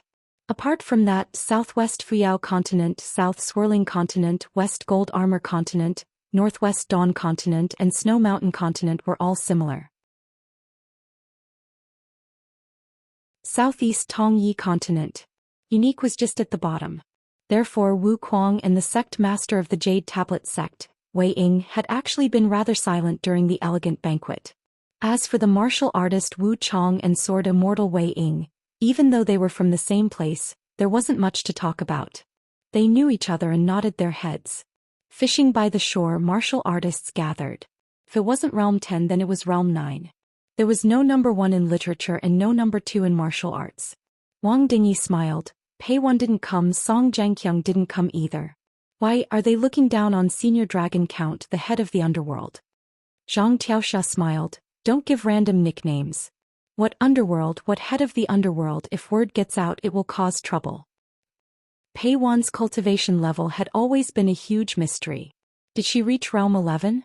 As for Song Zhangqiang in Treasure Bottle Continent, he used the formation to gather the martial fate of a continent. He forced back King Realm Demon Yuanshu with 1 punch and killed 2 immortals with 1 punch. Similarly, did Song Zhangqiang reach Realm 11? Or did he cross that threshold and when the formation collapsed he fell back to Realm 10? Then, at the 11th level, when one ascended to the peak of martial arts, what kind of scene would the painting of mountains and rivers be like?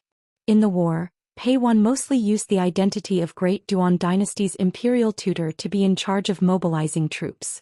Her chances of fighting were far less than her disciple Cao Ci. Cao Ci fought many times in Fuyao Continent and Jinjia Continent. Her achievements were huge. Whether a young person had a future or not, it depended on the person's master. The less people mentioned, the more promising they were. For example, White Emperor City's Xing Juzhong, what was his master like? Why did he have Han Qiaosa, Glass Pavilion's Pavilion Master, Waterfall Guardian and several other junior sisters and junior brothers? Who was their teacher who taught them the Tao? No one bothered to find out. The Flower Lord of 100 Flower Blessed Land was holding a banquet to welcome Lu Qilong. There were 4 seasons and 12 months in a year. There were 4 flower gods and 12 flower gods. As for the December flower deities, they would invite a man to be their only guest. Therefore they had the reputation of being the male flower deities. They were usually scholars and immortals who could recite poems and poems that could be said to be divine. Appearance, bearing, cultivation, realm, literary talent, none of these could be missing. But above all of these, there was the nominal title of grand guest such as Bai Yi and Peony. This time, apart from the Blessed Land's Flower Lord and 4 flower gods, there was also a phoenix fairy flower god with a young girl's face. Her talent in 100 Flower Blessed Land was shallow, and her position was low. She was nicknamed Rui Feng. She managed to reach Realm 7-3 life with great difficulty and had the reputation of Feather Guest. But the saying of chrysanthemum servant made her sad, and it spread more and more. And the first person to mention this sad saying was one of Su Zi's favorite disciples. In addition, in the past 100 years, there had not been a single popular poem that had been passed down. The next time Mr. Bai Shan Zhang-yi and Zhou fucking held the Blessed Land selection together, it was very likely that she would directly fall to the 9th level. Over at the Wenjin crossing, a man with a bamboo hat under his armpit would go wherever the ferry's catoptric deflection was. He would poke his head out and look around. He would jump a few times here and there, waving a few times there. Otherwise, he would stand on the spot and raise 2 fingers, smiling brightly. The fairies who were more reserved would look at the man with sad eyes and remind him, "Get out of the way." The less good-tempered ones would tell him, "Get out of the way." The young girls nowadays were unromantic. The man was speechless. Didn't he just leave vast heaven for 100 years? He was a little hurt. What was wrong with the world? Li Huai learned his lesson and brought Taoist none far away. Alliance ran to Li Huai's side and asked, "What do we do next?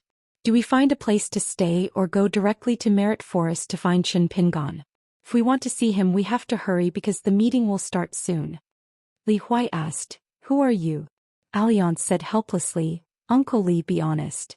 Li Huai said sullenly, "It's more like Chen Pingon to see me." Alliance sighed. He didn't find it strange. Back then when they were traveling, Li Huai was the closest to Chen Pingon, and Chen Pingon was the most distant. Alliance suddenly slapped his forehead. "I'm convinced."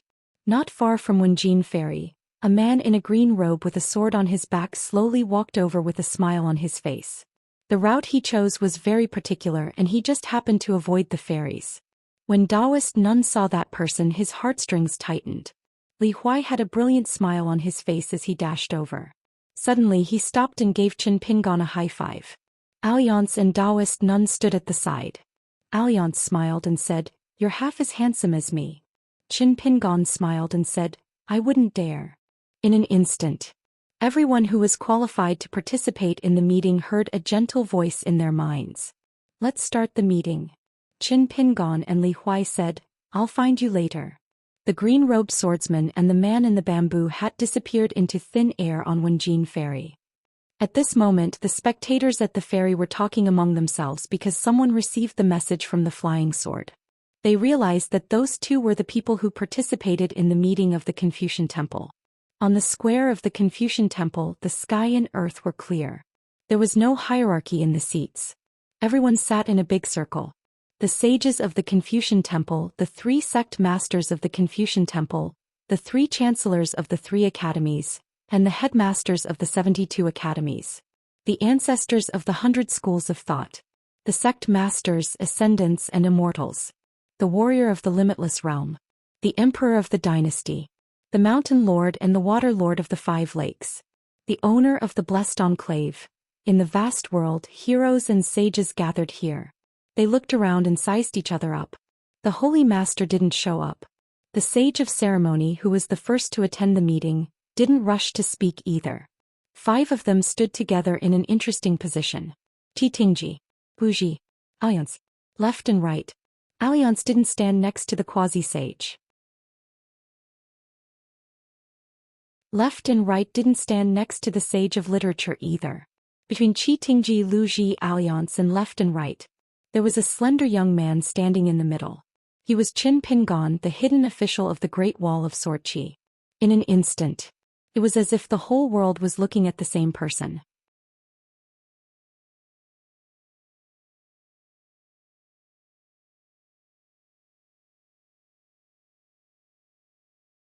There were even many travelers who had suffered greatly over there.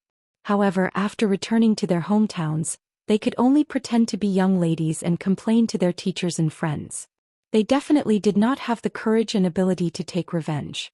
In the Great Wall of Sword Qi for 10,000 years, one's identity and name were not recognized. One's master and backing were not recognized.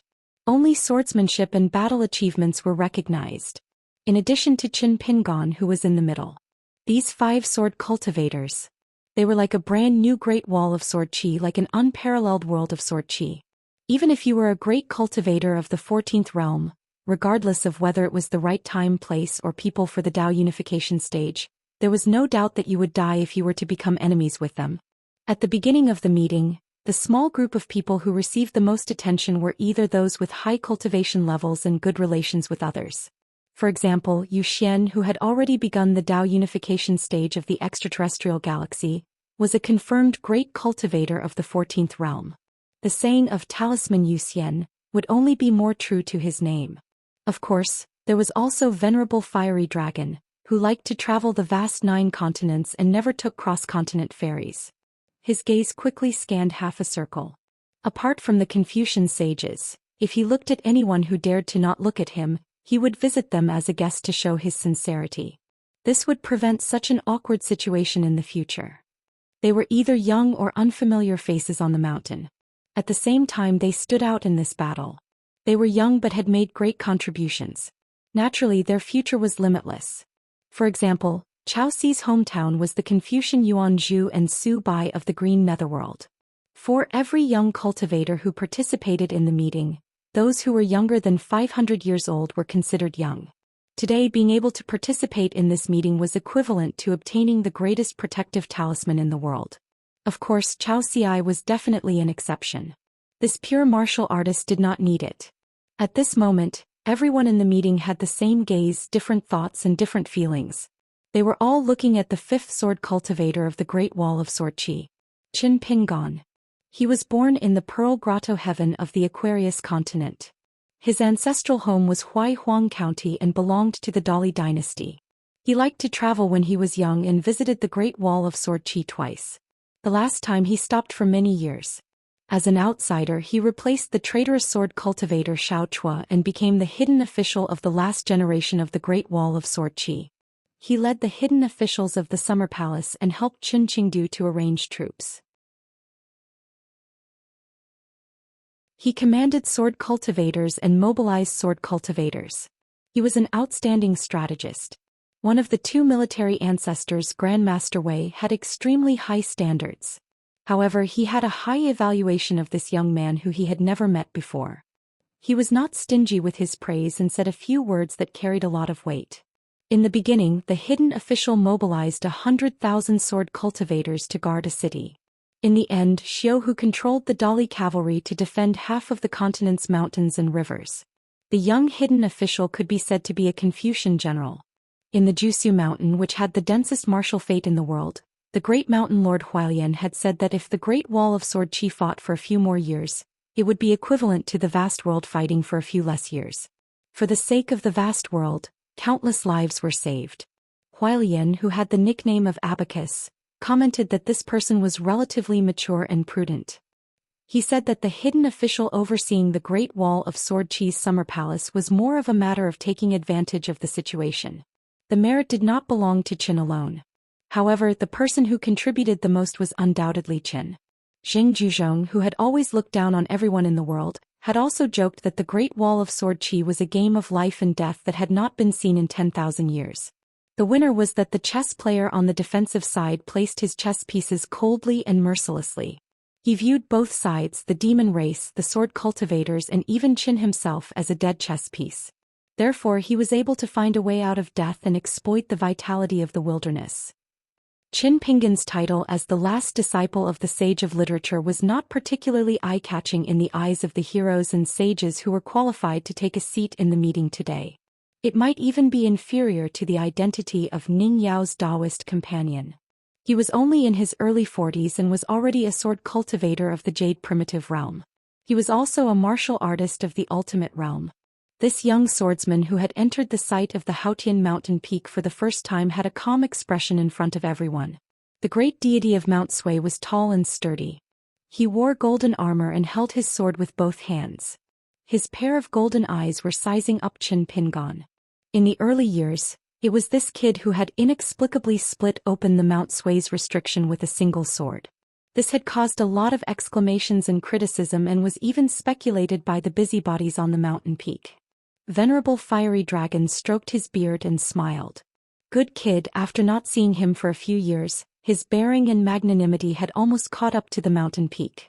The white-haired, purple-robed old immortal Zhou Xian scratched his ears. Previously he was pulled by the sleeves of his Taoist robe by the old scholar and was nagged so much that his ears almost grew calluses. He was really scared. However, the old scholar's saliva splattered everywhere. There was a reason that was considered fair. Just like Zhou Xian's Taoist lineage, the upper beam was straight and the lower beam would not be crooked. Then Qin Pingan and Pei Qian, this pair of master and disciple, was even more so. Zhou Xian carefully thought about the Battle of the Golden Armor Continent. The actions of the little girl with her hair tied into a bun could not be picked out at all. Zhou Xian could not help but think highly of the newly built Luopa mountain in the Aquarius continent. He planned to pass down a decree before returning to the outer heavens galaxy, allowing his disciples and his own blessed land to do some small business with that mountain. After all, that Jing Qian had said that her master admired him, the talisman Zhou Xian. It seemed that this Qin Pingan, although he was young, had a shrewd eye. No wonder he could be a hidden official. Lady Tantan in the Lushui pit thought of the white-clothed youth who claimed to be this person's proud student. When it came to business, he was really an expert.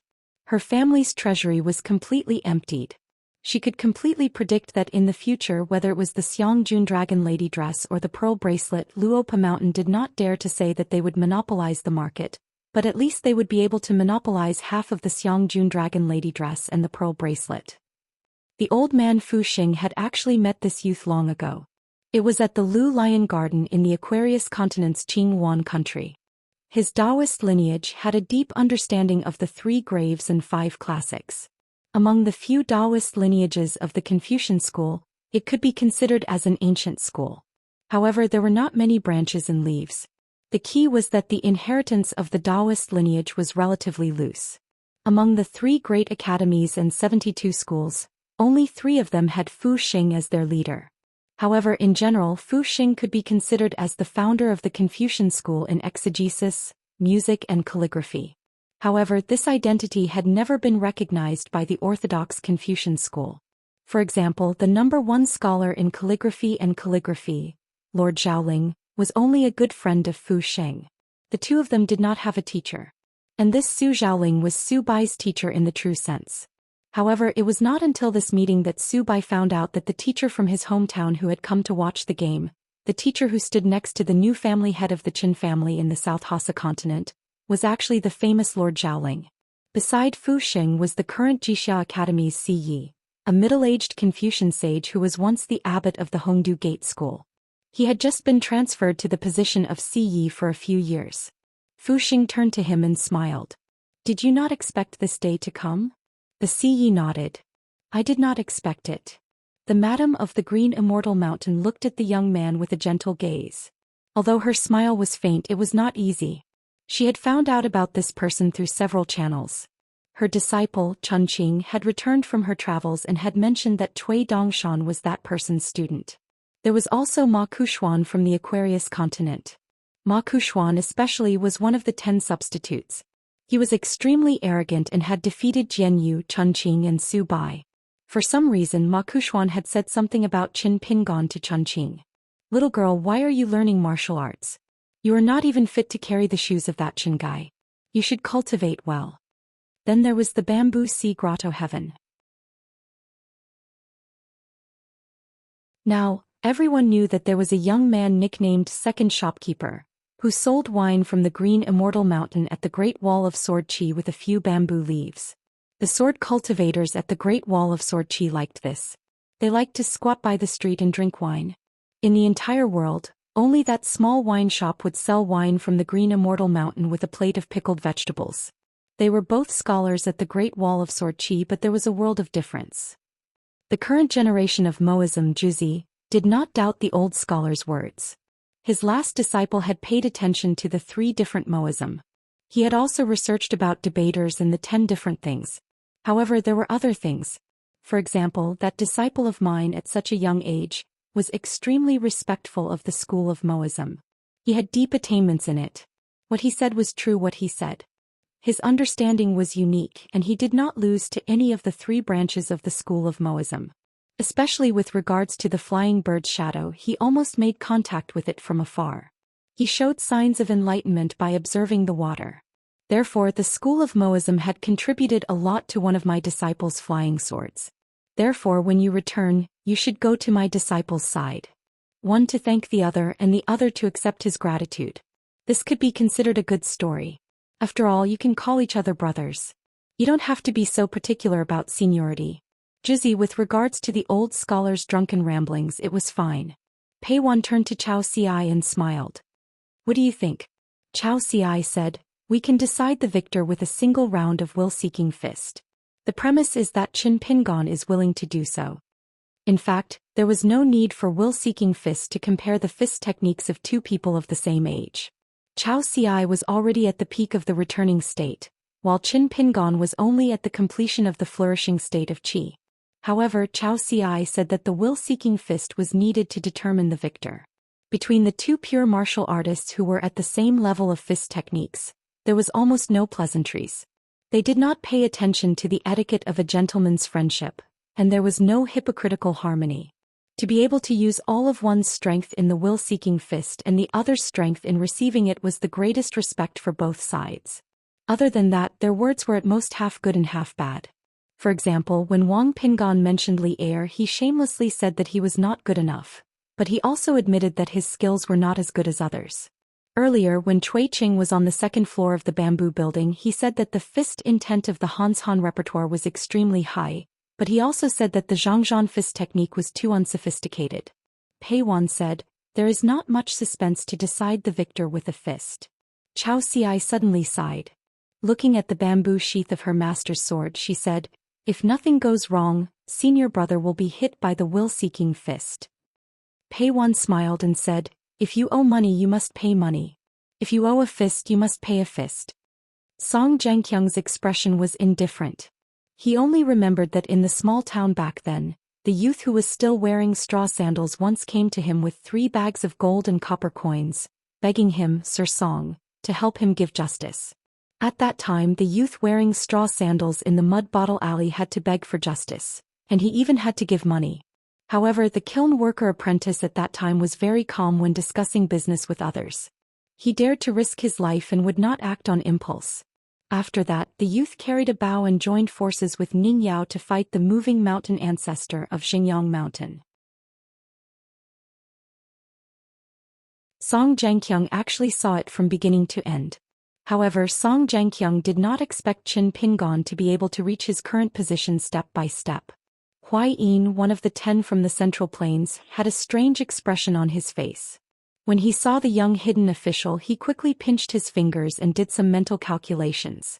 Why did he feel that this young hidden official overlapped with the North Continent's fellow cultivator Qin, that Huai Qian had mentioned? Could it be that he was the cunning thief hiding beside Sun Huizhong of the Dexiandu Temple? According to Huai Qian, this person's background was unknown. He was very shrewd and was good at avoiding danger. His life-saving skills were all superb. The imperial tutor of the Shao Yuan dynasty, Chao Pu, finally met the hidden official that his student Lin Junbai had been thinking about for the first time. Back then, Qin Pingon had also used Lin Junbai to pass a message to the imperial tutor of the Shao Yuan dynasty, who was from the quasi-sage lineage. It was a principle that human nature did not talk about good and evil first, but only talked about good people and kindness. He said that the light of human kindness was everywhere in the world, and it only depended on whether others were willing to open their eyes and see it. The female immortal from the Liuxia continent, Song Yi, felt that the hidden official looked very familiar. Not his appearance but his eyes. After thinking about it, she suddenly widened her eyes. It was the man on the sea near Luhua Island. He was a guy who claimed to be the guest of Yugui sect, Chao Mo, at the entrance of the Cave of Fortune. However, when Song Yi met him, there was an extra ferry with 9 children on it. That's right, only the hidden official of the Great Wall of Sword Qi could bring 9 young cultivators with him in the sea around Luhua Island of the Rain Dragon sect. At that time, Song Yi even chatted with him for a while. This guy said that he knew Jiang Shangzhen, but that playboy didn't know him. At that time the other party's eyes were quite sincere. Thinking back, this Qin Pingon must have recognized her identity as the master of the pine mist blessed land of the Liuxia continent, senior sister Celine Zhao, by the sachet she hung on her waist. Well, he really knows how to pretend. As expected of the hidden official. No wonder he would stand on Alliance's side. On the way here, Alliance wore a scholarly robe for the first time in a flash. It was clean and tidy without the slightest bit of sloppiness. At this moment, standing between Qin Pingon and Zui Yu, he was probably defeated by the pressure of the great path, by the scholarly robe. He finally lost some face. He knew that he had to first turn his head, then he spat, smoothed his hair and carefully rubbed his palms against his temples. He whispered to Zui Yu, "So many people are staring at me. It's very embarrassing." Zui Yu nodded and said, "Among them is the Lady of the Green Immortal Mountain." Alliance, who still had a bamboo blade made of the Green Immortal Mountain hanging on his waist, looked straight ahead and stopped. Lu Ji began to close her eyes and rest. Before participating in the meeting in the Merit and Virtue Forest, Zui Yu asked Qin Pingon how he would treat the upcoming meeting. Qin Pingon's answer was very simple. He knew who he was, what he had done, and what he hadn't done. When the time came to participate in the meeting, he would watch more and speak less. If he could not speak, he would definitely shut up and be a mute. Su Bai stood among the numerous people of the 100 schools of thought's old ancestors. In fact, it was not easy for him. The youngest cultivator participating in the meeting was actually not Qin Pingon, but Su Bai, who had the reputation of young Jiang Taigong. He was only 30 years old now. This young candidate of the 10 was younger than the hidden official of the Great Wall of Sword Qi, the martial artist of the Great Duan Dynasty Chao Xi, and the scholar of the quasi-sage lineage Yuan Li. However, Su Bai only felt extremely awkward at this moment. If old ancestor Jiang did not forcefully drag him along, Su Bai would never show his face even if he was beaten to death. He, Yuan Li, and the others used to be the strategists of a secret military camp set up by the Confucian Temple. There were more than 30 people from the Confucian Temple, the School of the Military, the School of Yin and Yang, and the School of Zongheng. They were the most outstanding young talents among the 100 schools of thought and the top aristocratic families. They had influenced the direction of certain battles in the 5 continents to varying degrees. However, the Confucian Temple had never publicized this matter. Therefore, the reputation of these young people was far inferior to the summer palace of the Great Wall of Sword Qi. Among them, there was one person with an extremely special identity. He was Lin Junbai of the Shaoyuan dynasty. He was the only young man who was both a sword cultivator of the hidden official's lineage and a strategist of the Confucian Temple. However, Lin Junbai was still unable to participate in the Confucian Temple's meeting. Since Su Bai was the youngest, his name would definitely go down in history. In fact, he was the son of Wei Jin of the Wind Snow Temple, the great sword immortal of the Aquarius continent. That was why he was able to participate in the meeting. The facts proved that Su Bai's thoughts were not unfounded. This was because there were indeed many seniors at the summit who did not conceal their indifference, sarcasm, and contempt in their eyes. It was not obvious and they all hid their strengths well. However, Su Bai could vaguely sense it with his talent. The most terrifying thing was that a few great cultivators at the summit who had a good relationship with the military school seemed to be smiling at him at some point, but their hearts were cold. Su Bai did not care about these condescending gazes. He could not care less about them. He just followed the others and looked at the young hidden official. He was calm and composed, but he did not have the arrogant and wild demeanor that Su Bai had imagined. Instead, he had a gentle and elegant demeanor. In Su Bai's original imagination, the person who could establish himself at the Great Wall of Sword Qi and become a hidden official as a wandering outsider was a pure martial grandmaster who had no shortcuts on the path of martial arts. He must be a young man who showed off his abilities. Of course, one could not judge a book by its cover. It was still hard to tell what the hidden official's true temperament was. Beside the Sage of Right stood a quasi-sage and an old Xiuzai. However, the old Xiuzai was still not the sage of literature. The old Xiuzai looked at his last disciple and said in his mind, "Don't feel guilty and don't have stage fright. It's only right and proper." The old Xiuzai was immediately worried. However, in this way, won't many narrow-minded old immortals find it an eyesore and uncomfortable? This kind of arrangement is not appropriate. This time, the quasi-sage did not think that the old Xiuzai was pretending to be innocent. There was no end to learning, but one only asked about the hard work and not the harvest. There were many people on the mountain who had a high realm, but it did not mean that they had a profound cultivation heart. They still liked to only see the harvest and not the hard work. These people looked at the unfamiliar young man who seemed to have appeared out of nowhere and how he became a hidden official at the Great Wall of Sword Qi. After integrating with the Great Wall of Sword Qi, it was almost as if he had died once. He had to face the meticulous schemes of the Jiazi camp and the Sea of Literature. He also had to confront the sword cultivator dragon monarch every day. They would pretend to ignore these past events. Every time they turned a blind eye to these events, it would be a dangerous accident if they met each other on the mountain. The Sage of Rites said indifferently, "If you like to feel uncomfortable, then feel uncomfortable. If anyone feels that it's inappropriate, ask him to come and find me." The quasi-sage smiled and nodded. Qin Pingan's actions are only natural. It's not that he's young and impetuous, but it's for the sake of all the sword cultivators who died in battle at the Great Wall of Sword Qi. As a hidden official, he has to stand tall and stand here. If the old immortals who don't understand this principle find it an eyesore and uncomfortable, then they should bear with it obediently. Sage of Literature, if anyone doesn't hide their traces well today, you can record it and get someone to settle it later. I won't stop you this time. After Qin Pingan became a hidden official, he once found an Ascendant Realm great demon who had hidden very deeply in the vast world at the Inverted Mountain. He joined forces with Qin Chunan and killed the demon on a boat on the sea. The young man was not greedy for credit. Later on, when he was on his way back to his hometown, he passed by the Tongyi continent and found a well-hidden old bookworm's book collection seal. He immediately asked someone to hand it over to the Confucian temple. He was experienced and cautious, and he followed the rules strictly. Therefore, even though Qin Pingan came from the lineage of the Sage of Literature, the quasi-sage still admired this young man.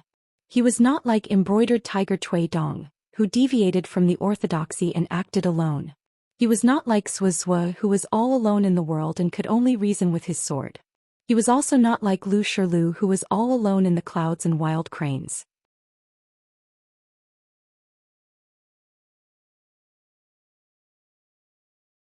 Therefore, he did not need to be constrained by the restrictions of the Confucian temple. Moreover, Mao Xiaodong was famous for being respectful to his teachers and never forgetting his roots when he quarreled with others in the Confucian temple. He would be a powerful helper. It was a sure win. This was a supreme art that could only be understood and not taught. Only the last disciple could grasp the essence of it. That idiot Zhou and that blockhead Zhou Xian were worlds apart from their junior brother in this aspect. 2 days ago, you two senior brothers wanted to teach junior brother how to use the sword and fist techniques.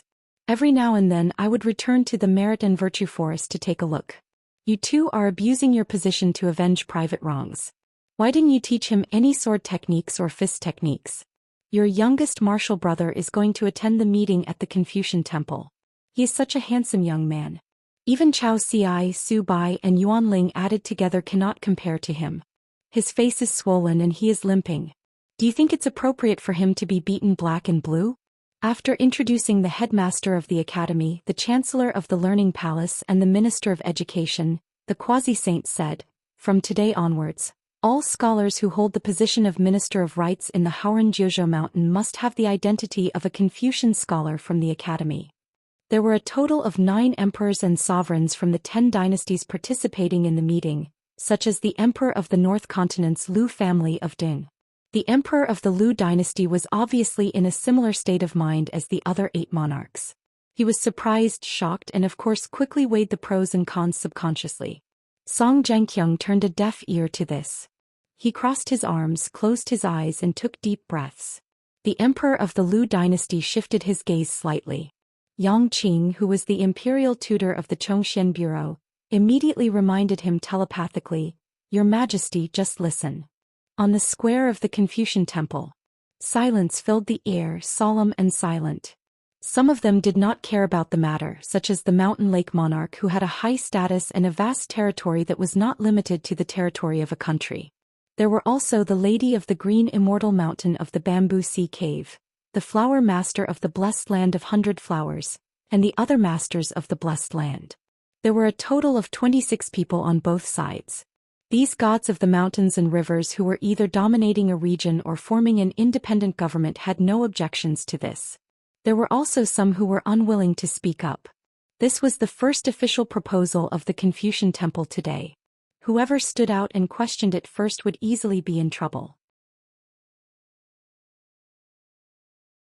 For example, the suzerains of the sects that had close ties with the dynasties at the foot of the mountain, no matter how they usually cultivated at the top of the mountain or how they looked at the people at the foot of the mountain, every suzerain was clear about one thing.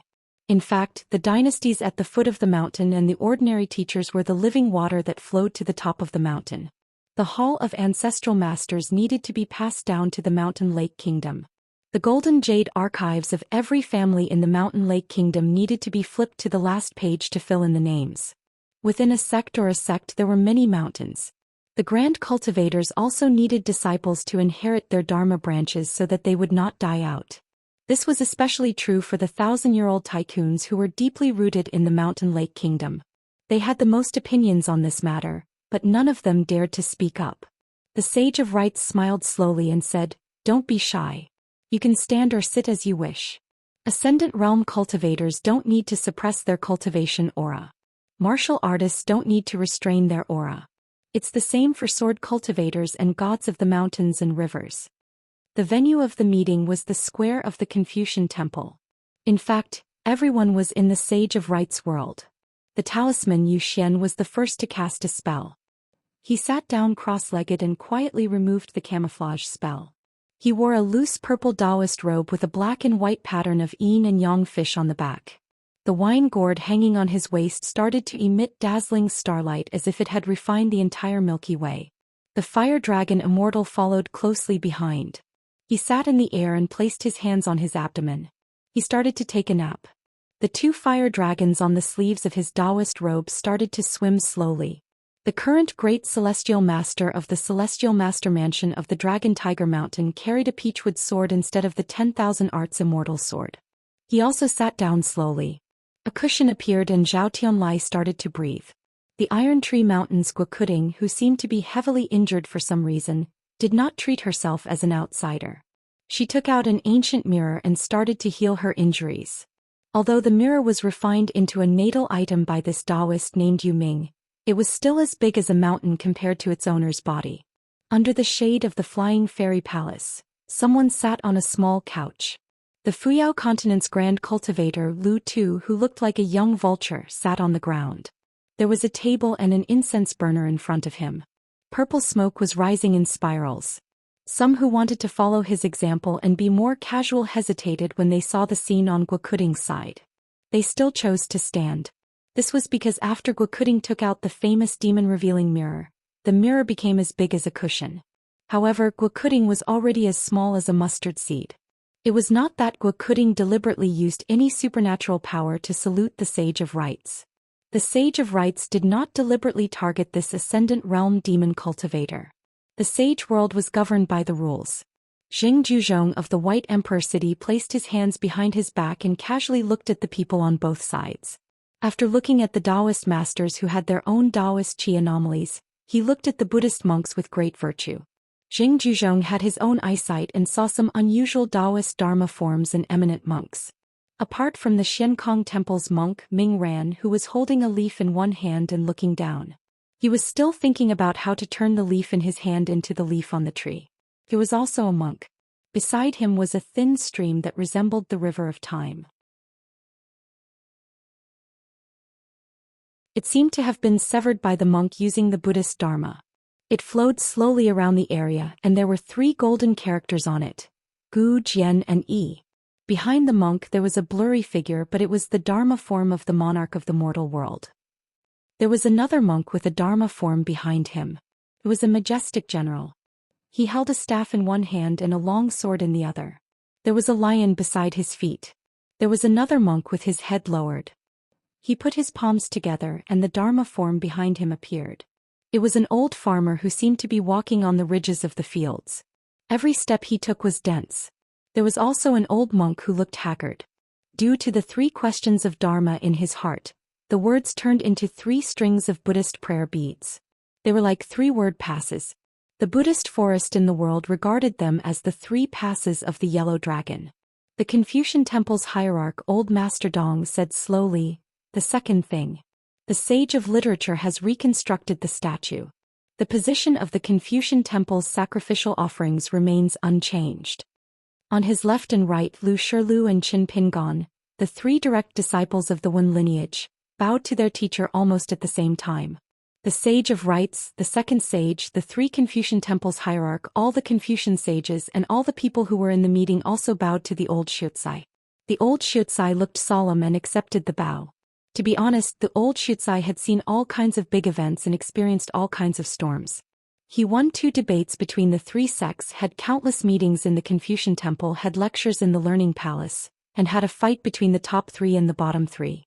The statues were moved out of the Confucian temple and destroyed. The disciples were scattered everywhere.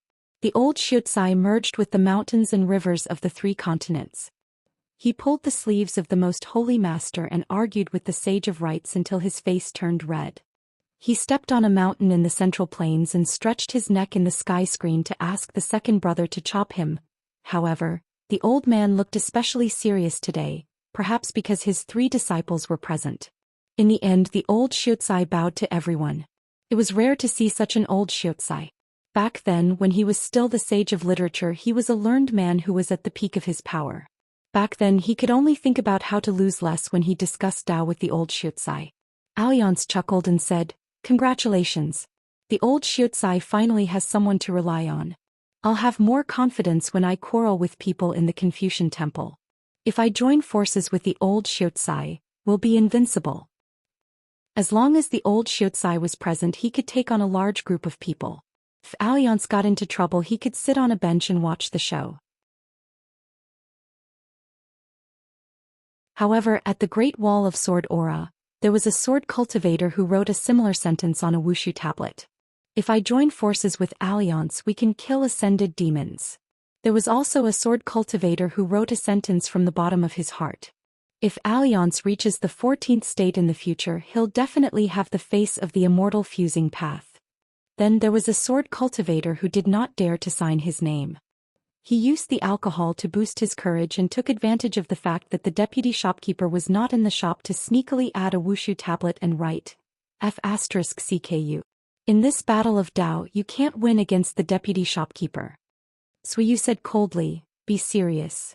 Alliance complained, "Where else can you find a serious person like me? Oh, you only think of me when you're drinking. When you're quarreling, you don't let me get anything. Where did my reputation as Alliance come from? Wasn't it because of some alcohol debt?" Suyu became silent. She was too lazy to talk to him. Alliance leaned back and looked at Lu Ji. Those old bachelors and bastards at the Great Wall of Sword Aura were all ignorant.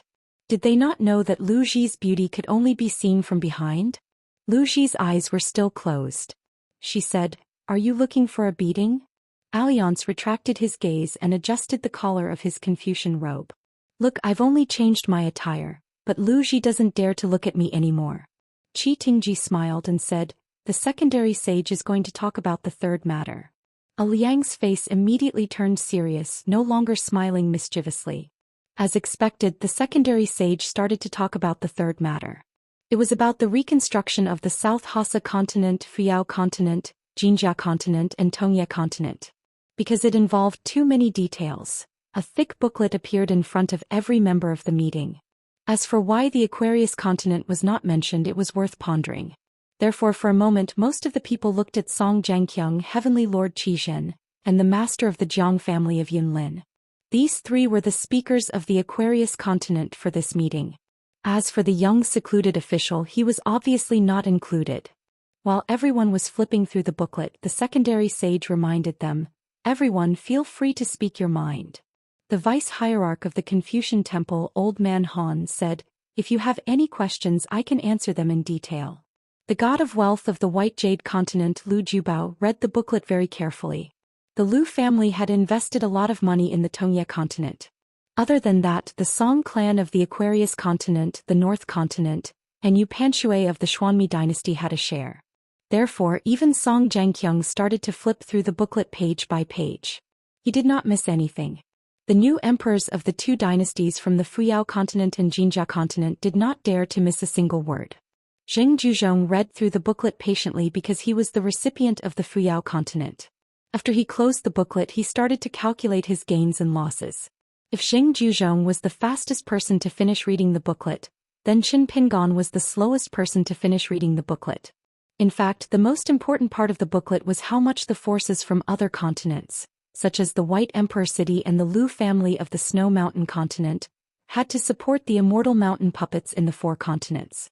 The booklet also included the specific rules and boundaries of the Confucian Temple. In fact, any area with a blurred boundary would lead to many disputes on the mountain. If the Confucian Temple did not discuss this matter today, it would mean that the rules would remain the same. It was very simple. The intrigue on the mountain was a skill that had been accumulated for thousands of years. Any sect with a long history would not be unfamiliar with it. Each of them was better than the other. As for the booklet compiled by the Confucian Temple, it proposed a compensation plan for the reconstruction of the mountains and rivers. It seemed clear, but it did not mean much because it only gave a general direction. Moreover, in terms of the actual situation, the sects on the mountain and the dynasties at the foot of the mountain would be the ones to connect the two parties. Jing Juzhong, Lu Jubao and Yu Panshui were all suspicious. Lu Tue of the Fuyao continent was once an ascendant realm cultivator. His sect once controlled 3 dynasties, and his dynasty had more than 20 vassal states. The Great Sword Celestial of the North Continent, Bai Shang, tried to locate a base in the Tongye continent. The Great Sword Celestial of the North Continent, Bai Shang, and the Dayuan dynasty, who secretly invested manpower and resources in the Tongye continent, could not speak. However, the imperial tutor Yang Qing had to speak. Song Zhangqiang of the Dali dynasty, which still controlled half of the Aquarius continent, was no exception. Old Master Han answered all the questions one by one. Some of the answers were clearly not satisfactory. However, other than the mayor of the White Emperor City and Song Zhangqiang, no one else dared to bargain with the deputy leader of the Confucian Temple. As for the leader of the Jade Gui sect, Wei Ying, she remained silent. On the other hand, the martial sage Wu Chong took the initiative to stand against the other sections. He hoped that the rules set by the Confucian Temple would be stricter. Qin Pingon had finished reading the booklet. He flipped through it again.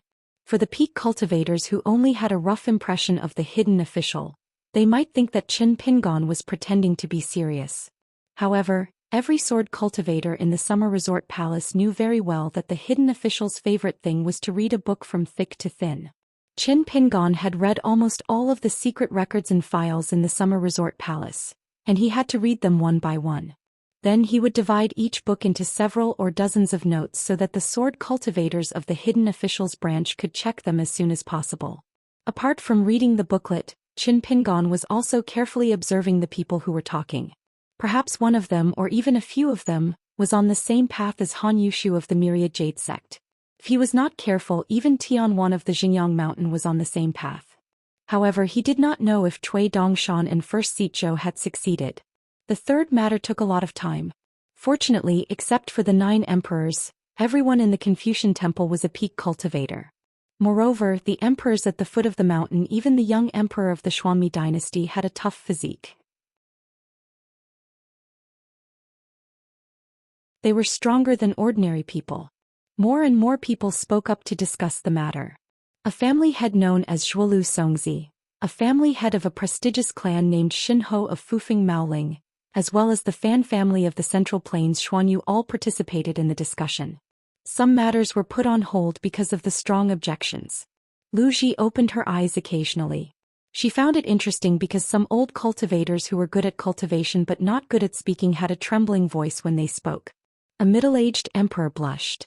His trembling voice was even more obvious. He clenched his fists and his palms were sweaty. Lu Ji did not find it interesting. Qin Pingon was flipping through the booklet while listening attentively. Occasionally he would raise his head to look at the people who were talking. He was secretly distracted and memorized the content of their words, clothes, accents, expressions, eyes, and habits. Qi Tingji suddenly smiled and said telepathically, "Come visit the Elephant Sword sect when you're free." Qin Pingon nodded and replied, "No problem.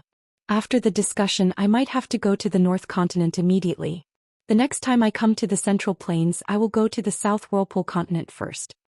Qi Tingji said, "Then it's settled." In fact, Qin Pingon thought that it was fine for the Luopa Mountain and the Elephant Sword sect to form an alliance. It would be beneficial for both sides.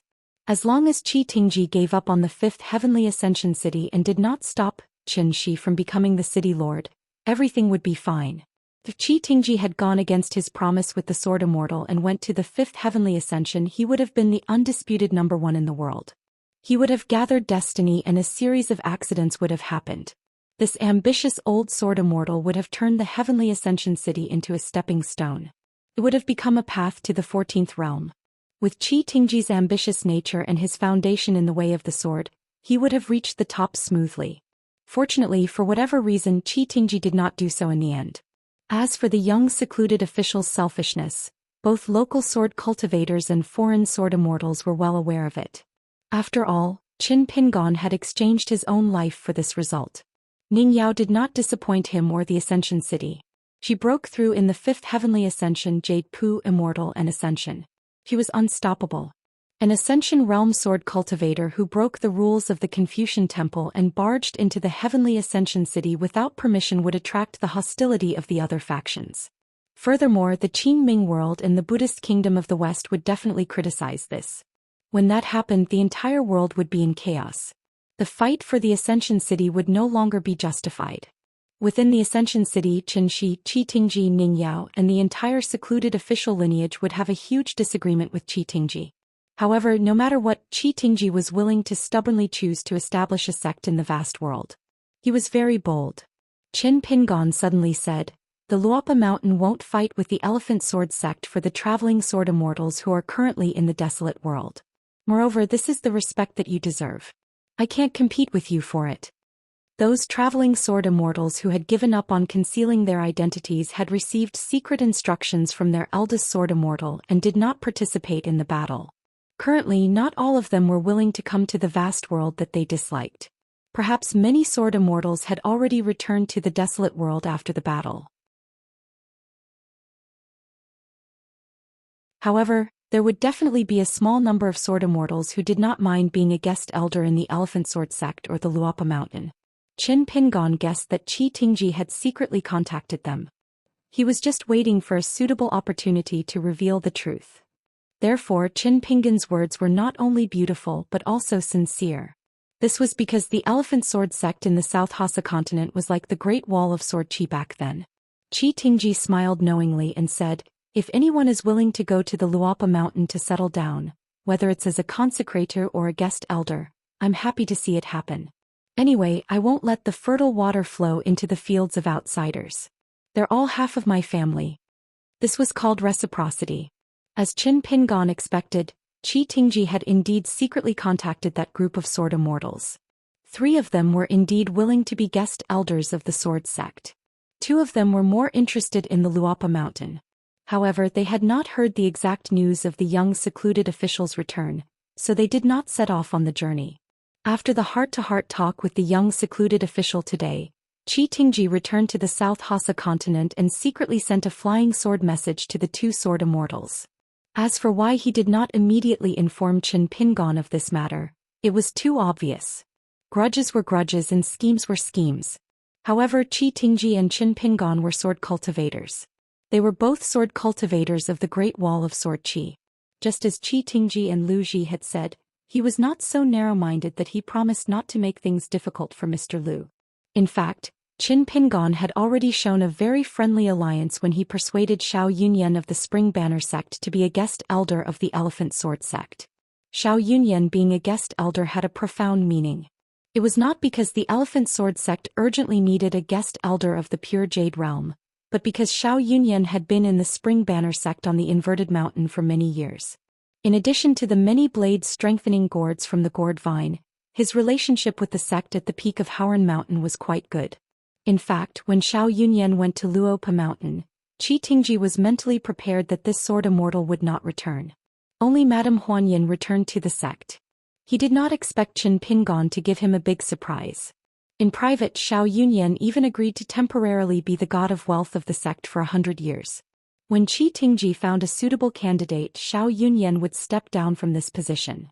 Qin Pingon asked, "The Luopa Mountain sect has chosen the Tongyi continent. Senior, are you preparing to choose the Central Divine Continent or the Pure Jade Continent?" Qi Tingji said, "It is a bit difficult. Firstly, there are too few people in the sect. Secondly, the connection between the sect and the lower sect is too fast. It is easy to attract jealousy. These two continents are very different from the Tongyi sect that you chose. Both sides were chatting and plotting. In fact, it involved the foundation of the next 100 or 1,000 years. Qin Pingon hesitated. Qi Tingji smiled. Hidden official, if you have something to say, say it. Qin Pingon said frankly. The lower sect choosing the pure jade continent will be very smooth. But in this way, the elephant dragon sword sect will find it very difficult to become the #1 sword sect in the world. Lu Ji, who had been silent all this time, suddenly opened her eyes and said, actually, the lower sect is choosing the Fuyao continent. Qi Tingji was a little helpless. Mr. Lu, as the chief consecrator, you're siding with outsiders. Lu Ji said doubtfully, you can't say this? Qin Pingon smiled. If you ask, I can say it even if I can't. Qi Tingji smiled and nodded. Indeed. Lu Ji said, then you can continue to chat. I will definitely not speak. The matters discussed next could be big or small. How to treat the native demon race of the world, and how to search for those demon race that had not retreated to the wilderness in time and were hiding in the vast seas and continents. In an instant, the 5 sword cultivators of the Great Wall of Sword Qi became the center of attention again. Guokuding of the Iron Tree Mountain also attracted a lot of attention. In the end, Qi Tingji was the only one who spoke at the Great Wall of Sword Qi. He did not say anything heroic, but only said that the Elephant Dragon Sword sect was located near the sea. So, including Qi Tingji, the Chief Reverend Mr. Lu, the guest sword immortal Xiao Yunyan, and the 18 new sword cultivators of the sword sect were all willing to go out to sea to kill the hidden demon race. Qi Tingji's words were neither hot nor cold, but it still gave people a feeling of sharpness and murderousness. Qi Tingji's sword skills were excellent, but he could not kill a jade unpolished cultivator of Middle Earth. But when it came to killing demons, this young and handsome old sword immortal would not hesitate to do so. The young hidden official still did not say a word. The new head of the Mellow Qin family, Qin Chunhua, agreed with Qi Tingji. Among the martial arts grandmasters, Zhang Tiaxiao, Wang Doxiao and Wu Qiao were all willing to listen to the orders of the Confucian Temple and go out to sea to kill demons. Lu Tue and the Confucian Temple promised that he would temporarily stop cultivating for 10 years and that there would be no demons from the Fuyao continent. Xing Juzhong of the White Emperor City remained silent after hearing that, but he smiled warmly. This was because Lu Tuo's words were like a needle hidden in silk floss, filled with killing intent. The reason was simple. The vast majority of the demon cultivators in the upper 5 realms of the Fuyao continent were now the beloved generals of White Emperor City's city lord. They killed demons. The sect master of the Jade Medallion sect, Wei Ying, a sword cultivator in the immortal realm, also promised that half of the Tongyi continent in the south of the Great Spring Dynasty would be a training ground for the cultivators of her sect to go down the mountain and train for 10 to 30 years, striving to eliminate the remaining demon cultivators in one go. Huai Yin said that the cultivators of the Flying Fairy Palace were willing to go to the South Sa continent. The Grand Heavenly Master of the Dragon Tiger Mountain, Zhao Tianlai, only said that he would go down the mountain and travel the 9 continents for 60 years. The head of the Lu family from the school of Yinyang suddenly suggested that they should give more opportunities for the young cultivators to train.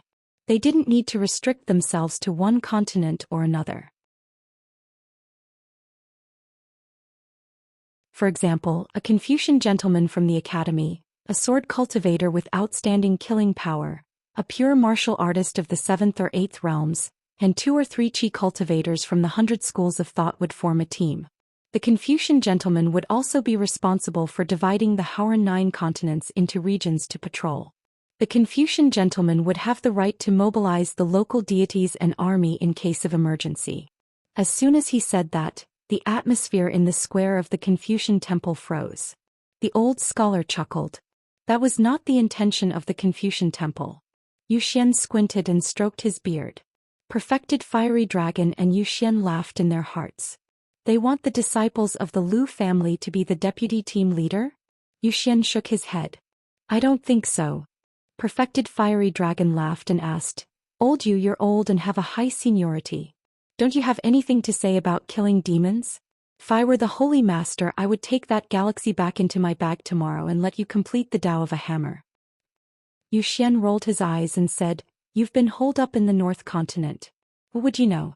Before the meeting at the Confucian Temple, I've already issued a few decrees and asked hundreds of my disciples to march to the Jinjia continent. Perfected Fiery Dragon felt that he had been stabbed in the heart. He sighed and said, "An old hen can lay eggs. That's impressive. They've already won in terms of momentum." Actually, the Lying Ground Peak was a little embarrassed. Since when did the North Continent have hidden demons? The Lying Ground Peak had no right to interfere with the Aquarius continent. As for the Tongya continent, forget about it. Many forces from other continents had already infiltrated the Tongya continent. 30, 50. In addition, the cultivators from all over the mountains and lakes who were looking for opportunities were like a swarm of bees. Compared to Zhou Xian's talisman Taoist priests, they flocked to the broken Tongya continent. They killed demons and snatched treasures, earned money and earned merits. They always felt that the place that was beaten to a pulp by the wild world was filled with divine money. In reality, having such a view did not mean that he was blinded by greed. Even if there were gaps in the other side and the foot of the mountain was thirsty for talents, he would first find a resurgence dynasty or a guest of the various vassal states. In any case, it would not affect the matter of seeking treasures and wealth. The vitality of the Jade sect was greatly damaged, and the Tongya sect was on the brink of death. As a result, there were many empty seats on the Tongya continent. Qin Pingon still looked at the speaker from afar. A Taiji diagram floated under the feet of the master of the Lu family. Other than that, there were layers of complicated seal scripts. As a matter of fact, after the master of the Lu family of the school of Yin and Yang proposed the idea, the hidden officials Qin Pingon, Chao Ci Yuanzhen, and Su Bai became the center of attention again because the focus was on the young cultivators. Someone suddenly realized that none of the youngest prodigies had spoken a single word. Why did the young people all become mutes? Huai Yin broke the silence and said something that the people who were talking about before had intentionally avoided. The world should follow the rules of how the local demons should be treated. The Confucian temple would be treated the same as before. Master Dong suddenly said, "I don't think it's enough." Huai Yin smiled and did not say anything else. Were the old rules of the Confucian temple not perfect enough, or were they not strict enough, or were they too lenient in the past? It was indeed hard to tell. Besides, the so-called rules of the Confucian temple were set by the sage of rites himself. That was why no one dared to overdo it. Tai Shushan's Guokuding, who had been silent, suddenly said something that made everyone look at her in a different light. She was extremely stubborn. "Mr. Dong, if I may ask, what do you mean by not enough?" Master Dong asked in return, "Mountain Lord Gua, if I may ask, what do you mean by not enough?" Everyone was aware of the abnormality.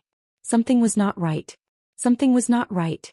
According to the Confucian temple style in the past, Guokuding, who was an ascendant realm demon, should be reasonable for her to say something like that, regardless of whether she was right or wrong. Besides, Tai Shushan had contributed greatly in the battle. Even though the contribution did not match the influence of Tai Shushan's faction, the sage of the Confucian temple who followed the rules set by the sage of rites would not be so aggressive under normal circumstances. Lu Ji could not help but ask the two people beside her telepathically, "What's going on?" Qin Pingon did not say anything. Qi Tingji explained, "The atmosphere in the meeting was too warm." None of the words were sincere. The Confucian temple isn't satisfied. Yuanzhen turned to the side and bowed at the sage of rites. He said, "The Confucian temple isn't too lenient with the local demons. It's the other factions that are too harsh on the demon cultivators." There was an uproar. Qin Pingon kept the booklet in his sleeve. He raised his head and looked at the young Confucian scholar. The future mountain elder of Hengku Academy was indeed courageous. They had met before in Lishong City on the night ship. However, neither of them recognized the other. Yuan Yan's second sentence was even more shocking. "I suggest that in addition to the central divine continent, all 8 continents should have a sect like Steel Tree Mountain, so that the native demon cultivators of each continent can have a foothold." Guokuding was astonished. The flower lord of 100 Flowers Blessed Land looked at the young mountain elder in high spirits. The lady of Green Immortal Mountain also nodded in agreement. The secondary sage smiled. Yuanzhen did not say anything to the Confucian temple. The old scholar turned to the secondary sage and smiled. "What do you think?" "I was right. He's a good kid." The secondary sage did not reply. Qi Tingji narrowed his eyes. One of the guest elders of the Dragon Spring Sword sect, Lady Ruion of the Upside Down Mountains Plum Blossom Garden, was a demon cultivator of the upper 5 realms. Jade Grey Sex Wei Ying was also moved. Lady Huan Sha could actually return to the Tong Yi continent from the celestial master residence of Mount Longhu. Lady Tantan of the Lushui pit also had a glint in her eyes. She suddenly found Yuanjun pleasing to the eye. This was because, other than the Lushui pit's fishing immortal and the Southern Seas lone rider, she also had an upper 5 realms demon that could only be a cowardly tortoise. Since she was in a high position, she did not need such a lackey. There was no point in keeping it by her side. Even if she had to remove the contract, she could just let it establish its own sect. When it became a sect master, it would be a source of pride for her. When the time came, she could get that fellow to give her the title of Grand Sect Master. She suddenly sensed a gaze. It was Venerable Fiery Dragon. She immediately retracted her expression. However, she was still cursing in her heart. If you have the ability, go find her too. Don't you Taoists of the Crouching Ground Peak like to slay demons? Are you dumbfounded now? Venerable Fiery Dragon laughed in his heart. What are you dumbfounded about? Lady Tantan's face stiffened. She tried to test him in her heart. Venerable Fiery Dragon, you know how to read minds. Venerable Fiery Dragon smiled. My spells are shallow. How would I know how to read minds? Lady Tantan's face was bitter. She was miserable. It seemed like she would have to run away after the meeting in the Confucian temple ended. Venerable Fiery Dragon laughed again. You have such a big official hat and a lavish official residence. Where can you run to? Madame Tundun even had thoughts of dying. How could 2 cultivators of the same realm have the ability to read minds? What was going on? The great heavenly master of Mount Longhu helped to resolve the situation. He smiled and said, "Don't scare Lady Tantan." Lady Tantan heaved a sigh of relief. Suddenly she realized that Venerable Fiery Dragon's eyes were full of mockery. She then realized that there was another great heavenly master in the art of reading minds. Zhou Xian comforted her seriously. Heavenly Master Zhao is a person of virtue and prestige. Even if he knows how to read minds, he won't use it on you. Lady Tantan was dumbfounded. If possible, she wanted to plead with the Sage of Rites to let her leave this place and not participate in the meeting. An art sage who was sitting on the ground had prepared a brush, ink, paper, and inkstone. He had already finished 2 paintings on the table. One was of the Sage of Rites. The other was of the old scholar who had regained his status as the Sage of Literature, and the other was of the 72 sages of the Academy. However, after Yuan Yan's words, the old man smiled and drew another painting. Qin Pingon knew the power of Yuan Yan's words. This was the power of using rules well. When used in a mysterious way, it was like using the right time, place, and people to create a small world of its own. It was a pity that Gukin was not here. Otherwise, she would have benefited greatly. If it worked, Yuan Yan would definitely have a say in the layout of the Confucian temple. Even if it did not work, the peak cultivators like Qi Tingji, Lady Tantan of Lushui Pit, and the Flower Lord of Baihua Blessed Land would at least remember Yuan Yan's kindness. Would the leaders of the other sects really have a bad impression of Yuanjun? There might be a few, but most of the great cultivators would start to see Yuan Yan as the mountain elder of the academy from this moment onwards, and not just a direct disciple of the secondary sage. If Yuan Yan could really create 8 more sects of demon cultivators in the 8 continents of the Hauran race. In the vast world, almost all the native demons would have to thank Yuan Yan from the bottom of their hearts. Today, Yuan Yan could decide the fate of all the demons in the world with a single word. In the next meeting of the Confucian Temple, the mountain elder of the Academy, Yuan Yan, or the future minister of the Academy, Yuan Sai, or Grand Chancellor Yuan could also decide the fate of Tai Shushan and an Ascendant Realm demon with a few words. As for Guokuding, in terms of fighting skills, even a group of Yuan Yongs would not be enough to kill the Taoist Yu Ming, let alone one Yuan Yan. The fist was the reason. However, the reason was also the fist. The one that was visible to the naked eye might be more satisfying. However, the latter killed and saved people invisibly. Therefore, the two were indispensable. Alliance laughed in his mind. Qin Pingon, don't forget about Master Bai. Qin Pingon nodded. In the end, regarding the establishment of sects in the 8 continents, Teacher Dong at the Confucian Temple ended the meeting with the word discuss. The fifth matter was to discuss the name of the fifth world, as well as the corresponding strategy of the vast world after the next opening of the door. Qin Pingon covered his sleeves with his hands and took a deep breath. Qi Tingji suddenly asked the three sword cultivators beside him. The Confucian school paid a huge price to establish the brand new world. Why is the Confucian Temple willing to accept cultivators from the other two worlds? Qin Pingon shook his head. It was indeed a huge mystery. His senior brother was even more mute than Qin Pingon. Alliance pursed his lips. Perhaps only the ancestors of the three sects know about it. Alliance thought for a while and added, perhaps the Sage of Rites and the cheeky third brother Lu have guessed it as well. The final name given by the Confucian Temple for the fifth world was a name that nobody could tell whether it was good or bad. The five-colored world. It had been delayed for many years, but no matter what, there was finally a name. Qin Pingon narrowed his eyes and quickly went through his memories. The heavens showered the world with 5 colors and the mortal world was at peace. The writings were 5-colored coral hooks and the heart, liver and intestines were all written in history. Both were in the language of the poets. The 5 colors turned into a world of gold. It was in the language of the Buddhists. The 9 brilliances of the 5 colors of the spiritual aura turned into a pearl on the immortal altar. It was in the language of the Taoist. There was also a sentence, the 5 colors of light spread throughout the world, and the mountains and rivers were vast and unhindered. The cultivators at the peak who were proficient in the art of deduction began to calculate in their minds without exception. Alliance was bored. He said, Swizwo, why don't we have a drink? Why don't you go first? I'm too timid to drink. Swizwa said, I'll drink as long as you have the guts to take out 2 pots of wine.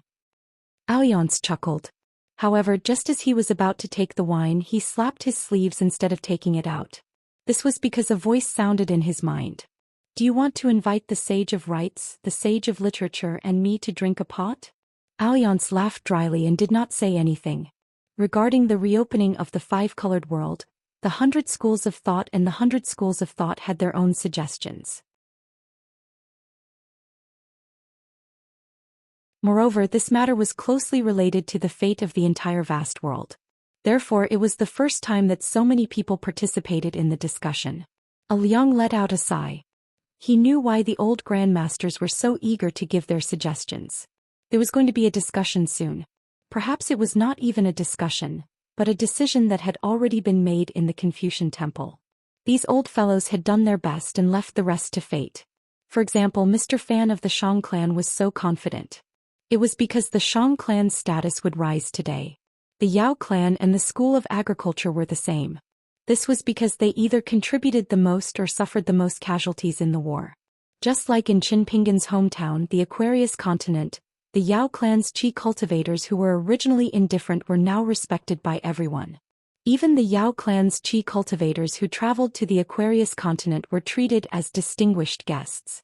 Even if they were just Qi cultivators of the lower 5 realms, as long as they were seen by the Dali cavalry on the official road, the latter would salute them with cupped fists. As for the school of the military, of course they had contributed a lot. However, how could they rise? The 3 schools of thought and 1 school of thought had remained unchanged for thousands of years. Was the school of the military going to establish another school of thought? That was impossible. Therefore, Old Jiang and Old Wei, who were part of the 10 philosophies of the martial temple, were the 2 who had the most say in this discussion. However, the school of the military would not change their status. They would definitely benefit a lot. After all, the school of the military led by Old Jiang had a temper as bad as the sword cultivators. Moreover, they had more people and contributed a lot. Naturally, they would speak louder. This was because when talking about the 5-colored world, the first thing that could not be avoided was the Ascension City and the first and only Ascension Realm cultivator of the 5-colored world, Ning Yao. However, the young hidden officer still did not speak. The old scholar felt heartache and gratified at the same time. The Ascension City did not need anyone to add flowers to the brocade. As long as the current situation could be maintained, it would be the best situation. As long as they followed the established strategy and fought steadily, the Ascension City would be the unshakable leader of the 5-colored world. It was much more impressive than the old scholar's self-proclaimed leader in the Merit Forest. Therefore, the Ascension City must not be impatient. As long as the hidden officer, the criminal officer, and the Quan clan did not fight among themselves, so what if they let in a limited number of upper 5 realms cultivators the next time they opened the door? Would they be able to shake the Ascension City's status? Did they think they were the Ascension Realm's heavenly tribulation? How dare they be so unreasonable? Zhou Xian asked in his heart, Brother Huolong, is Qin Pingon so good-tempered? He doesn't seem to be a hero if he keeps quiet. I've been paying attention to that kid and I'm a little sleepy now. Venerable Huolong laughed and said, good-tempered? This is called not acting without seeing the hair. Not a hero? If you have the ability, let that kid visit your blessed lands. The sky is not 3 feet high and the ground is not 10 feet deep. I won't call you old man you anymore. I'll call you old ancestor you every time. How about that? Anyway, calling him old ancestor you a few times was not worth much. After all, Qin Pingon had already earned a lot of money. Splitting the spoils was the real deal. Zhou Xian stretched out 2 fingers and twirled his beard as if he wanted to give it a try. Whether it was money or not, it didn't matter. He had never been poor in his life. It was really annoying. The 6th thing was to draw a clear line between the 4 seas water fate territory. This was another conclusion of the Confucian Temple. There was no need for outsiders to discuss it. However, the Confucian Temple did not provide a specific candidate for the Water Lord of the 4 seas. However, it was believed that the Water Lords of the 5 lakes would fight for this. Although the 5 lakes were huge, they were not as vast as the 4 seas. Especially the 4 seas end, it was the best place for the water deities and water deities to cultivate. Other than the water god of the 5 lakes, all the water deities of the Great Lakes and Great Rivers, as well as the few marquises of malfeasance, would be tempted. Whether it was to become the lord of the 4 seas or to be promoted to the water god of the Great Lakes, it was worth a try. Next, the Confucian Temple took out 4 blessed lands and gave them to the Elephant Sword sect of the South Sa continent, the 9 true immortal abode of the Fuyao continent, the Jade Gui sect of the Tongye continent, and the Old Dragon City of the Aquarius continent. Wei Ying was relieved. In the lake in his heart, the sounds of congratulations were endless. After replying to them, Wei Ying took a step back and turned towards the southeast. He cupped his fists 3 times. He cupped his fists to Sun Yuan Jiang Shangzhen, and all the cultivators of the Jade Gui sect who died in battle. Next, the Confucian Temple promoted and demoted the 100 schools of thought. The Sage of Rites took a step forward. He was personally in charge of this matter. This caused many of the old patriarchs who wanted to pour out their grievances to immediately shut their mouths. Among them, Mr. Fan of the Shang clan's Grandmaster was still respectful and bowed to the Sage of Rites after hearing the expected answer. Other than the Sage of Rites' words, the Grandmasters of the 100 schools of thought also said, "Yes, sir." It seemed calm and peaceful, but in fact the undercurrent was shocking. The Sage of Rites stood on the spot. For some reason he didn't take a step back. The secondary sage said, "From now on the Mountain River Palace Bulletin will be lifted. The official language of each country will continue to be used at the foot of the vast 9 continents mountain, but the Great Confucian language must be used.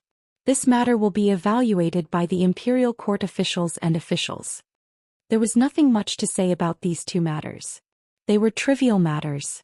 However, after the secondary saint finished speaking, everyone, without exception, began to hold their breaths and look solemnly at the Sage of Rites who had taken a step forward alone. In fact, everyone present stood up one after another. This was because the Confucian Temple's meeting was the real finale. It was how to deal with the desolate world. Compared to this huge matter, how to treat the native demon race. It was not worth mentioning at all. The Sage of Rites smiled and looked at the young hermit sitting opposite him. Speechless? Not necessarily. The young man had been drinking with others at the same table in a foreign land for many years. Now that he had returned to his hometown, he had nothing to say. It didn't make sense. In an instant, a strange phenomenon occurred. The vast world, which was originally standing on a big circle and all the saints and heroes, they became a straight line. In the distance, the Mountain River Palace barrier slowly dispersed, and another straight line appeared. Both sides faced each other. Jing Juzhong couldn't help but laugh. Indeed, only the Sage of Rites could do something like this. Zhou Xian pulled his beard hard. Venerable Fire Dragon shook his sleeves.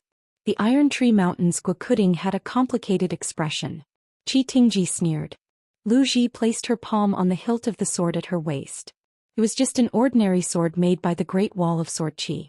The emperors and monarchs of the dynasties at the foot of the mountain changed their expressions. It turned out that there were more than 100 demon cultivators of the upper 5 realms in the desolate world on that straight line. The person in the middle was a green-robed swordsman, the leader of the moon supporting mountain's 100 sword immortals. She was now the ruler of the desolate world. Fei ran. Once again the same thing happened. All the demon cultivators in the desolate world focused their attention on one person again. It was the man with a sword on his back who was no longer wearing a bright red robe. Instead he was wearing a green robe. He was a bastard who made the desolate world suffer. He was a foreigner who had lost his mind and was in the Dao integration stage. He was a person who even when Hai Zhou and the sword cultivator dragon monarch could not kill. He was a half-human, half-ghost who guarded the city for years. The Great Wall of Sword Qi, the last hermit of the Great Wall of Sword Qi, Qin Pingon. In one day 2 worlds belonged to one person.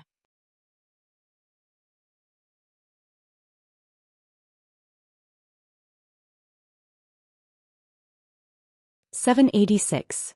The 2 worlds faced each other from afar. The reason why such a magnificent landscape painting could appear was because the Sage of Rites had personally activated the largest catoptric deflection in the past 10,000 years. The vast world and the savage world relied on the 2 remaining doors of the inverted hanging mountain to connect with the ruins of the endless seas. The hundreds of demon cultivators in the savage world naturally couldn't come to the Confucian temple in the central plains. All the demons gathered at the moon-supporting mountain, where they were having a meeting. After the painting was opened, the 2 sides discussed from afar. Sit down and talk. If you can't come to an agreement, we'll talk about other things. This was the suggestion of the Sage of Rites and the moon-supporting mountain. Only the Sage of Rites could make this happen. This wasn't just because of the Sage of Rites' high cultivation level. No other 14th-tier cultivator in the world, other than the second highest scholar in the Confucian temple, could do this. For example, if the Qingming world wanted to have a meeting, the second-ranked Taoist, Yu Do, who was in charge of the Beko Keikyang building, invited all the top cultivators in the world. The Great Xuandu Monastery, Sun Huaizhong's sword celestial lineage, and Wu Shuangjiang's Sui Chu Palace, would definitely ignore them. It wasn't that they didn't care about the Beko Keikyang building, but that they didn't think that he had the right to command the world. As for Yu Do's junior brother Lu Chen, he couldn't do it either. Moreover, the 3rd sect master of the Beko Keikyang building was born with a headache when it came to such affairs.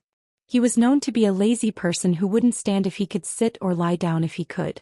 Fei Ran smiled and quickly scanned the crowd. The Confucian sages, the heroes of the world, and the 100 schools of thought. It was like the Milky Way had landed on the ground. The stars shone brightly. Qin Pingon did the same. He quickly scanned the hundreds of demon cultivators in the savage world. Furthermore, there was a hidden connection between their actions. For example, when Qin Pingon's gaze swept across the group of demons, he paid particular attention to the eyes of the demon cultivators. Fei Ran did the same. Both of them were using their eyes as mirrors, using mirrors to observe things. Therefore, other than sizing each other up, Fei Ran was also observing the expressions of the cultivators in the savage world. What Qin Pingon was paying attention to was the expressions of the cultivators in the savage world. Qin Pingon was very familiar with the local customs and practices of the wilderness. Because Qin Pingon had been in charge of the Summer Palace for many years and had flipped through the secret records, it could even be said that his understanding of the wilderness was second to none.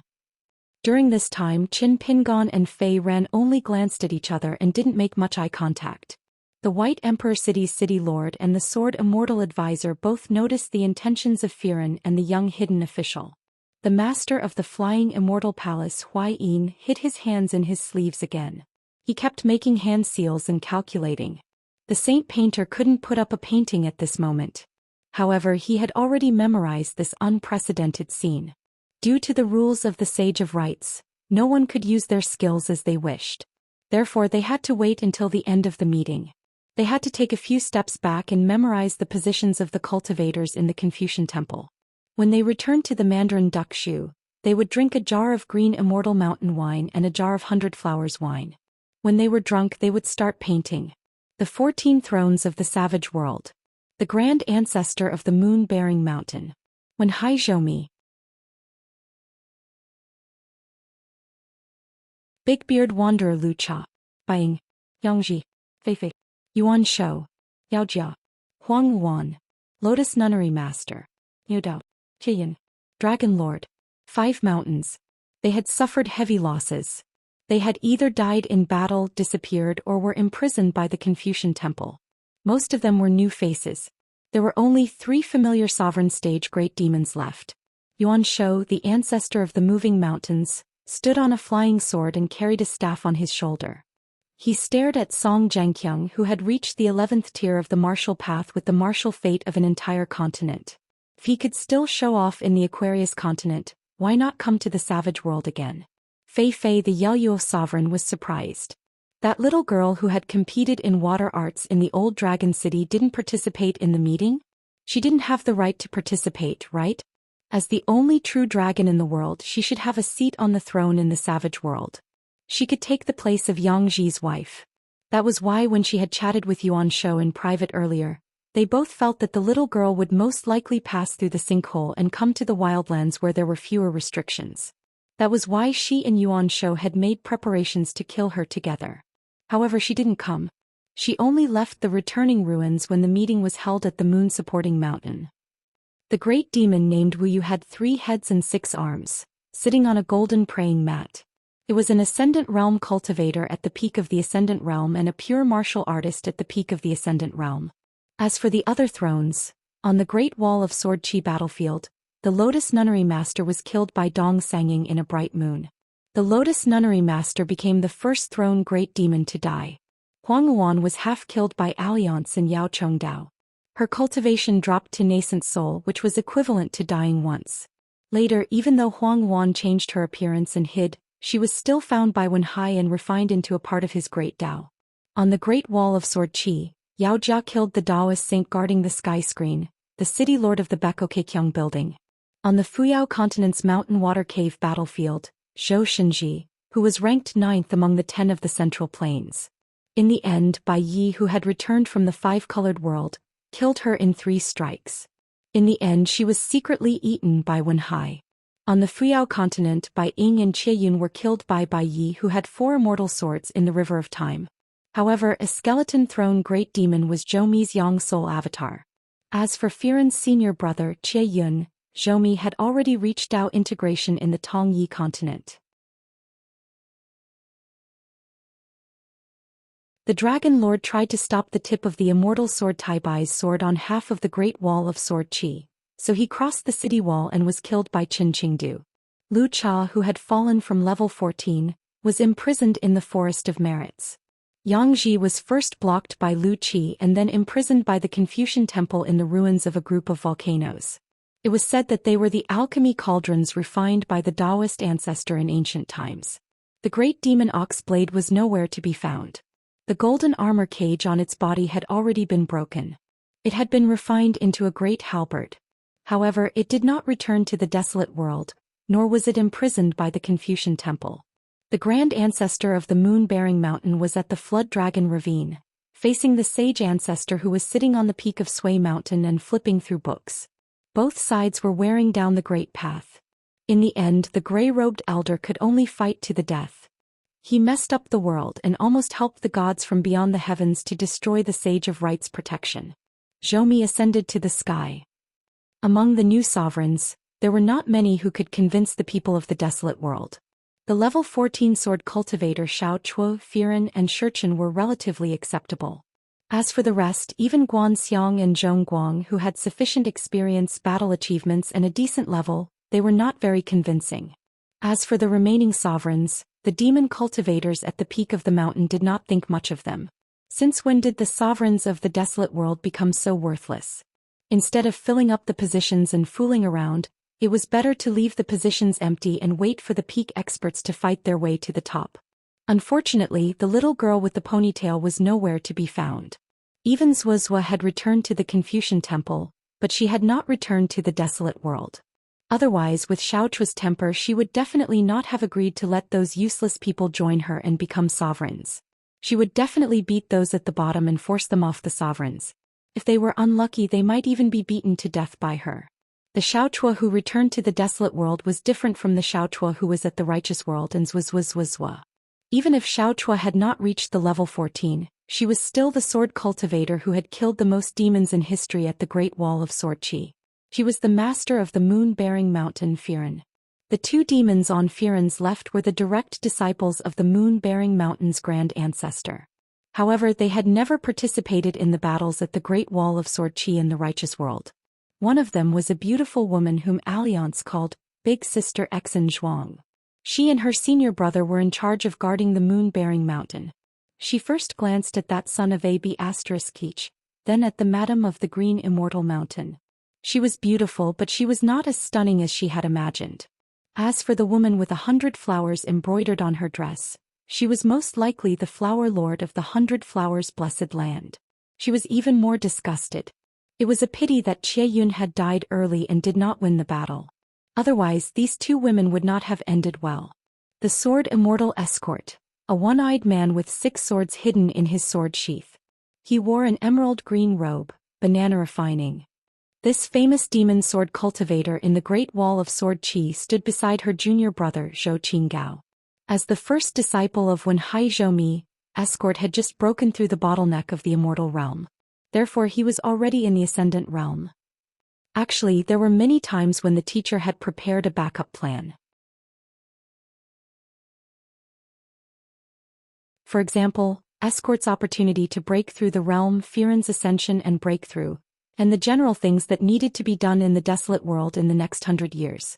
Escort had participated in the Battle of the 13 in the early years. Later on, with the emergence of young hidden officials, a saying of Escort in the south and hidden official in the north began to spread in the Great Wall of Sword Qi and the desolate world. Beside him was the junior sister of the Jade Unpolished Realm, Lu Bai. The other disciples of the three, Kai Ying, Tong Xian, Tong Yin and Yu Zhao, had all followed their teacher, Zhou Mi, and ascended to the sky together. For some reason, the female sword cultivator, Lu Bai, was not taken away by her teacher. She glanced at the green-robed man in front of her. There was a gap between the first glance and the second glance. Jiazi Tent, the great demon official ally. The great demon Chong Guang, who wore a bright red robe, was an old rival of the Great Wall of Sword Qi sword cultivators. Later on in the Tongye continent, he was in charge of encircling the Jade sect and fought with Jiang Shangzhen several times. However, he had never met Wei Ying of the Lower Realm sect at that time. However, he recognized Wei Ying. Therefore, he smiled at the Jade sect sword immortal and said, "Jiang Shangzhen is dead?" Otherwise, with his temper, he would have crawled to the Confucian temple. Could it be that there was an internal conflict in the sect and he was killed by you? So I respect you as a man. You will be my guest in the future. If he wasn't, then was he a watchdog raised by Jiang Shangzhen? That's boring. Of all people, why did you have to learn from our hidden official? Wei Ying laughed it off. She would remember this grudge. The cultivators on the mountains of the wilderness had fewer rules and taboos compared to the people in the Confucian temple. Most of them were whispering to each other. For a moment, all kinds of dialects were mixed and it was very chaotic. The green-robed Fei Ran, who carried a sword on his back, raised an arm. The line, which was originally noisy, gradually became silent. Although Firen's actions were far from immediate, it was rare for her to be able to follow the rules in such a manner, given that she was flanked by two domineering greater demons. This made the cultivators on the mountains of the vast world feel that today's meeting would be very difficult to talk about.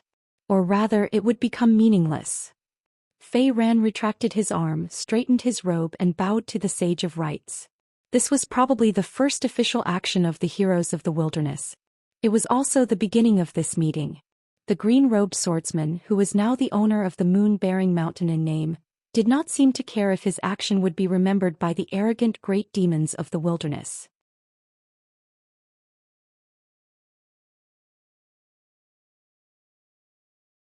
On the other hand, Fei Ran did not care about whether this matter would be recorded in the future. Looking through the almanac, Fei Ran would be mentioned. Back then, on the Peachleaf Ferry in the Tongye continent, Fei Ran did not hide his respect for the Sage of Rites even when he was with Wen Hai and Zhou Mi. During the war, Fei Ran only fought a few times, starting from the opening of the Great Wall of Sword Qi and ending with the opening of the Ultimate. But it just so happened that this sword cultivator, after returning to his hometown, inexplicably became the second owner of the moon-bearing mountain. He was blessed by the heavens as he refined a huge amount of luck and several secret treasures of the moon-bearing mountain's arsenal. The sword cultivator who had been pretending to be an immortal had taken a step further and became a brand new Ascendant Realm sword cultivator. It was shocking and shocking. In the wilderness, the strong were always respected. This principle had long been taught to the extreme. The few hidden internal conflicts in the vast world were due to the fact that the powerhouses on the peak of the vast world sincerely agreed with this principle. However, the Confucian temple managed to suppress the uproar that took place all of a sudden. Pei Bei once worked together with the two vice-faction masters of the Confucian temple to secretly deal with an Ascendant Realm ghost from the central region. After the battle, a mountain was razed to the ground, and the land within 1,000 miles of the battlefield was scorched. In another battle, the great god of Zhou Xian followed Teacher Dong and two other cultivators from the peak of the mountain to suppress the old cultivator who had no hope of breaking through the bottleneck of the Ascendant Realm. The old cultivator had been in seclusion for 1,000 years. He was in a similar situation as Wanyan Laojing, an Ascendant Realm cultivator from the Gold Armor continent. In addition, this person's sect was located in the coastal area. He probably thought that he had nowhere to run, so he single-handedly wiped out half of the dynasties. In less than 3 days, a total of 72 counties and more than 20 sects on the mountain were wiped out by this great cultivator with an overwhelming number of spells and divine abilities. However, such cruel and tyrannical acts were commonplace in the desolate world. They happened every year and they happened everywhere. The strong talked reason while the weak listened. If they could survive, they would become another strong cultivator and continue to talk about the same principle. This was how the wilderness worked. There was also the celestial master residence of Mount Longhu. Something similar to what happened at Mount Taiping had happened. A well-hidden chess piece of Mount Longhu was the Taoist companion of a noble in yellow and purple. She had almost removed the talisman seal of the celestial master residence of the celestial master of Mount Longhu. If great celestial master Zhao Tianxi hadn't brought the 10,000 spells immortal sword with him when he left the mountain for Tongye continent, the consequences would have been unimaginable. Many people on the vast world side became solemn when they saw Fei Ran bowing with his hands folded in front. How did the battle between the two continents start? Why did the vast world suffer so much? Fuyao, Tongye and Gold Armor continents were all destroyed? Half of the continents in the eastern Aquarius continent and the southern Whirlpool continent were destroyed? It was simple. The vast world had become one Haizhou of the wilderness. If it weren't for the great Li cavalry in the Aquarius continent being able to defend the central capital without retreating, and if it weren't for the fact that the entire South Whirlpool continent hadn't been taken over by the Savage World, perhaps the North Continent and Liuxia continent would have been taken over by the Savage World. Since the ruins of End could be opened by the grand ancestor of the moon-bearing mountain, allowing the demons of the wilderness to return to their hometowns, the various demon tents stationed in the vast world could also replenish their forces quickly. So what if they emptied the wilderness of their resources? They could just slowly return home after winning this battle. Once they surrounded the central divine continent, the final situation of the two continents would be reversed. All of this was because of Wen Haizhou. A scholar with a belly full of wisdom had single-handedly caused the two continents to clash. Countless people died on and off the mountain. Only when the scars were healed could one forget the pain. How many years had it been?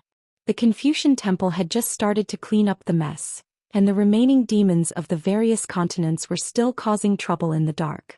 Hence, 1 or 2 Ascendant Realm sword cultivators didn't mean much to the vast world. They were only afraid that the wilderness of the wilderness would have another Wen Hai. The former leader of the Jiaxin tent, the young wooden clog and Zhou Mi's last disciple Zhou Qinggao. At this moment he was standing beside Firen. Zhou Qinggao smiled and cupped his fists towards the young hidden official. It was a pity that the hidden official ignored him. Actually, the last time they met it was under the same circumstances. Zhou Qinggao sincerely invited Qin Pingon to play the game again at the cliff of the Great Wall of Sword Qi. In the end he was refused entry. Zhou Qinggao did not care about this. The path of cultivation to prove the way and achieve immortality was long and arduous. There would always be a chance for them to meet again. At the Confucian temple the positions of everyone were different from before. The Confucian sages were in the middle and they were lined up in order.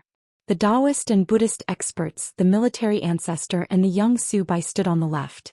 The 100 schools of thought and the 100 schools of thought stood on the right. Although the 5 sword cultivators from the Great Wall of Sword Qi were standing beside the Confucian Academy's hill elder, they weren't in the middle. Therefore a sword immortal demon cultivator sneered at Qi Tingji. Old sword immortal Qi, after the rewards it seems like your status isn't high. You're not even as high as the Great Wall of Sword Qi. How can you go back? Why don't you come to our side? You'll definitely become one of the thrones. Why do you need to live under someone else's roof and be their lackey? Another immortal demon laughed and said, Hey, isn't this our hidden official? You've finally changed your appearance. I almost couldn't recognize you. Why can't you be a guard dog after returning to your hometown? Standing in such a secluded place almost made me break my neck. I almost let the hidden official gain another merit.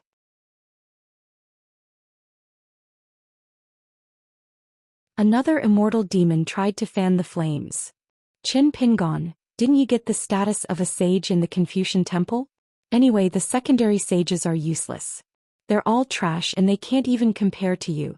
If you come to our side, who else can sit on the thrones? The hidden official's swordsmanship is top-notch and his scolding skills are at the peak. The 100 sword immortals of the moon-bearing mountain who stayed on the city wall have all experienced it. Who doesn't admire him? When the hidden official ascends to the thrones, I'm willing to lie on the ground and be his stepping stone. An old Ascendant Realm great demon with snow-white eyebrows and a hunched figure was the great demon official of Jiazi Tent. He looked at the young man who he had heard of for a long time and said with a smile, Hidden official, are you interested in visiting my house? I have a favorite junior in my family. She's quite good-looking and she admires you a lot. Both of you should have met before. She drove to the Great Wall of Sword Qi with her friend to see you. She said that both of you hit it off, and the hidden official even gave her a love token. She said that she's willing to be the concubine and won't fight with Ning Yao for the position of the first wife. Qin Pingon ignored him. He covered his sleeves with his hands and closed his eyes to rest. Alliance was eager to try. If they weren't in the Confucian temple, he would have shouted, Come at me if you dare. However, a demon immediately laughed out loud and said, Damn you, Alliance, call me grandpa. How does it feel to be a tortoise for so many years? Alliance smiled and imitated the little bastard Li Huai. He raised his hand to his neck and shook it slightly. He hinted with his eyes that he would look for the demon to catch up with him the next time he traveled the wilderness. Unexpectedly, the demon immediately shouted, Grandpa Alliance, you're my grandpa. My home is on the moon-bearing mountain. Alliance pulled the collar of his Confucian robe and felt a little depressed. In fact, most of the people in the Confucian temple couldn't understand the language of the wilderness. Therefore, the Confucian temple had a headmaster of the college who was proficient in the language of the wilderness. He was responsible for explaining the content of the demon's words. Zhou Xian listened to the messy language and asked doubtfully, Brother Fire Dragon, it sounds like Qin Pingon is very good at scolding people. It doesn't seem like it. That kid looks like a scholar. He's handsome and doesn't talk much. He fits the description of a mountain visitor, written in the Taoist books. Moreover, Qin Pingon's disciple Xianxia was a well-mannered and well-behaved girl on the battlefield of the Golden Armor continent. Only her punches were ruthless, like a jealous woman. It was as if the people she killed were a bunch of shameless vixens. However, when she stopped punching, she looked like a lady from a respectable family. Venerable Fire Dragon thought for a while and was actually puzzled. In his impression, Qin Pingon was indeed not good at scolding people. However, Venerable Fire Dragon acted as if he was more familiar with Qin Pingon than the old elementary scholar. He stroked his beard and laughed. You don't understand. This kid's words are very sarcastic in private. Only when he's around an elder like me whom he sincerely respects, Qin Pingon would be gentle and polite. Think about it. Qin Pingon was born in a small town. Even if he hasn't eaten pork, he would have seen pigs run. Even if he hasn't eaten eggs, he would have seen an old hen lay eggs. Zhou Xian nodded and changed the topic. It was fine to talk about money, but they couldn't always talk about old hens. He said, It's such a young one, but he's quite scheming. It's a bit troublesome to help the master of the wilderness. Venerable Fire Dragon was silent for a while. I'm just afraid that someone will misunderstand and think that they can take advantage of the situation. If the situation forces them to fight, it's not impossible. However, the way they fight is too important. If they think that the wilderness is just a paper basket and charge in with their eyes closed, I'll just go into seclusion and sleep. Others can do whatever they want. Zhou Xian said, Wealth god Lu of the snow-covered continent will definitely be willing to fight this battle. Venerable Fire Dragon smiled. Lu Jubao is a good person. He's good at making money. He already knows the situation of the meeting. He won't dare to cause a ruckus. Even though there were two mirages, the cultivators on both sides were still a few hundred feet away from each other. It was a pity that the 9 emperors of the Hao Ran dynasty couldn't see the situation on the other side. Fortunately, the people in the Confucian temple would repeat the words of the other party. At least they were not deaf anymore. Fei Ran waved her sleeves. In the empty space between the two sides, a miniature map of mountains and rivers of the desolate world appeared. Every rise and fall on the map was an exceptionally majestic mountain range, and every slight meandering was a 10,000-mile-long river. Anyway, the Confucian temple had this map long ago. It would be even more detailed. It would mark out all the local forces of the wilderness, the number of demons, the status of the cultivators, the products. Zhou Qinggao suddenly spoke in the language of the Middle Plains. He smiled and said, The great rivers and mountains are all for you to take. The Xianxia also didn't speak in a dialect. He smiled and said, As long as the Hao Ran dynasty is powerful enough, the Aquarius continent will desecrate the southern territory. The great demon official who was smiling and talking to the hidden official nodded and said, The wilderness will wait for the Hao Ran dynasty to return the favor. From the way the three of them were speaking, it seemed as if they were certain that the vast and mighty world was going to invade the wildlands, and that the wildlands would welcome such an invasion. Qin Pingon, who had been resting with his eyes closed, suddenly opened his eyes. He glanced at Fei Ran, Zhou Qinggao and the Xianxia sitting in the middle. Zhou Qinggao seemed to have noticed the young hidden official's gaze. He immediately smiled. He seemed to have waited for many years and finally received some attention from the young hidden official. This closed-door disciple of Wen Haizhou was quite happy. However, the young hidden official quickly closed his eyes and closed his hands as if he was dozing off. He didn't seem to care about the situation between the two worlds. The young emperor of the Xianmi dynasty tugged at Yu Panshui, the retired emperor, and said softly, Grandpa Yu, these bastards are quite bold. Why do they sound like they're the ones who won the war? Yu Panshui's eyes were full of praise. He lowered his head and smiled. Your Majesty, you're quite bold too. Your words are like thunder. You'll amaze the world with a single brilliant feat, the young emperor sighed in his heart. Fine, he said the wrong thing. If this old fatty Yu beside him was pounding his chest and stamping his feet in pain, it meant that he was right. However, if he was smiling and kind, he was done for. Yu Panshui smiled and waved his hand. Children's words carry no harm. Children's words carry no harm. Whoever cares is a fool. Whoever cares is a coward. Alliance scolded in his heart. Fat beauty, don't be so shameless. Yu Panshui immediately replied, Yes, yes, yes. Good, good, good. Even Yu Panshui couldn't take the nickname Fat Beauty. Fortunately, it was only a private nickname between brothers. He couldn't let it spread. When the Xianxia Palace was published, he couldn't end up in the same situation as Yan Da. The emperor of the Dayuan dynasty coughed slightly. Yang Qinggu of the Zhongxian Bureau immediately cast a spell and isolated a small world. The emperor of the Dayuan dynasty then lowered his voice and asked, Imperial tutor? Yang Qinggu continued to speak in his heart. Even if you lose, you can't lose. If you didn't put on such a front, how could you ask for such a high price? It's unlikely that we'll really fight. Some words weren't suitable to be said here. The hearts of the people were no longer united. Especially the ruins of the Fuyao and Tongye continents. They were enough to feed a portion of the people. Coupled with the ferocity of the Wasteland Army, the people of the Snowy Peak continent, the Drifting Dawn continent, and the Central Plains Divine continent might not have any impression of it. But to the other continents, it would leave a deep impression. So much so that for the next 2 or 3 generations of mortals, they would always feel a lingering fear whenever they talked about it. As for the cultivators who had personally experienced the battles of the other continents, it was needless to say. In the future, whenever they thought about it, they would feel a little worried. Most importantly, the wilderness world could drive the army to the battlefield of the Great Wall of Sword Qi after forcefully conscripting them. How many people died on the way? Apart from the demon cultivators, how many millions died? How about 10 million? Anyway, corpses and wreckage were everywhere. According to the intelligence reports from the port, the number of demons and ghostly cultivators had increased tremendously in the past 20 years. Could the Confucian Temple do the same for the wilderness world? If they couldn't gather enough troops, what was the point of going to the wilderness world to fight? Was it courting death?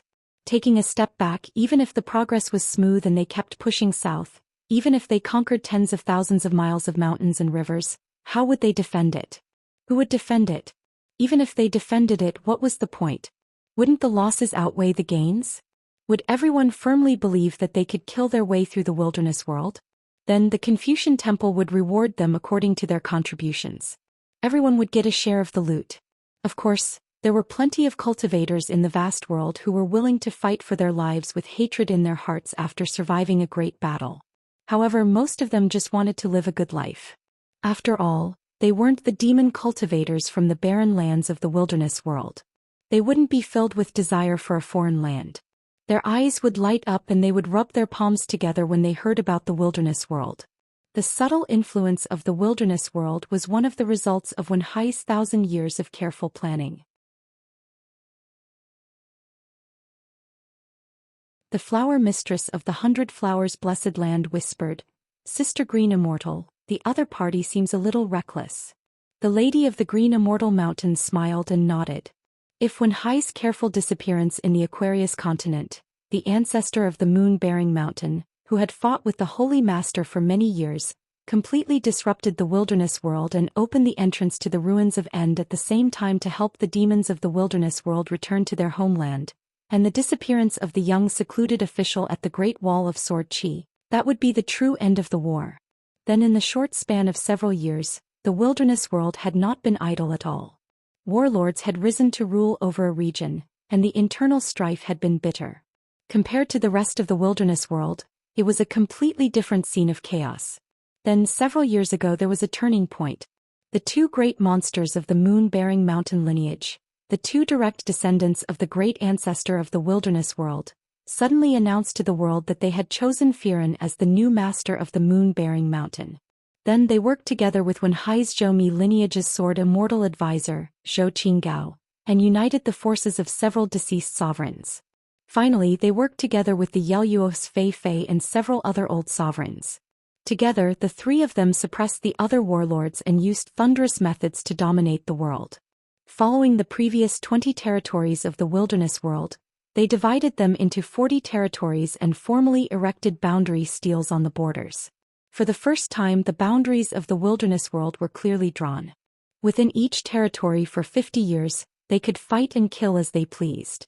In any case, after 50 years, only one faction would be able to control a territory. In the end, the moon-bearing mountain announced 3 ironclad rules. First, for 100 years, all Ascendant Realm great monsters were not allowed to leave their territories unless they obtained the permission of the moon-bearing mountain or relied on their military achievements. After 100 years they would regain their freedom. Second, all Immortal Realm monster race cultivators and unrefined Jade Realm sword cultivators were required to hand over their true names and personally make a trip to the moon-bearing mountain. Their true names would be recorded by the moon-bearing mountain. In addition, all unrefined Jade Realm Qi cultivators were allowed to establish their own sections. The military achievements of the 60th Army would be recorded and the records kept. Firen's promise that the moon-bearing mountain would be fulfilled within 100 years. Third, whatever the moon-bearing mountain said they would do. Those who did not obey would be killed. In truth, all of the peaks of the wilderness world had heard of these inside stories.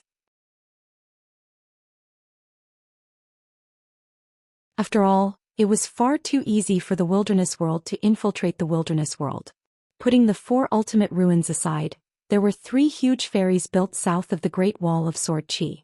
Other than Zhu Zi of the Mahist family, who was building a city silently every day like a diligent farmer, the other 2 ferries, as well as the entrance to the ultimate ruins in the wilderness world, Zhao Tianlai, who carried an immortal sword instead of a peachwood sword, the female martial god Pei Wan Huaiyin, and the others had all stayed there for a period of time.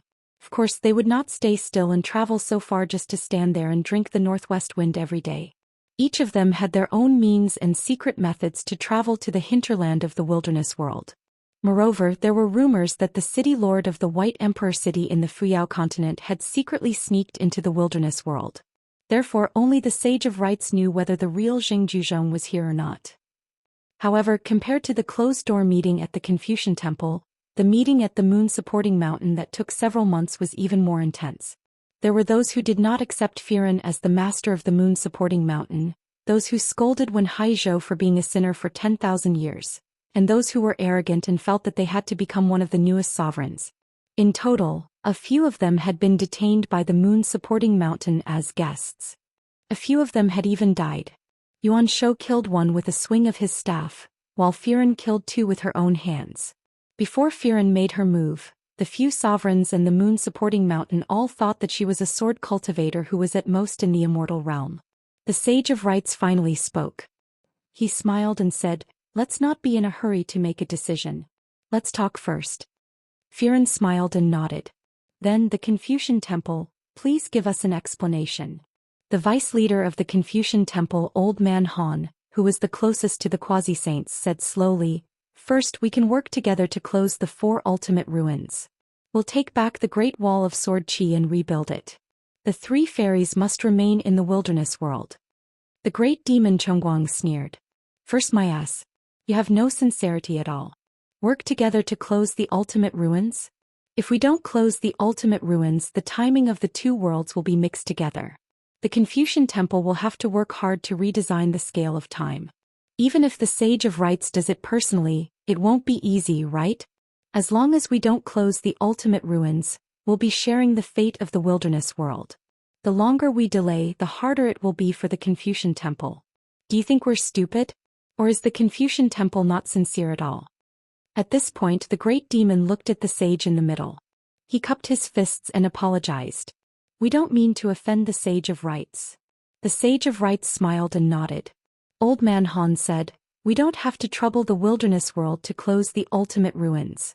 The Great Wall of Sword Qi is the border of the wilderness world. Now that we've firmly occupied it, we don't have to talk about taking it back. If we don't take it back, can you take it away?" Old Man Han shook his head and answered his own question. "We can't take it away. Then, are we going to rebuild the Great Wall of Sword Qi and merge the 2 into 1? That's nonsense." The vice-hierarch of the Confucian Temple continued, "We'll build 3 academies at the 3 crossings. You have to promise the Confucian Temple that you won't stop the wilderness world's scholars from coming to the academies to study. Then you can't deliberately target the scholars of the 3 academies when they return home or travel the wilderness world together. Of course, you can't assassinate them secretly or make things difficult for them. As long as the moon-supporting mountain agrees to this, the wilderness world won't allow any level 14 or ascendant realm cultivators to sneak into the wilderness world without permission." Fei Ran smiled and didn't say anything. Xingqian smiled and said, "Without permission? Is it not considered without permission if they report their names at the crossings or pass their flying swords to the moon-supporting mountain?" Old Man Han shook his head and said, "Of course not." Zhou Qinggao asked, "Then what's the total number of Confucian scholars in the 3 academies?" Old Man Han answered, "There's a total of 3,000 Confucian scholars. They're recruited once every 60 years. The wilderness world and the wilderness world each take half." Zhou Qinggao said, "Then after 600 years, the wilderness world will have 15,000 Confucian scholars." Xingqian said, "That's fine. However, there are 2 prerequisites. These Confucian scholars from the wilderness world aren't allowed to open a school or teach the Tao when they return home. They aren't allowed to take in any disciples. The wilderness Confucian scholars from the 3 academies aren't allowed to set foot within 1,000 miles of the academies. Not even a single step." Old Man Han smiled and said, "That won't do. Unless we use these 2 prerequisites in exchange for the Confucian Temple to quadruple the quota. If you agree, we can move on to the next matter." Yuan Shou, who was standing on his flying sword, sneered and said, "So what if we don't agree? You're making it seem like the wilderness world will become the wilderness world if we don't agree. How many Bians do you have? How many immortal swords do you have?" Old man Dong suddenly smiled and said, Xian, you should be satisfied that you're able to return to the wilderness world alive. Among the sovereigns, this old beast deserved to be killed the most. Yuan Shou, who was called by his real name, had a ferocious expression. Old man Dong, let's find a place to fight with Grandpa Yuan. Zhao Tianlai, the great heavenly master of Mount Longhu, smiled and said, I happen to have one. And how should I put it? Pick a time and place. Do you want to come to Mount Longhu or do I want to go to Mount Yuetuo? Either is fine. Yuan Shou spat on the ground, but he didn't say anything else. Yuan Shou and Great Demon Chongguang had experienced the Great Heavenly Master's Five Thunders execution in the Yugui sect of the Tongye continent. He's quite capable. Moreover, with Zhao Tianlai's style of doing things without saying anything, he would most likely go to Mount Yuetuo for a one-on-one fight.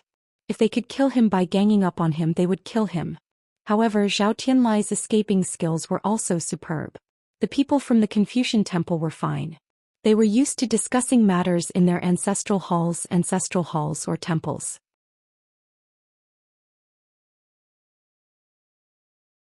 However, many of the wilderness world's great demons used to discuss matters behind closed doors, but they were never as annoying as this. Moreover, it was very entertaining. Looking at the situation at the Confucian temple, if both sides wanted to smooth things over, wouldn't they have to stand around like idiots for days and nights? Anyway, there were only a few people who could speak. Those from Mount Yuetuo, Wenhai Zhoumi, and those sovereign stage cultivators. They were just there to make up the numbers. What could they do? Looking at girls? There were a few girls on the other side. They were really pretty, but they couldn't do anything to them. What could they do? As a matter of fact, not many people in the Confucian temple knew much about Fei Ran. At most, they knew that Fei Ran was a sword cultivator, the leader of the 100 sword deities of Mount Yuetuo, and one of the top 10 young cultivators of several continents. Those who knew more about him only heard that Fei Ran was the leader of a military camp and was the junior martial brother of Great Demon Qieyun. He even indirectly protected the lives of all the cultivators on Luhua Island. But in that battle, there wasn't a single action that was worthy of praise. It was as if this sword cultivator with astonishing aptitude had come to the vast Tongyi continent to go sightseeing. Almost all of the wilderness world's great demons saw Sage Li for the first time. They were soon impressed by Sage Li's temperament. The female demon clan cultivators widened their eyes filled with splendor. It would be a waste if they didn't look at him. He was the legendary Sage Li, and it was said that he was the best friend of Lord Baizhe. When it came to the Sage of Rites, even in the wilderness, everyone held a certain degree of respect. If Sage Li didn't stand his ground in the Confucian temple, all the native monsters in the wilderness world would have been eliminated. Alliance clapped his hands and said, oh no, our Sage Li is going to steal all the limelight. The female sword cultivator, Lu Bai, pursed her lips. She first looked at the mountain deities and lake deities around the 5 sword cultivators. Then she quickly glanced at Qi Tingji and the others. If one of them was willing to speak and restore some of the glory he had in the past, he would definitely say something like, we are sincere and we don't think you are stupid. Or maybe he would be more reserved and say, we are sincere and you can take it if you want to be stupid. Maybe he wouldn't say anything. Maybe he would say something even more disgusting. Maybe it would take a long time for those who were scolded to come back to their senses. She let her imagination run wild. She simply immersed her mind in the small world and began to talk to herself. Xianxia glanced at his junior sister. The robe she was wearing was personally given by his master. Its quality was not inferior to the black dragon robe worn by the great demon Yangji. It seemed that his junior sister was able to break through to the upper 5 realms by the skin of her teeth. This robe called Fishtail Cave World played a big role. Then Alliance tapped his elbow on the left and right. He raised his chin and pointed at the opposite side. Look, that little girl is a bit interesting. She looked at the opposite side. Who? Alliance said worriedly, the one next to Xianxia. She has long legs, a small waist and an oval face. As for her chest, let's not talk about it. Sister Lu is here, so it's not appropriate for us to talk about this. Just now the little girl was flirting with her eyes full of affection. Was she coveting my beauty? I'm scared. What should I do? He glanced at the girl and said, Xianxia knows her but she doesn't. The robe's quality is good. It doesn't look like it was made by Jinsui City. Alliance clicked his tongue. Xuan frowned. What? Alliance laughed. This idiot was enlightened. Lu Ji said, when Alliance first arrived at the Great Wall of Sword Qi, he swore at the table that he had a unique skill. As long as he drank to his heart's content, there would be no such thing as robes in the world. Moreover, he was a master painter. Relying on this, he earned a lot of immortal money. In the end, when he sent out that large pile of paintings, he was chased by dozens of sword cultivators the same day. Zhou Xian were puzzled.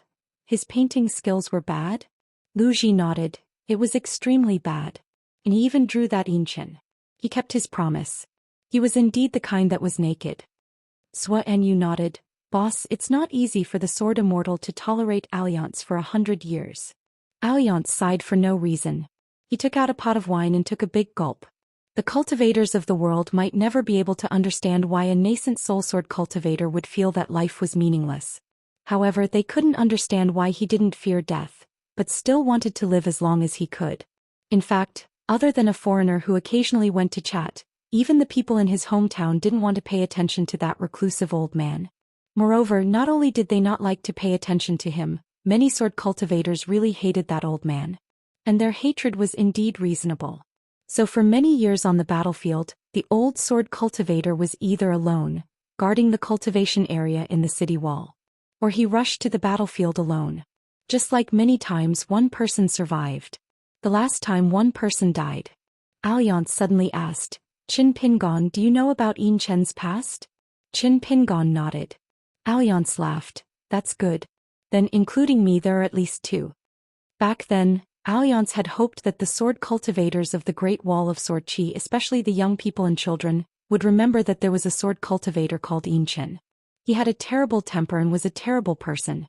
His sword was very utilitarian. But at least they would remember that there was a person called Xianxia.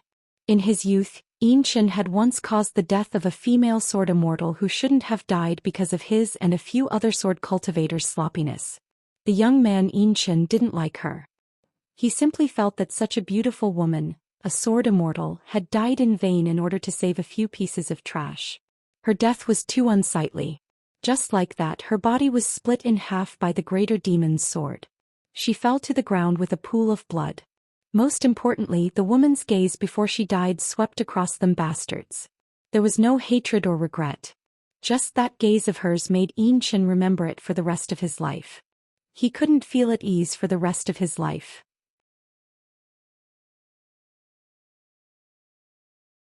Therefore, the nascent soul stage cultivator who later turned from a young man into a lonely old man, before he went out of the city with his sword for the last time, he actually secretly flipped open a page of a manual and carefully copied one of the seals according to the manual. There were only 4 words in the seal. Colorful clouds suddenly appeared. When the old sword cultivator drank alone to send himself off, he didn't even realize that he was crying. The old man only felt that the wine tasted terrible.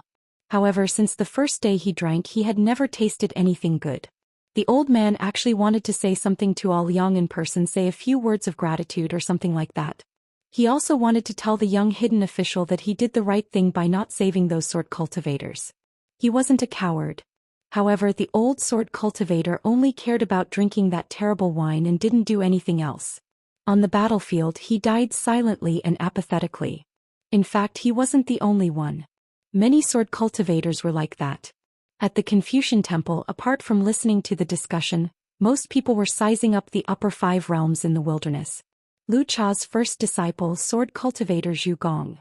The city lord of Golden Emerald City. Her robe was obviously an immortal artifact. It was divided into yin and yang. It had the aura of the great Tao. There was also a golden-armored divine general who was riding a horse and holding a spear.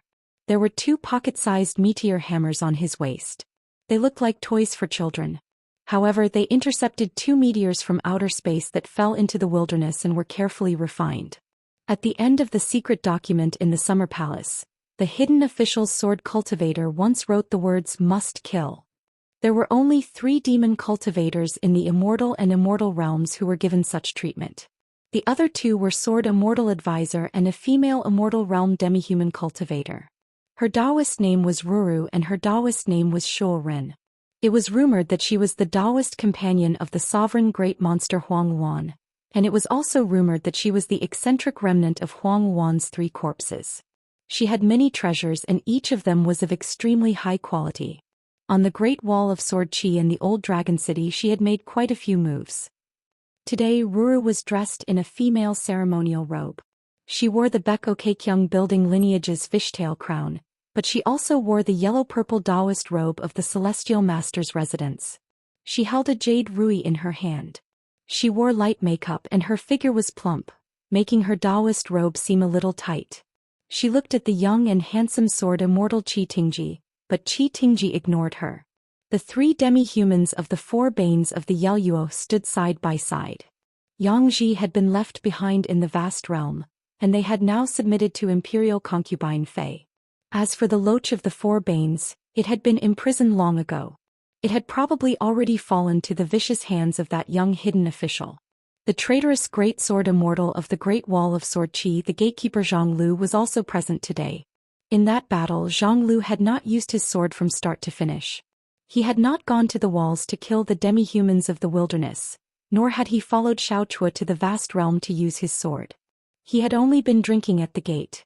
At this moment, Zhang Lu was still sitting cross-legged on the ground, drinking alone. Xiaochua had given him quite a lot of wine several years ago. According to their agreement, for every mountain she destroyed she would give him a pot of fine wine. In truth, Zhang Lu, who had once been a gatekeeper, had a rather good relationship with Lu Ji Alliance, and that youth who had yet to become a hidden official. He was even good friends with Ning Yao's parents. He was also good friends with Yao Chongdao. On the battlefield they had saved each other's lives. Even at this moment Lu Ji still felt no ill will toward Zhang Lu. Before Alliance came to the Great Wall of Sword Qi, especially before the Battle of the 13, Zhang Lu and Alliance had similar personalities. However, Zhang Lu was better at gambling and drinking. Qi Tingji glanced at Zhang Lu. Zhang Lu sensed his gaze, but he did not make things difficult for Elder Sword Immortal Qi. He only paused for a moment before suddenly taking a big gulp. Because of Zhang Lu, Qi Tingji thought of an extremely secretive past. Could Ning Yao reach the Ascendant Realm within 100 years? This was an extremely important consideration. After Qi Tingji left the Great Wall of Sword Qi, he was actually gambling. He was betting that his luck was indeed bad. He was betting that Ning Yao would definitely reach the Ascendant Realm within 100 years. This was because the Taoist saint had once helped Qi Tingji with his divination and said, "Cultivating the Qi family will be quite smooth. As for ruling the country and bringing peace to the world." When the old immortal of Divine Firmament City said this, he only shook his head and smiled without saying anything. However, Qi Tingji did not take it too seriously back then. Bringing peace to the world, the wilderness, or the vast realm. It was something that did not even need to be thought about. Who would have thought that a 5th world would really appear in the end? Old Ancestor Jiang and the 2 beside him laughed in their hearts. In the eyes of the demons of the wilderness, this huge battle was lost without rhyme or reason. Even many of the great demons in the military camps were confused. This was because they did not understand the meticulous planning of the Grand Ancestor of Moon-Bearing Mountain. They could not guess the 3 best, middle and worst plans that were exposed by Jingzhuzhong. They did not realize that after the Battle of Aquarius Continent, the wilderness was actually about to lose the middle plan. Hence most of the demons are still unconvinced. In their eyes, there are only 2 places that can truly fight and are qualified to be considered as opponents. The Great Wall of Sword Qi and Aquarius Continent. The rest are all trash. Old Ancestor Wei nodded. Hence, now that the Great Wall of Sword Qi has ascended to the Rainbow World, and the Dali cavalry of Aquarius Continent Xiao Hu is dead, half of the continent's mountains and rivers are still in ruins. This is equivalent to losing half of their battle strength. Perhaps the beasts of the wilderness want another battle even more than us. If the battlefield is in the wilderness, there is no need to stretch the battle line, it is exactly what they want. If they were to rush to a foreign land, they might be unwilling to fight.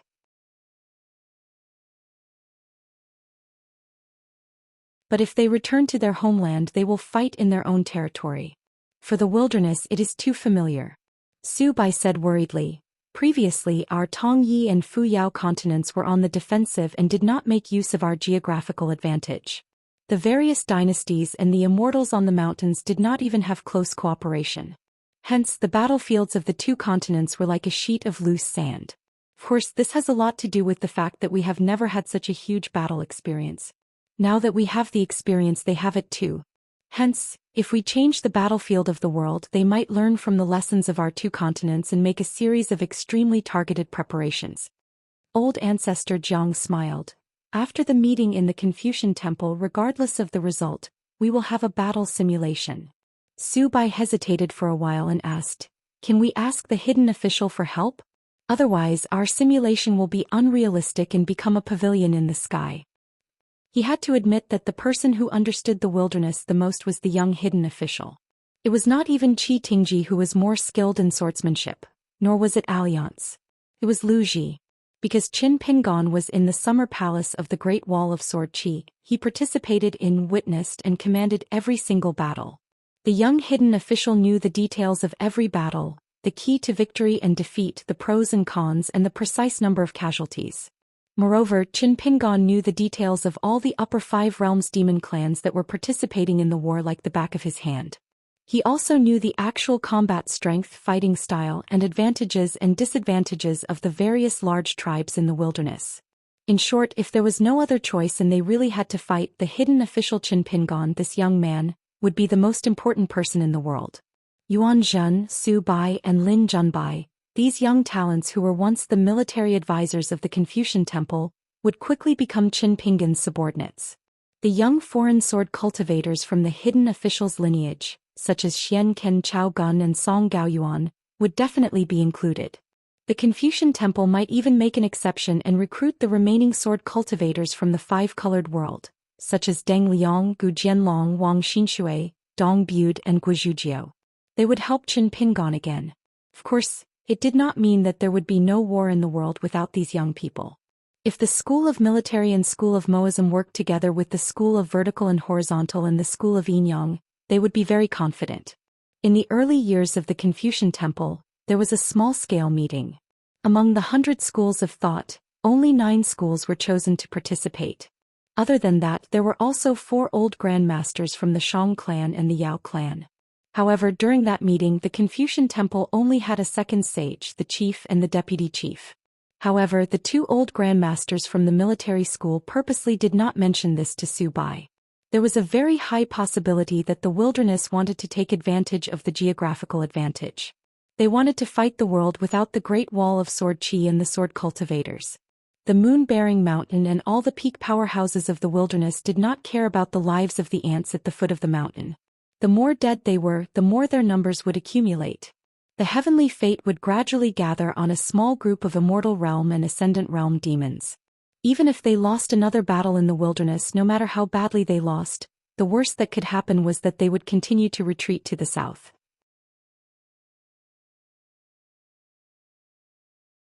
Would the Qi refinement warriors of the world be able to stay in that barren land and cultivate in peace for decades or centuries? If they could not keep the Qi cultivators, the imperial cavalry at the foot of the mountain would be useless no matter how many soldiers there were. On the other hand, the righteous world would be in an awkward situation unless the sage master personally ordered them to invade the wildlands. In fact, the Confucian Temple only had 2 choices. They could destroy half of the wildlands, including the moon-bearing mountain, regardless of the cost. Or they could quickly rebuild the Great Wall of Sword Qi and slowly invade the south for hundreds or thousands of years. Otherwise, even if one of the 3 crossings was guarded by the Mo family, they would not be able to withstand the counterattack of the wildlands. The 2 sections of the Great Wall of Sword Qi might be destroyed before they could be rebuilt. However, how difficult would it be to rebuild the Great Wall of Sword Qi? Would the 3 grandmasters join hands again? Would the ancestral Tao and the ancestral Buddha be willing to help? And the most troublesome thing was still the simplest word, the human heart. The world was in conflict. The people of the world were slowly gathering. Now the world was set. To put it bluntly, those who were truly willing to die, whether they were on top of the mountain or at the foot of the mountain, had all died. Too many people had died in the vast world. No matter how much they hated the wilderness, it would be difficult for them to take revenge. Alliance asked quietly, "Idiot you, what about that goat horn braid?" Zhuozhuo said, "I'm not sure how the Beko Keikyung building will be handled. She is injured.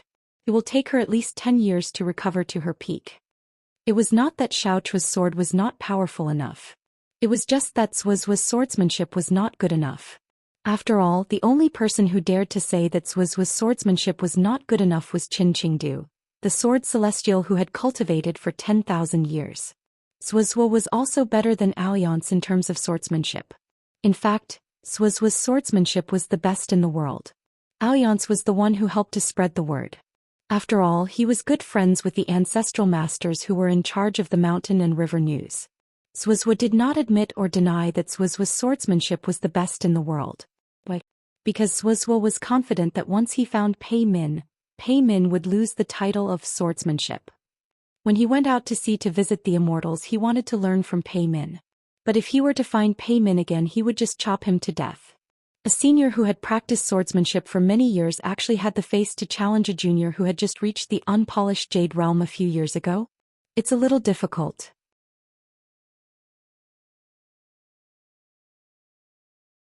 Although there really is an enemy guarding the Beko Keikyung building for the past 100 years, according to my brother Yu's temper, he might fight with that goat horn braid until the sky falls and the earth rends. Then he will go to the heavens beyond and fight until the little girl cries. That goat horn braid is not willing to admit defeat. He will probably stay there for the rest of his life. Alliance sighed and rubbed his chin with his palm. But that sticky candy Lu is someone who wants the world to be in chaos. Most importantly, Lu Laosan is especially jealous of my title of romantic handsomeness. The last time I went to the Beko Keikyung building as a guest, he guarded against me like I was a thief. He wanted to cover all the female immortals in the 5 cities and 12 buildings with gunny sacks. I'm afraid of comparisons. This guy competed in looks and bearing and lost miserably. He will definitely come up with some disgusting tricks. Zhu's eyes were cold. After a moment of silence, he said, "If she returns to the wastelands, I will go to Q-Sword." Alliance said softly, "Q-Sword is no problem. I can even accompany you. I am familiar with that place. I am a local snake. It is no different from strolling around my own territory. But let's make it clear. It is enough to determine victory and defeat. Don't fight to the death. There is no meaning in that. In my opinion, it is hard to say who Xiaochua will really harm in the wastelands. Today, whoever she disliked, she would punch them half to death. Tomorrow, whoever she disliked, she would hack them to death with her sword. Moon-supporting mountain can't control her." Zhu's reply was only one word. "Split." Alliance slapped his forehead. He was most annoyed by Zhu. "No problem. First I will discuss with Qin Pingon. Then I will go to the old elementary scholar's side and whisper in his ear. Qin Pingon's bootlicking skills are first class. In addition, Alliance will add flowers to the brocade. With the two of us working together, we will be invincible." Zhu said, "I advise you not to drag Qin Pingon with you. Go to the teacher's side and talk nonsense." Alliance felt wronged. "Am I that kind of person? You have wrongly accused me." Zhu did not say anything. Qin Pingon did not seem to be in a good mood. Qi Tingji was in a daze and Lu Ji did not dare to look at him. Alliance could only squat down and continue to sip his wine. The old elementary scholar smiled and asked, "Old Fu, what do you say?" Fu Xing smiled and asked, "What do you mean? Can you please give me a reminder?" The old elementary scholar complained, "Who are we brothers? Why are you asking when you already know the answer? Hurry up and praise my last disciple. I am the dignified sage of literature, yet I have not called you old brother Fu. Said I call you old Fu. You are full of knowledge. Why are you hiding it?" Fu Xing was helpless. He thought for a while and slowly said, "Romantic is not in Tan Feng Xing. The taste of sleeves is the longest." The old elementary scholar sighed and was full of admiration. "Amazing." Fu Xing smiled. He had finally let him go. The sage of rites raised his eyes slightly. The place he saw was not the painting but the moon-supporting mountain in the wilderness. In the blink of an eye, a short figure suddenly fell from the painting. The movement was too big and dust flew everywhere, covering the sky and covering the sun. A large area was in disarray. It was Xiaochua who broke through the sky and crashed into the wilderness. She fell directly onto the moon-supporting mountain. The people of the Confucian temple watched as the little girl, with 2 ponytails, bent her knees and stuck her butt to the ground. She slowly stood up and patted the dust off her body. She raised her fists and gently swung them, sending a few demon cultivators of the upper 5 realms flying. She tapped her toes and hovered in the air. She looked around her and kicked her legs twice to soar higher. When she was taller than everyone, she crossed her arms in front of her chest. Xiaochua looked down at the straight line to her left and right. Her eyes were cold. She raised one of her slender arms and then used her other arm to knock horizontally. She seemed to be indicating that she wanted to kill all of them. Everyone was expressionless. The old elementary scholar calmed down and looked at Fei Ran, who seemed to have expected this. The missing sovereign stage monster Niudao was most likely thrown into the blue sky by the moon-supporting mountain. Perhaps Fei Ran even gave some Daoist seeds from the wilderness to the Baek Okekyung building to help Daoist number 2 to make up for the 500 spiritual officials. Xiaochua saw Zhang Lu, who was standing far away. She frowned slightly but did not say anything. Instead, she tossed a pot of immortal wine to him. Zhang Lu caught it, opened the mud seal and started drinking. Fei Ran looked at the city lord of White Emperor City and asked with a smile, "Mr. Zheng? Have you seen enough?" Xing Juzhong nodded and said, "More or less." As soon as he finished speaking, a monster cultivator on the moon-supporting mountain shattered. His golden core, nascent soul and soul were all shattered. Xing Juzhong smiled and said, "Buy one get one free." Another monster cultivator, who was the imperial tutor of a barbaric dynasty, suffered the same fate. Some of the demon race cultivators who were caught in the crossfire cursed at the fiend Dao overlord who ruled over the world. But more than that, it was a kind of fear. Not only the monster cultivators on the moon-supporting mountain, but many people in the Confucian temple also felt their scalps go numb. Few of the cultivators who could reach the peak of the mountain were stupid. Furthermore, each of them had their own specialties. Some of them had special skills such as secret spells and divine abilities, or trump cards which could catch their opponents off guard. However, anyone who had a sect, a family, or a direct disciple of a monster cultivator of White Emperor City would be afraid of him. Xing Juzhong once said something that was extremely conceited and annoying. "In my life, I only look down on people who have brains but don't use them." After Xiaochua appeared, an unknown skinny old man walked slowly with a walking stick. He seemed to have just arrived at the moon-supporting mountain. The old man casually chose a remote spot and stood still. Then he looked at the talisman Zhou Xian and the grand heavenly master of the Dragon Tiger Mountain. Then he held his walking stick in his arms and bowed to the two Taoists with a smile. Then he faced the Buddhist monks who were discussing matters in the Confucian temple. He placed one hand in front of his chest and lowered his head slightly. Finally, he bowed to the Sage of Rites. The Sage of Rites nodded. He was a guest from outer space.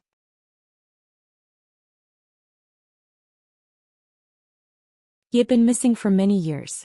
Luji was puzzled. "Who is it?" Qi Tingji sighed. "Firen and Cheyun's grandmaster, the one who opened the rat hole." Alliance pinched his nose. "I heard that the Taoist ancestor passed the test by riding an ox. He had some ideas." Qin Pingan's body instantly bent. Then he slowly straightened his back.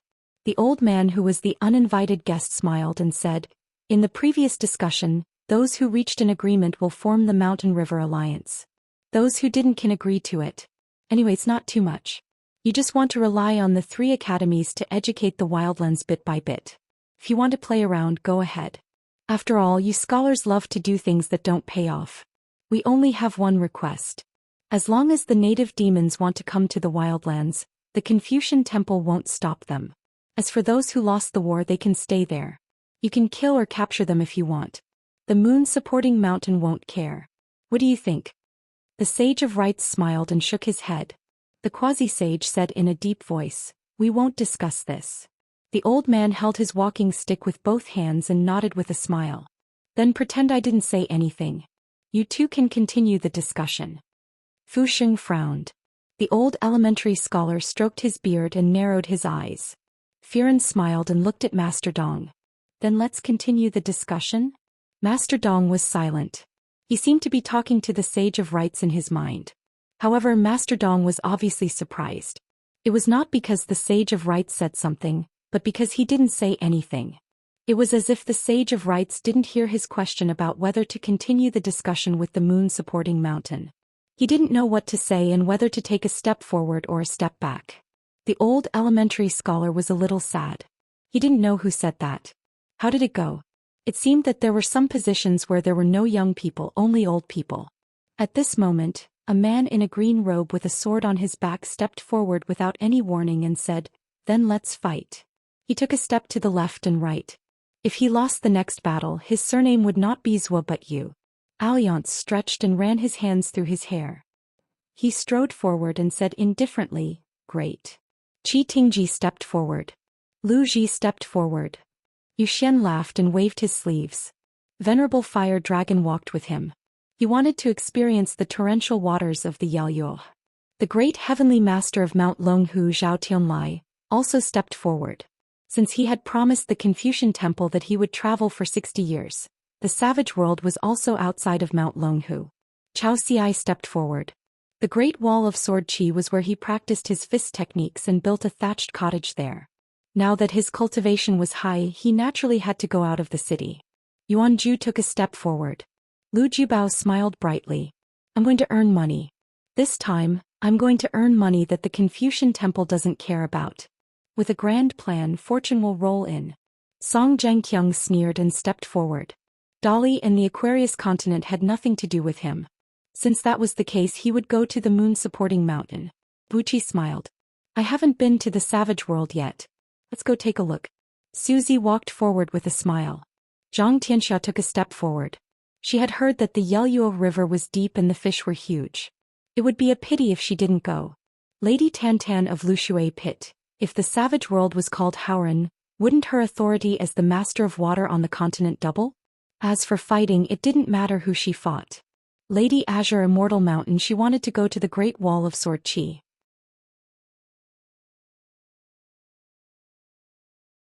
The sword cultivators of the Great Wall of Sword Qi had drunk the wine of Azure Immortal Mountain. However, the wine was fake.